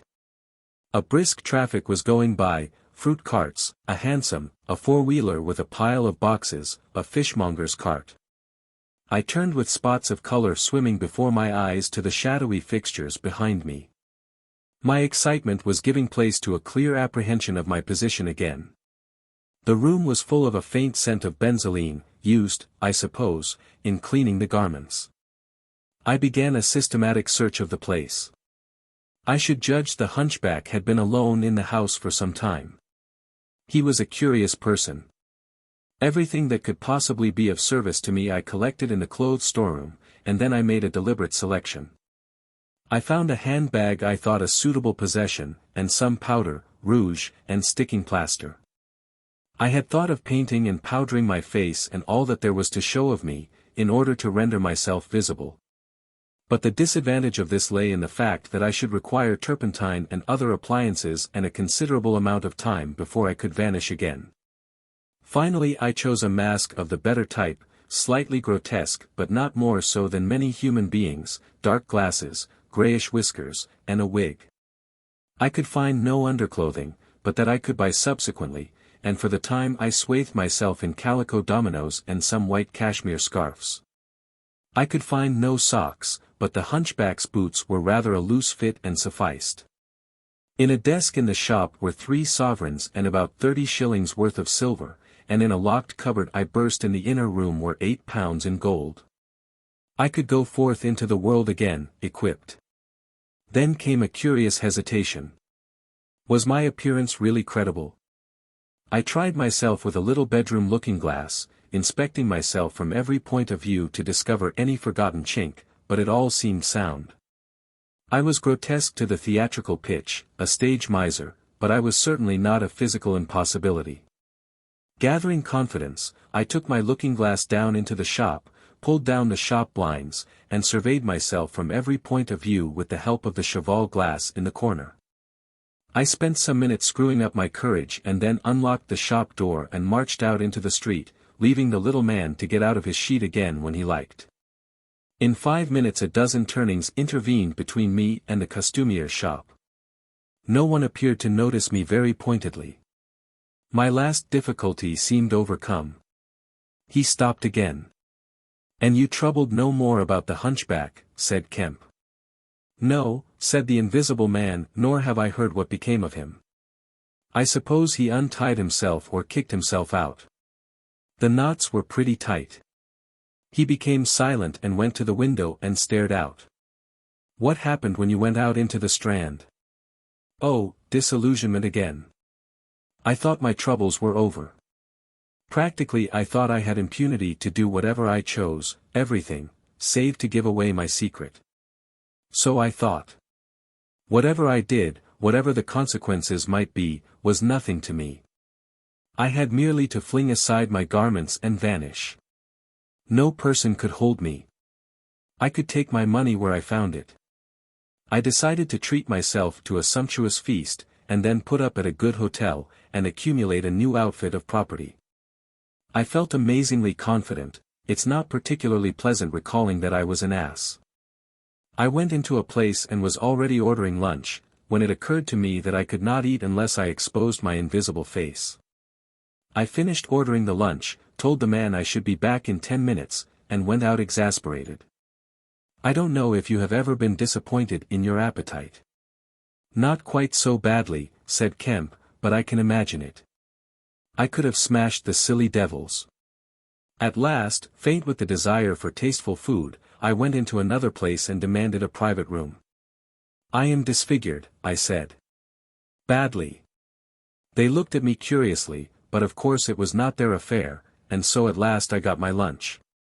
It was not particularly well served, but it sufficed, and when I had had it, I sat over a cigar, trying to plan my line of action. And outside a snowstorm was beginning. The more I thought it over, Kemp, the more I realized what a helpless absurdity an invisible man was, in a cold and dirty climate and a crowded civilized city. Before I made this mad experiment I had dreamt of 1,000 advantages. That afternoon it seemed all disappointment. I went over the heads of the things a man reckons desirable. No doubt invisibility made it possible to get them, but it made it impossible to enjoy them when they are got. Ambition, what is the good of pride of place when you cannot appear there? What is the good of the love of woman when her name must needs be Delilah? I have no taste for politics, for the blackguardisms of fame, for philanthropy, for sport. What was I to do? And for this I had become a wrapped-up mystery, a swathed and bandaged caricature of a man. He paused, and his attitude suggested a roving glance at the window. "But how did you get to Iping?" said Kemp, anxious to keep his guest busy talking. "I went there to work. I had one hope. It was a half idea. I have it still. It is a full-blown idea now. A way of getting back. Of restoring what I have done. When I choose. When I have done all I mean to do invisibly. And that is what I chiefly want to talk to you about now." "You went straight to Iping?" "Yes. I had simply to get my 3 volumes of memoranda and my checkbook, my luggage and underclothing, order a quantity of chemicals to work out this idea of mine. I will show you the calculations as soon as I get my books, and then I started. Jove! I remember the snowstorm now, and the accursed bother it was to keep the snow from damping my pasteboard nose. At the end, said Kemp, the day before yesterday, when they found you out, you rather, to judge by the papers. I did. Rather. Did I kill that fool of a constable? No, said Kemp, he's expected to recover. That's his luck, then. I clean lost my temper, the fools. Why couldn't they leave me alone? And that grocer lout? There are no deaths expected, said Kemp. I don't know about that tramp of mine, said the invisible man, with an unpleasant laugh. By heaven, Kemp, you don't know what rage is. To have worked for years, to have planned and plotted, and then to get some fumbling purblind idiot messing across your course. Every conceivable sort of silly creature that has ever been created has been sent to cross me. If I have much more of it, I shall go wild, I shall start mowing M. As it is, they've made things 1,000 times more difficult. No doubt it's exasperating, said Kemp, drily. Chapter 24. The Plan That Failed. But now, said Kemp, with a side glance out of the window, what are we to do? He moved nearer his guest as he spoke in such a manner as to prevent the possibility of a sudden glimpse of the three men who were advancing up the hill road, with an intolerable slowness, as it seemed to Kemp. What were you planning to do when you were heading for Port Burdock? Had you any plan? I was going to clear out of the country. But I have altered that plan rather since seeing you. I thought it would be wise, now the weather is hot and invisibility possible, to make for the south. Especially as my secret was known, and everyone would be on the lookout for a masked and muffled man. You have a line of steamers from here to France. My idea was to get aboard one and run the risks of the passage. Thence I could go by train into Spain, or else get to Algiers. It would not be difficult. There a man might always be invisible, and yet live. And do things. I was using that tramp as a money box and luggage carrier, until I decided how to get my books and things sent over to meet me. That's clear. And then the filthy brute must needs try and rob me. He has hidden my books, Kemp hidden my books. If I can lay my hands on him. Best plan to get the books out of him first. But where is he? Do you know? He's in the town police station, locked up, by his own request, in the strongest cell in the place. Cur, said the invisible man. But that hangs up your plans a little. We must get those books are vital. Certainly, said Kemp, a little nervously, wondering if he heard footsteps outside. Certainly we must get those books.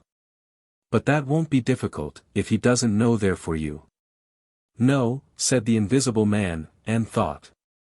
Kemp tried to think of something to keep the talk going, but the invisible man resumed of his own accord. Blundering into your house, Kemp, he said, changes all my plans. For you are a man that can understand. In spite of all that has happened, in spite of this publicity, of the loss of my books, of what I have suffered, there still remain great possibilities, huge possibilities. You have told no one I am here, he asked abruptly. Kemp hesitated. That was implied, he said. No one, insisted Griffin. Not a soul. Ah. Now, the invisible man stood up, and sticking his arms akimbo began to pace the study. I made a mistake, Kemp, a huge mistake, in carrying this thing through alone. I have wasted strength, time, opportunities. Alone, it is wonderful how little a man can do alone. To rob a little, to hurt a little, and there is the end. What I want, Kemp, is a goalkeeper, a helper, and a hiding place, an arrangement whereby I can sleep and eat and rest in peace, and unsuspected. I must have a confederate. With a confederate, with food and rest, 1,000 things are possible. Hitherto I have gone on vague lines. We have to consider all that invisibility means, all that it does not mean. It means little advantage for eavesdropping and so forth, one makes sounds. It's of little help, a little help perhaps, in housebreaking and so forth. Once you've caught me you could easily imprison me.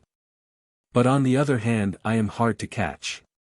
This invisibility, in fact, is only good in two cases, it's useful in getting away, it's useful in approaching. It's particularly useful, therefore, in killing.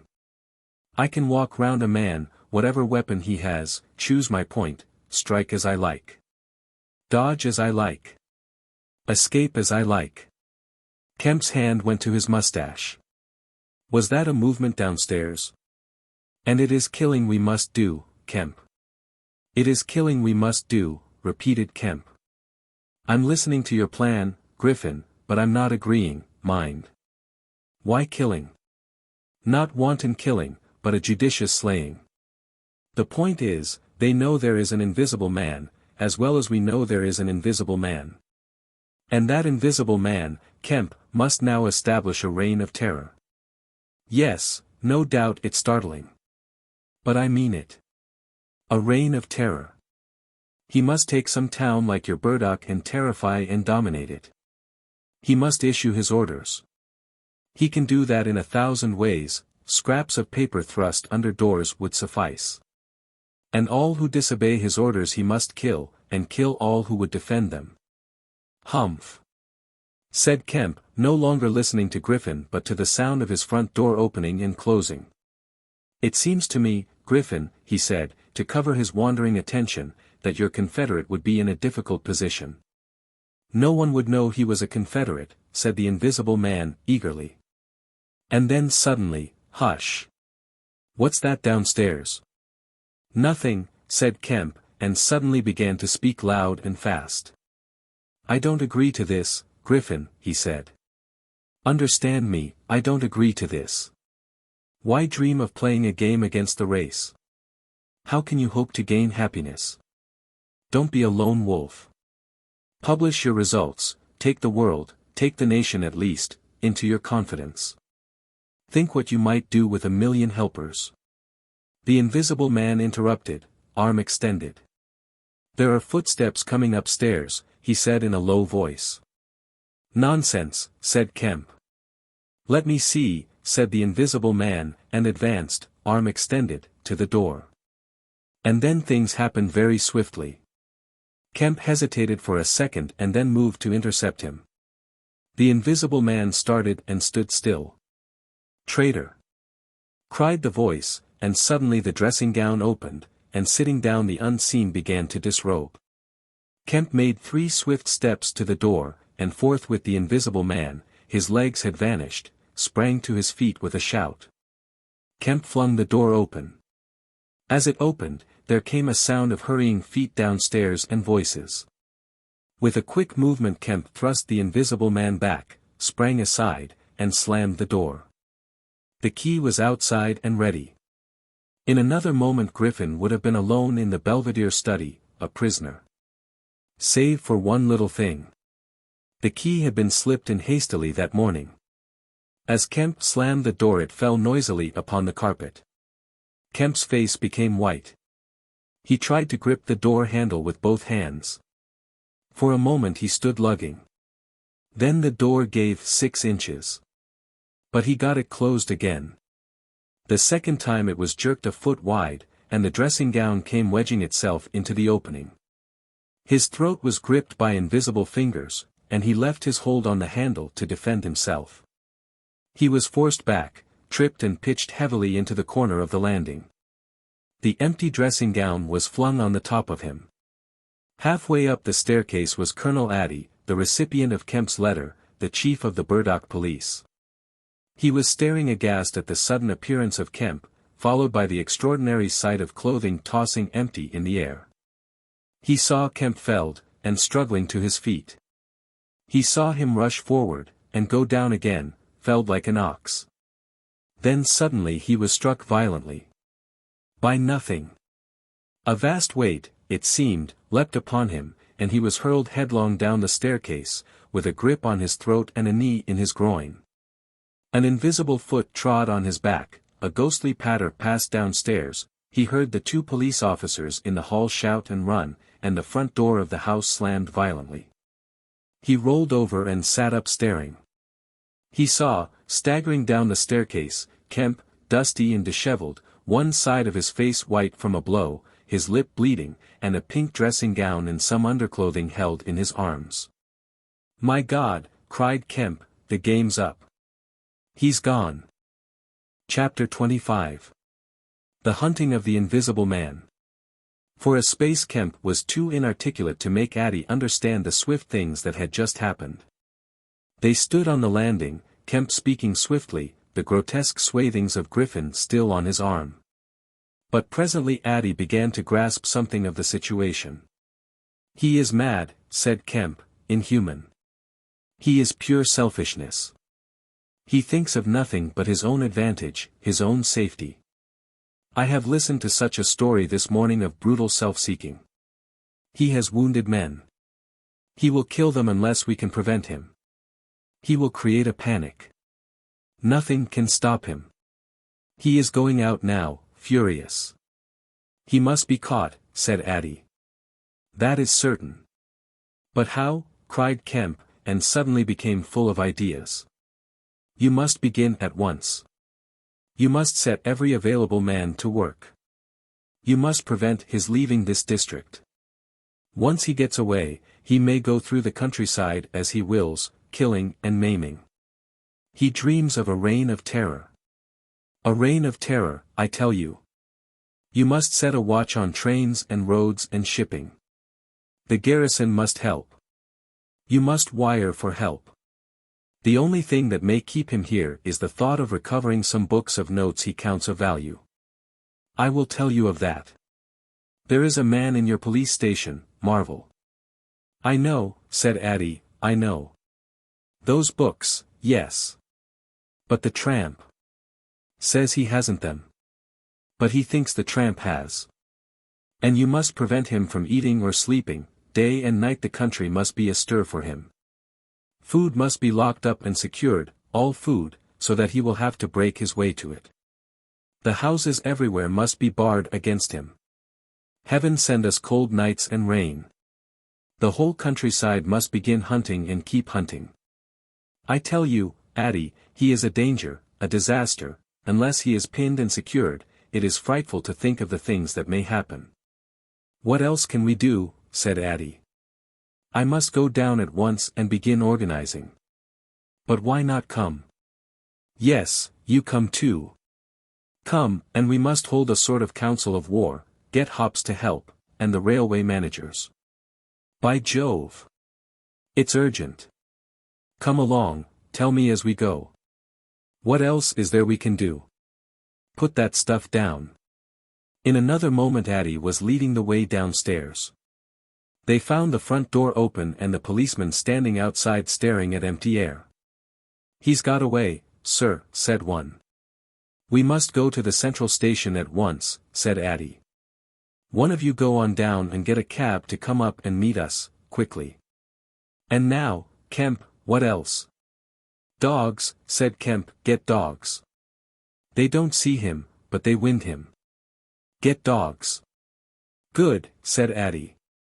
It's not generally known, but the prison officials over at Halstead know a man with bloodhounds. Dogs. What else? Bear in mind, said Kemp, his food shows. After eating, his food shows until it is assimilated. So that he has to hide after eating. You must keep on beating. Every thicket, every quiet corner. And put all weapons, all implements that might be weapons, away. He can't carry such things for long. And what he can snatch up and strike men with must be hidden away. Good again, said Addie. We shall have him yet. And on the roads, said Kemp, and hesitated. Yes, said Addie. Powdered glass, said Kemp, it's cruel, I know. But think of what he may do. Addie drew the air in sharply between his teeth. It's unsportsmanlike. I don't know. But I'll have powdered glass got ready. If he goes too far. The man's become inhuman, I tell you, said Kemp. I am as sure he will establish a reign of terror, so soon as he has got over the emotions of this escape, as I am sure I am talking to you. Our only chance is to be ahead. He has cut himself off from his kind. His blood be upon his own head. Chapter 26. The Wicksteed Murder. The Invisible Man seems to have rushed out of Kemp's house in a state of blind fury. A little child playing near Kemp's gateway was violently caught up and thrown aside, so that its ankle was broken, and thereafter for some hours the Invisible Man passed out of human perceptions. No one knows where he went nor what he did. But one can imagine him hurrying through the hot June forenoon, up the hill and on to the open downland behind Port Burdock, raging and despairing at his intolerable fate, and sheltering at last, heated and weary, amid the thickets of Hinton Dean. To piece together again his shattered schemes against his species. That seems the most probable refuge for him, for there it was he reasserted himself in a grimly tragical manner about 2 in the afternoon. One wonders what his state of mind may have been during that time, and what plans he devised. No doubt he was almost ecstatically exasperated by Kemp's treachery, and though we may be able to understand the motives that led to that deceit, we may still imagine and even sympathize a little with the fury the attempted surprise must have occasioned. Perhaps something of the stunned astonishment of his Oxford Street experiences may have returned to him, for he had evidently counted on Kemp's cooperation in his brutal dream of a terrorized world. At any rate, he vanished from human ken about midday, and no living witness can tell what he did until about 2:30. It was a fortunate thing, perhaps, for humanity, but for him it was a fatal inaction. During that time a growing multitude of men scattered over the countryside were busy. In the morning he had still been simply a legend, a terror. In the afternoon, by virtue chiefly of Kemp's drily worded proclamation, he was presented as a tangible antagonist, to be wounded, captured, or overcome, and the countryside began organizing itself with inconceivable rapidity. By 2 o'clock even he might still have removed himself out of the district by getting aboard a train, but after 2 that became impossible. Every passenger train along the lines on a great parallelogram between Southampton, Manchester, Brighton and Horsham, travelled with locked doors, and the goods traffic was almost entirely suspended. And in a great circle of 20 miles round Port Burdock, men armed with guns and bludgeons were presently setting out in groups of 3 and 4, with dogs, to beat the roads and fields. Mounted policemen rode along the country lanes, stopping at every cottage and warning the people to lock up their houses, and keep indoors unless they were armed, and all the elementary schools had broken up by 3 o'clock, and the children, scared and keeping together in groups, were hurrying home. Kemp's proclamation, signed indeed by Addie, was posted over almost the whole district by 4 or 5 o'clock in the afternoon. It gave briefly but clearly all the conditions of the struggle, the necessity of keeping the invisible man from food and sleep, the necessity for incessant watchfulness and for a prompt attention to any evidence of his movements. And so swift and decided was the action of the authorities, so prompt and universal was the belief in this strange being, that before nightfall an area of several hundred square miles was in a stringent state of siege. And before nightfall, too, a thrill of horror went through the whole watching nervous countryside. Going from whispering mouth to mouth, swift and certain over the length and breadth of the country, passed the story of the murder of Mr. Wicksteed.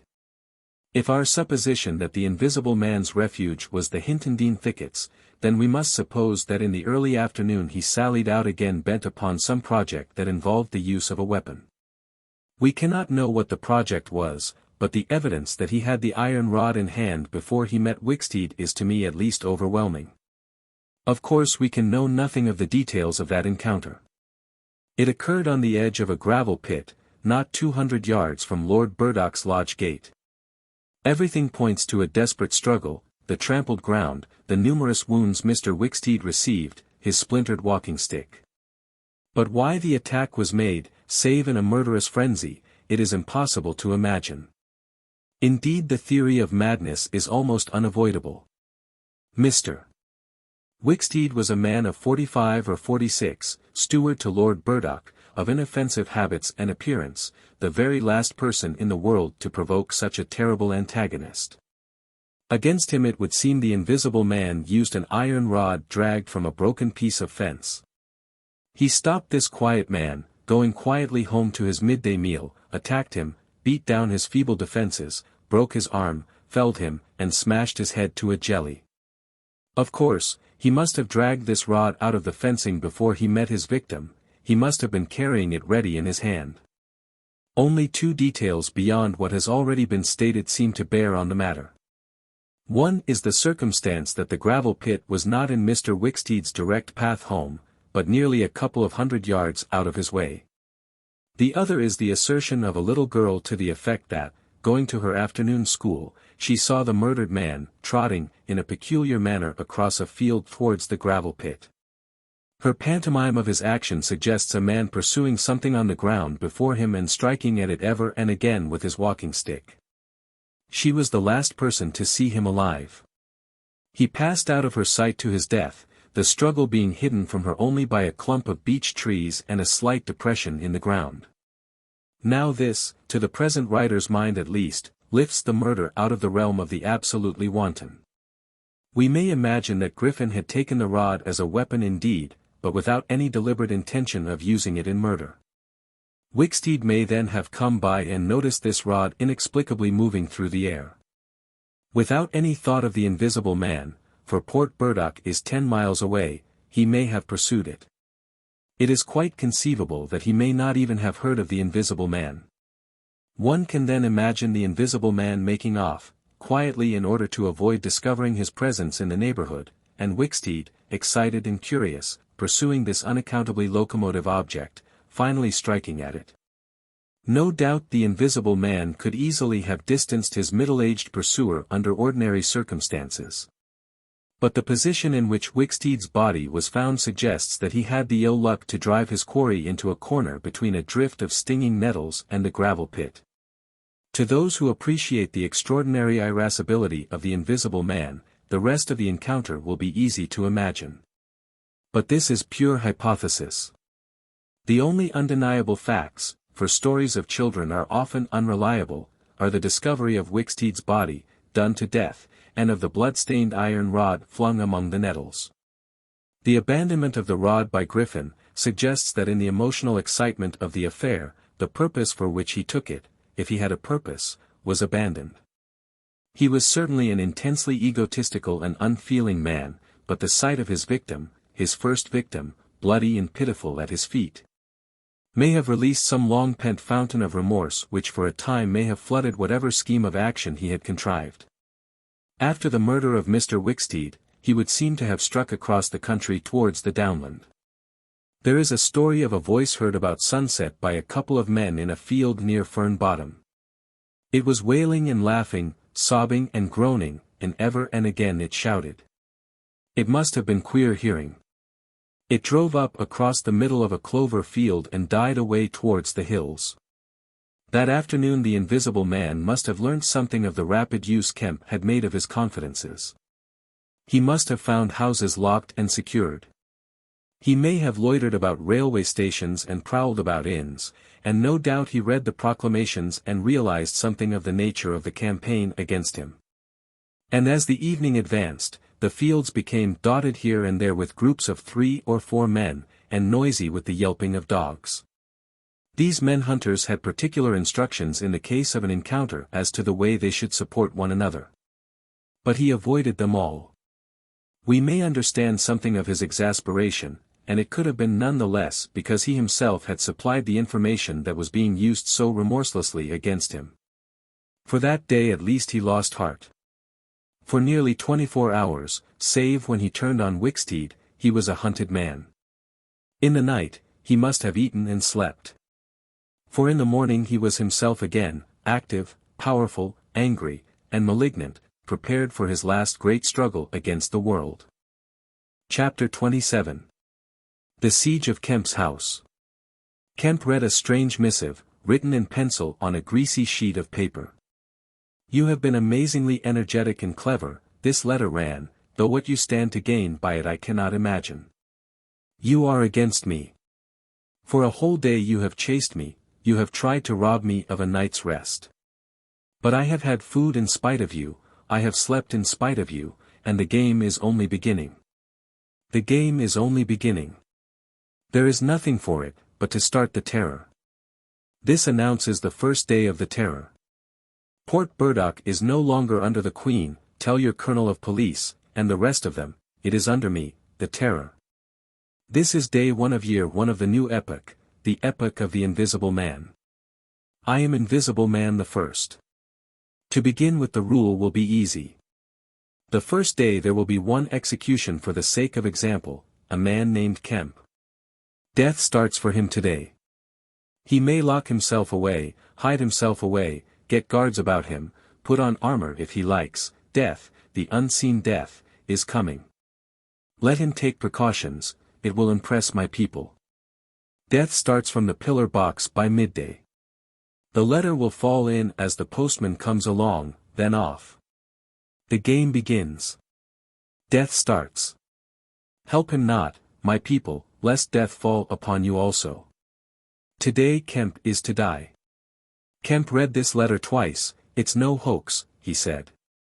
That's his voice. And he means it. He turned the folded sheet over and saw on the addressed side of it the postmark Hinton and the prosaic detail, 2D. To pay. He got up slowly, leaving his lunch unfinished, the letter had come by the 1 o'clock post, and went into his study. He rang for his housekeeper, and told her to go round the house at once, examine all the fastenings of the windows, and close all the shutters. He closed the shutters of his study himself.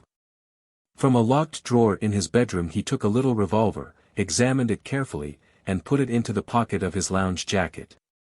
He wrote a number of brief notes, one to Colonel Addy, gave them to his servant to take, with explicit instructions as to her way of leaving the house. "There is no danger," he said, and added a mental reservation, "to you." He remained meditative for a space after doing this, and then returned to his cooling lunch. He ate with gaps of thought. Finally he struck the table sharply. "We will have him," he said, "and I am the bait. He will come too far." He went up to the belvedere, carefully shutting every door after him. "It's a game," he said, "an odd game, but the chances are all for me, Mr. Griffin, in spite of your invisibility. Griffin contra mundum, with a vengeance." He stood at the window staring at the hot hillside. He must get food every day, and I don't envy him. Did he really sleep last night? Out in the open somewhere, secure from collisions. I wish we could get some good cold wet weather instead of the heat. He may be watching me now. He went close to the window. Something rapped smartly against the brickwork over the frame, and made him start violently back. "I'm getting nervous," said Kemp. But it was 5 minutes before he went to the window again. "It must have been a sparrow," he said. Presently he heard the front door bell ringing, and hurried downstairs. He unbolted and unlocked the door, examined the chain, put it up, and opened cautiously without showing himself. A familiar voice hailed him. It was Addy. "Your servant's been assaulted, Kemp," he said round the door. "What?" exclaimed Kemp. "Had that note of yours taken away from her. He's close about here. Let me in." Kemp released the chain, and Addy entered through as narrow an opening as possible. He stood in the hall, looking with infinite relief at Kemp refastening the door. Note was snatched out of her hand. Scared her horribly. She's down at the station. Hysterics. He's close here. What was it about? Kemp swore. "What a fool I was," said Kemp, "I might have known. It's not an hour's walk from Hinton. Already?" "What's up?" said Addy. "Look here," said Kemp, and led the way into his study. He handed Addy the invisible man's letter. Addy read it and whistled softly. "And you?" said Addy. "Proposed a trap, like a fool," said Kemp, "and sent my proposal out by a maid-servant. To him." Addy followed Kemp's profanity. "He'll clear out," said Addy. "Not he," said Kemp. A resounding smash of glass came from upstairs. Addy had a silvery glimpse of a little revolver half out of Kemp's pocket. "It's a window, upstairs," said Kemp, and led the way up. There came a second smash while they were still on the staircase. When they reached the study they found 2 of the 3 windows smashed, half the room littered with splintered glass, and one big flint lying on the writing table. The 2 men stopped in the doorway, contemplating the wreckage. Kemp swore again, and as he did so the 3rd window went with a snap like a pistol, hung starred for a moment, and collapsed in jagged, shivering triangles into the room. "What's this for?" said Addy. "It's a beginning," said Kemp. "There's no way of climbing up here." "Not for a cat," said Kemp. "No shutters?" "Not here. All the downstairs rooms, hello." Smash, and then whack of boards hit hard came from downstairs. "Confound him," said Kemp. "That must be, yes, it's one of the bedrooms.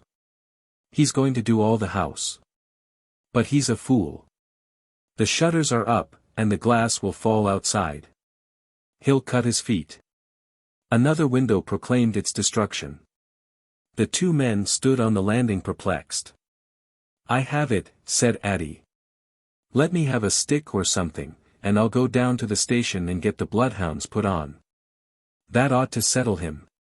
They're hard by, not 10 minutes. Another window went the way of its fellows. "You haven't a revolver?" asked Addie. Kemp's hand went to his pocket. Then he hesitated. "I haven't one, at least to spare." "I'll bring it back," said Addie, "you'll be safe here." Kemp, ashamed of his momentary lapse from truthfulness, handed him the weapon. "Now for the door," said Addie. As they stood hesitating in the hall, they heard one of the first-floor bedroom windows crack and clash. Kemp went to the door and began to slip the bolts as silently as possible. His face was a little paler than usual. "You must step straight out," said Kemp. In another moment Addie was on the doorstep and the bolts were dropping back into the staples. He hesitated for a moment, feeling more comfortable with his back against the door. Then he marched, upright and square, down the steps. He crossed the lawn and approached the gate. A little breeze seemed to ripple over the grass. Something moved near him. "Stop a bit," said a voice, and Addie stopped dead and his hand tightened on the revolver. "Well," said Addie, white and grim, and every nerve tense. "Oblige me by going back to the house," said the voice, as tense and grim as Addie's. "Sorry," said Addie a little hoarsely, and moistened his lips with his tongue. The voice was on his left front, he thought. Suppose he were to take his luck with a shot. "What are you going for?" said the voice, and there was a quick movement of the two, and a flash of sunlight from the open lip of Addie's pocket. Addie desisted and thought. "Where I go," he said slowly, "is my own business." The words were still on his lips, when an arm came round his neck, his back felt a knee, and he was sprawling backward. He drew clumsily and fired absurdly, and in another moment he was struck in the mouth and the revolver wrested from his grip. He made a vain clutch at a slippery limb, tried to struggle up and fell back. "Damn," said Addie. The voice laughed. "I'd kill you now if it wasn't the waste of a bullet," it said. He saw the revolver in mid-air, 6 feet off, covering him. "Well?" said Addie, sitting up. "Get up," said the voice. Addie stood up. "Attention," said the voice, and then fiercely, "don't try any games. Remember I can see your face if you can't see mine. You've got to go back to the house." "He won't let me in," said Addie. "That's a pity," said the invisible man, "I've got no quarrel with you." Addie moistened his lips again. He glanced away from the barrel of the revolver and saw the sea far off, very blue and dark under the midday sun, the smooth green down, the white cliff of the head, and the multitudinous town, and suddenly he knew that life was very sweet. His eyes came back to this little metal thing hanging between heaven and earth, 6 yards away. "What am I to do?" he said sullenly. "What am I to do?" asked the invisible man. "You will get help. The only thing is for you to go back." "I will try. If he lets me in, will you promise not to rush the door?" "I've got no quarrel with you," said the voice. Kemp had hurried upstairs after letting Addie out, and now crouching among the broken glass and peering cautiously over the edge of the study window sill, he saw Addie stand parleying with the unseen. "Why doesn't he fire?" whispered Kemp to himself. Then the revolver moved a little and the glint of the sunlight flashed in Kemp's eyes. He shaded his eyes and tried to see the source of the blinding beam.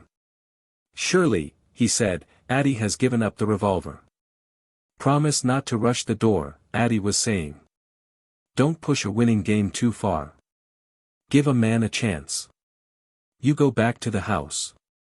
I tell you flatly I will not promise anything." Addie's decision seemed suddenly made. He turned towards the house, walking slowly with his hands behind him. Kemp watched him, puzzled. The revolver vanished, flashed again into sight, vanished again, and became evident on a closer scrutiny as a little dark object following Addie. Then things happened very quickly. Addie leapt backwards, swung around, clutched at this little object, missed it, threw up his hands and fell forward on his face, leaving a little puff of blue in the air. Kemp did not hear the sound of the shot. Addie writhed, raised himself on one arm, fell forward, and lay still.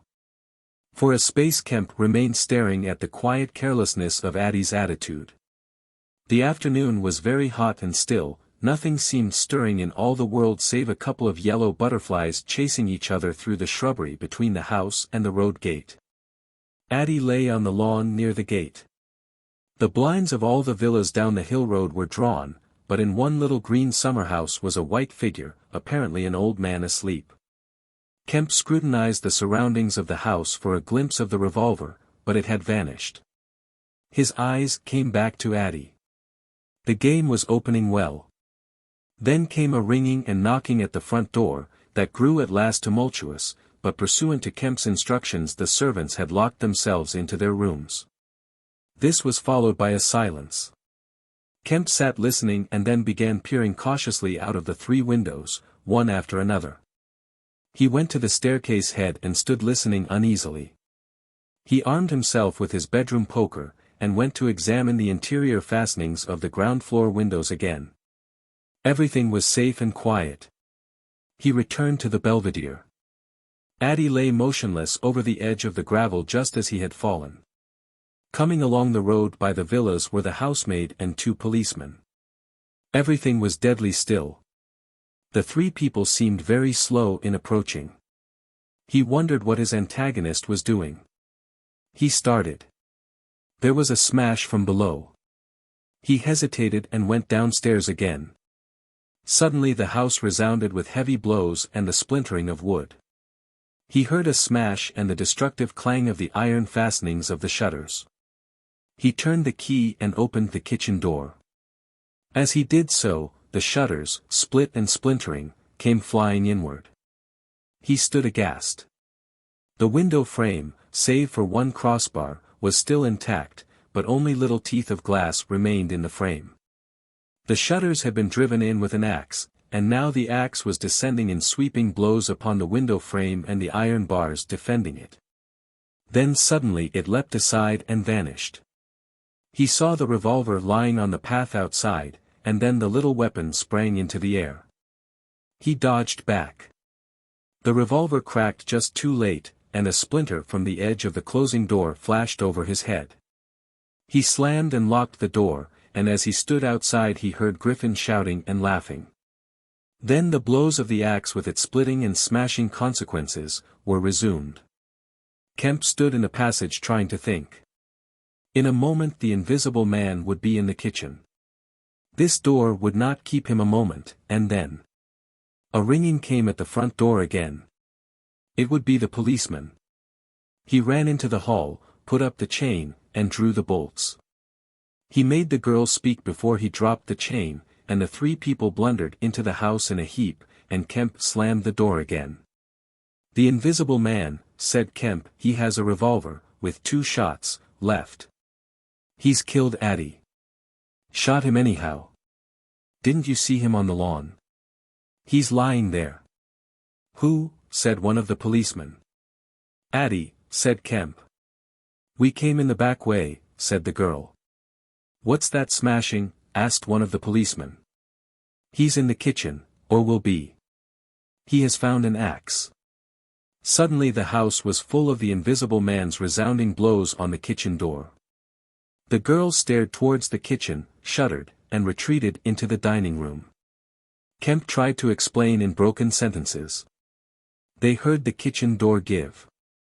This way, said Kemp, starting into activity, and bundled the policeman into the dining room doorway.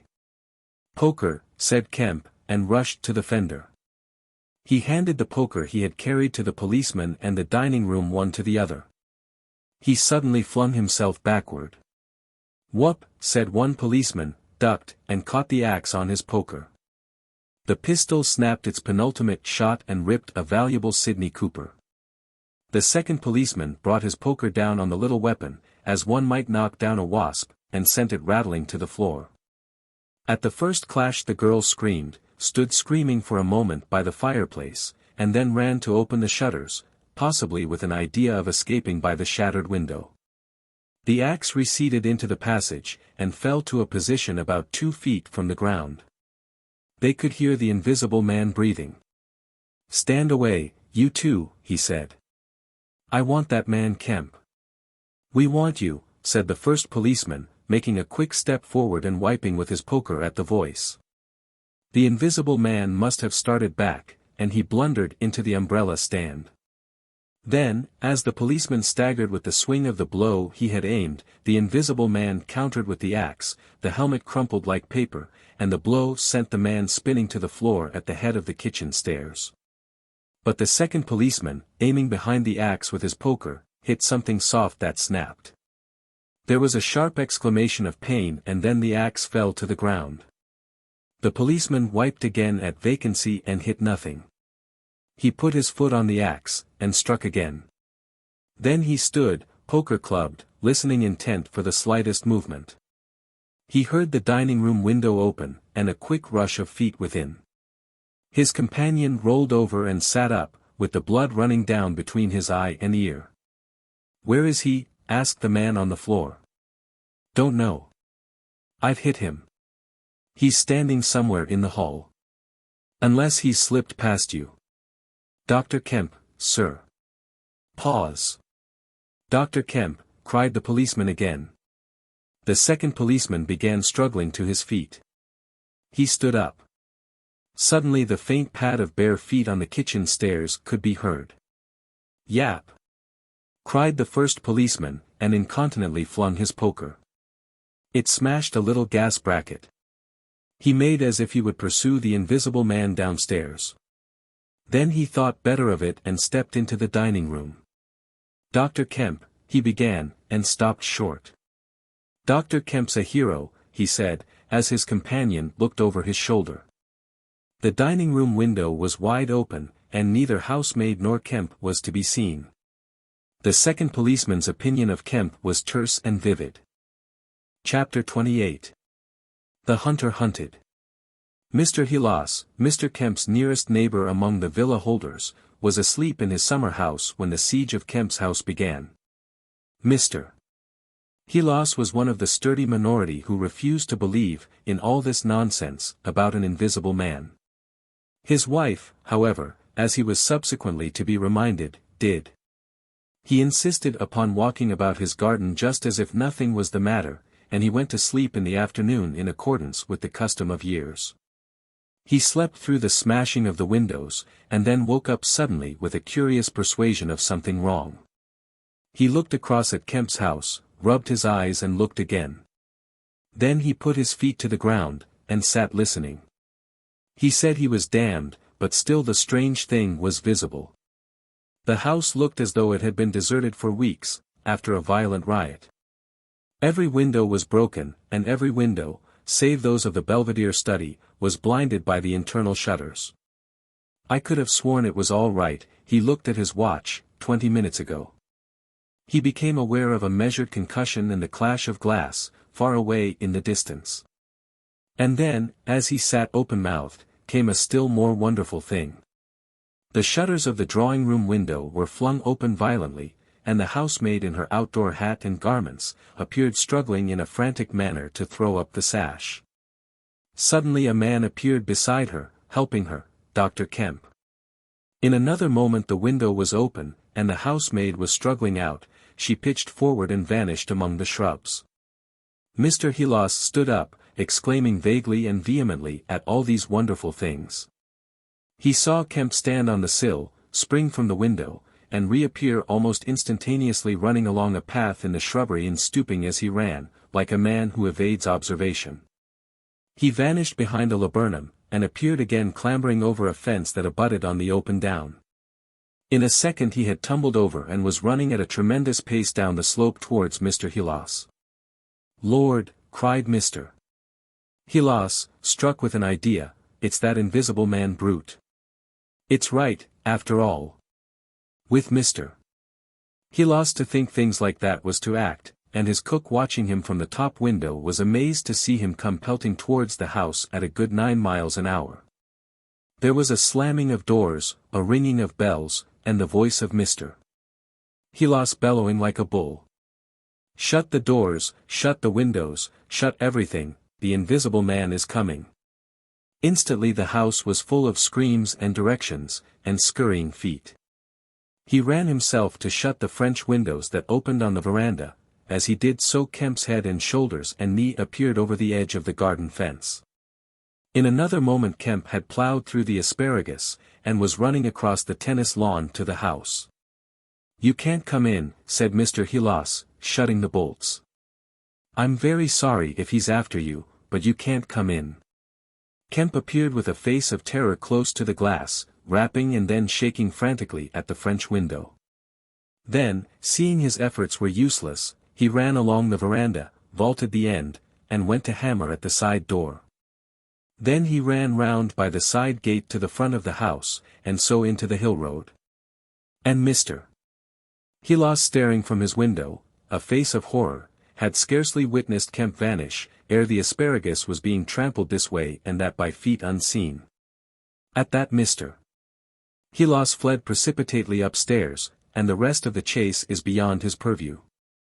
But as he passed the staircase window, he heard the side gate slam. Emerging into the hill road, Kemp naturally took the downward direction, and so it was he came to run in his own person the very race he had watched with such a critical eye from the Belvedere study only 4 days ago. He ran it well, for a man out of training, and though his face was white and wet, his wits were cool to the last. He ran with wide strides, and wherever a patch of rough ground intervened, wherever there came a patch of raw flints, or a bit of broken glass shone dazzling, he crossed it and left the bare invisible feet that followed to take what line they would. For the first time in his life Kemp discovered that the hill road was indescribably vast and desolate, and that the beginnings of the town far below at the hill foot were strangely remote. Never had there been a slower or more painful method of progression than running.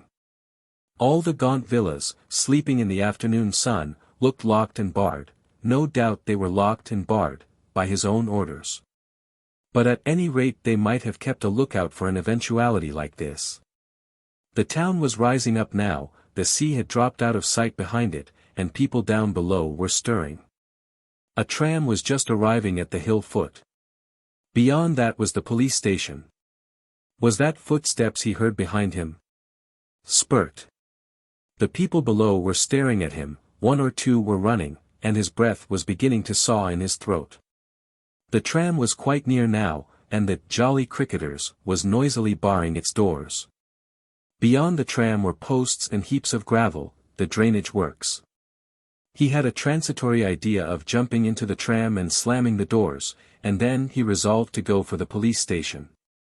In another moment he had passed the door of the "Jolly Cricketers," and was in the blistering fag end of the street, with human beings about him.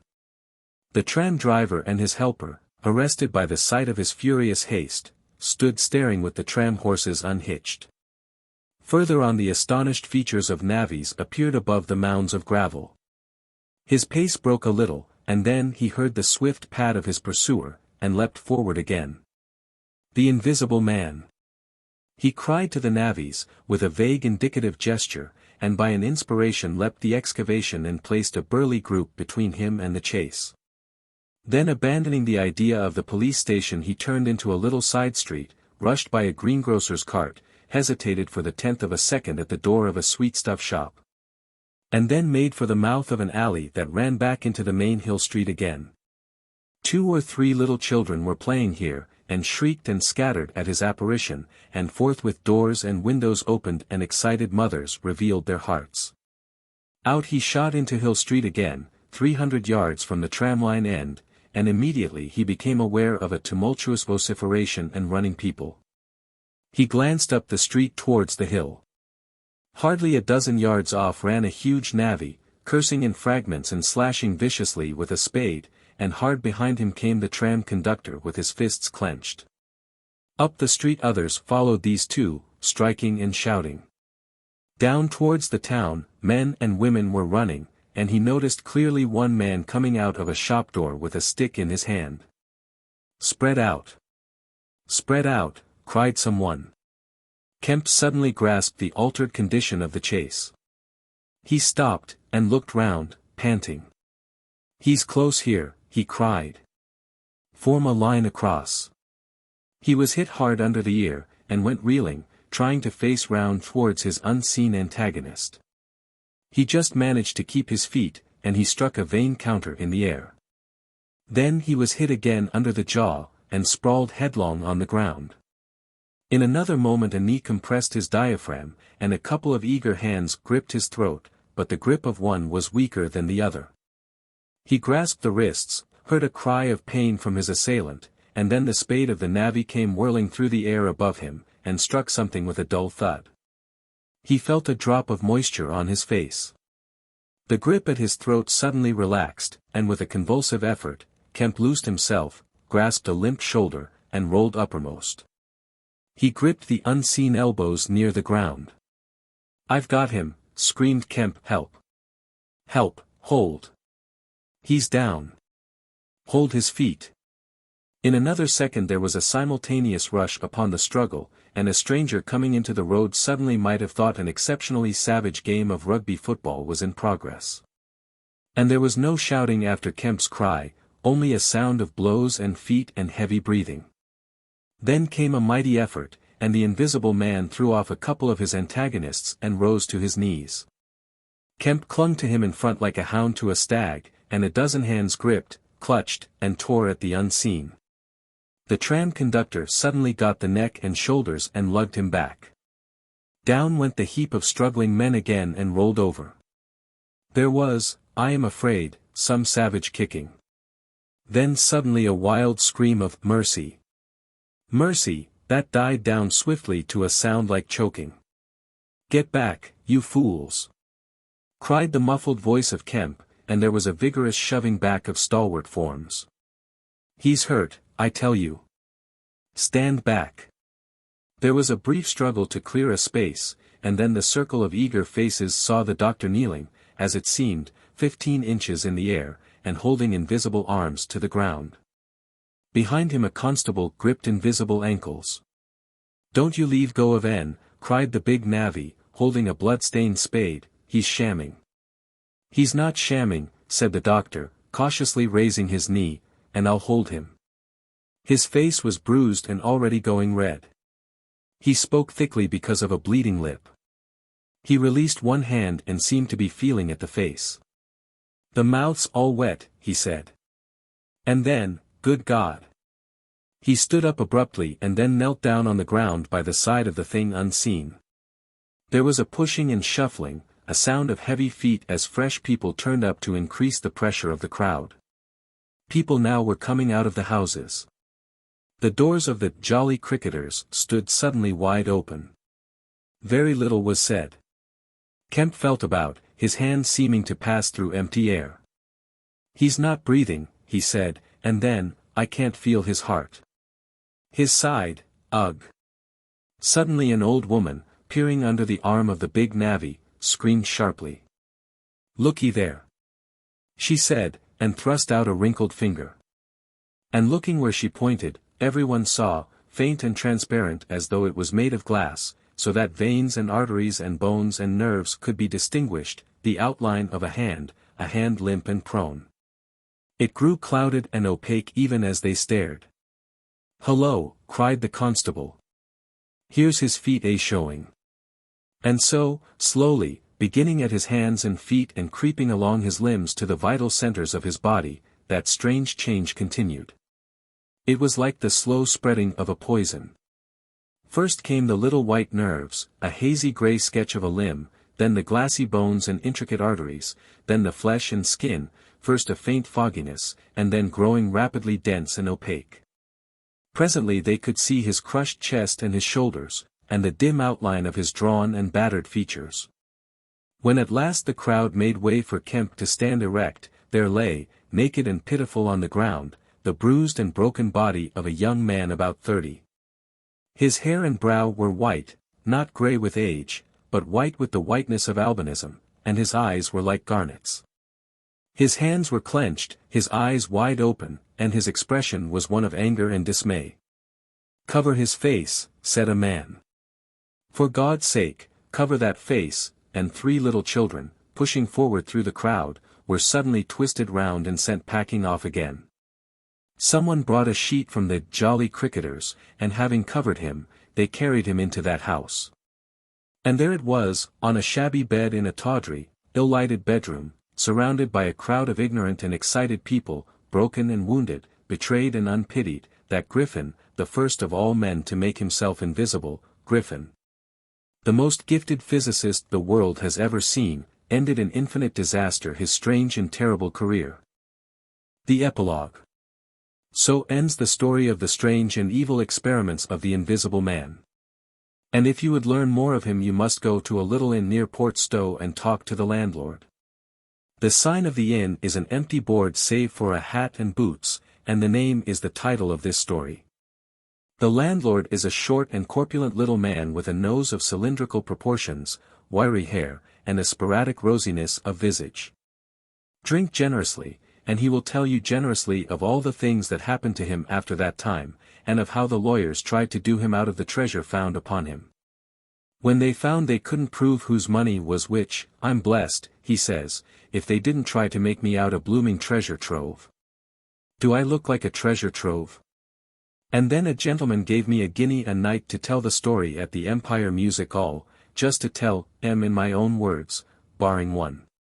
And if you want to cut off the flow of his reminiscences abruptly, you can always do so by asking if there weren't 3 manuscript books in the story.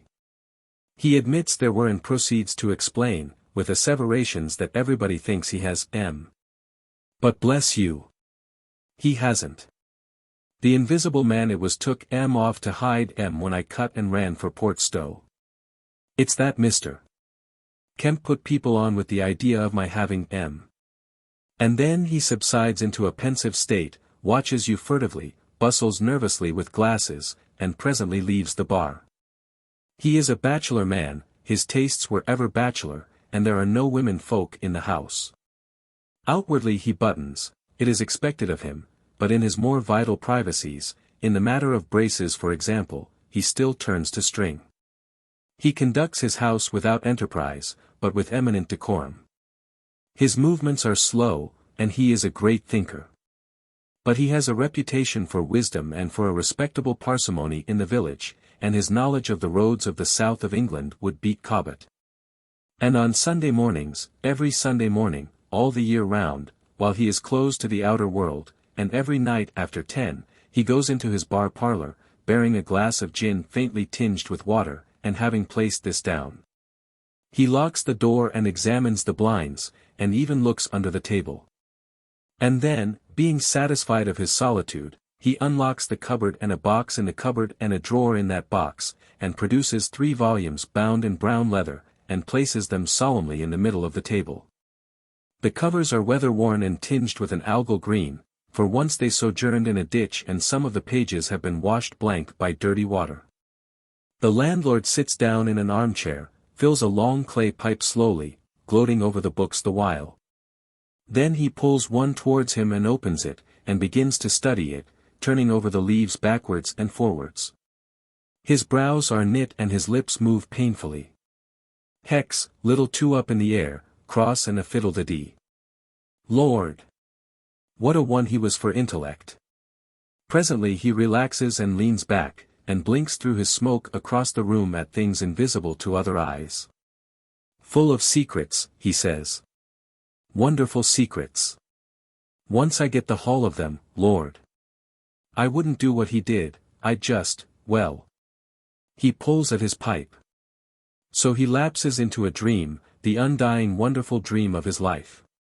And though Kemp has fished unceasingly, no human being save the landlord knows those books are there, with the subtle secret of invisibility and a dozen other strange secrets written therein. And none other will know of them until he dies.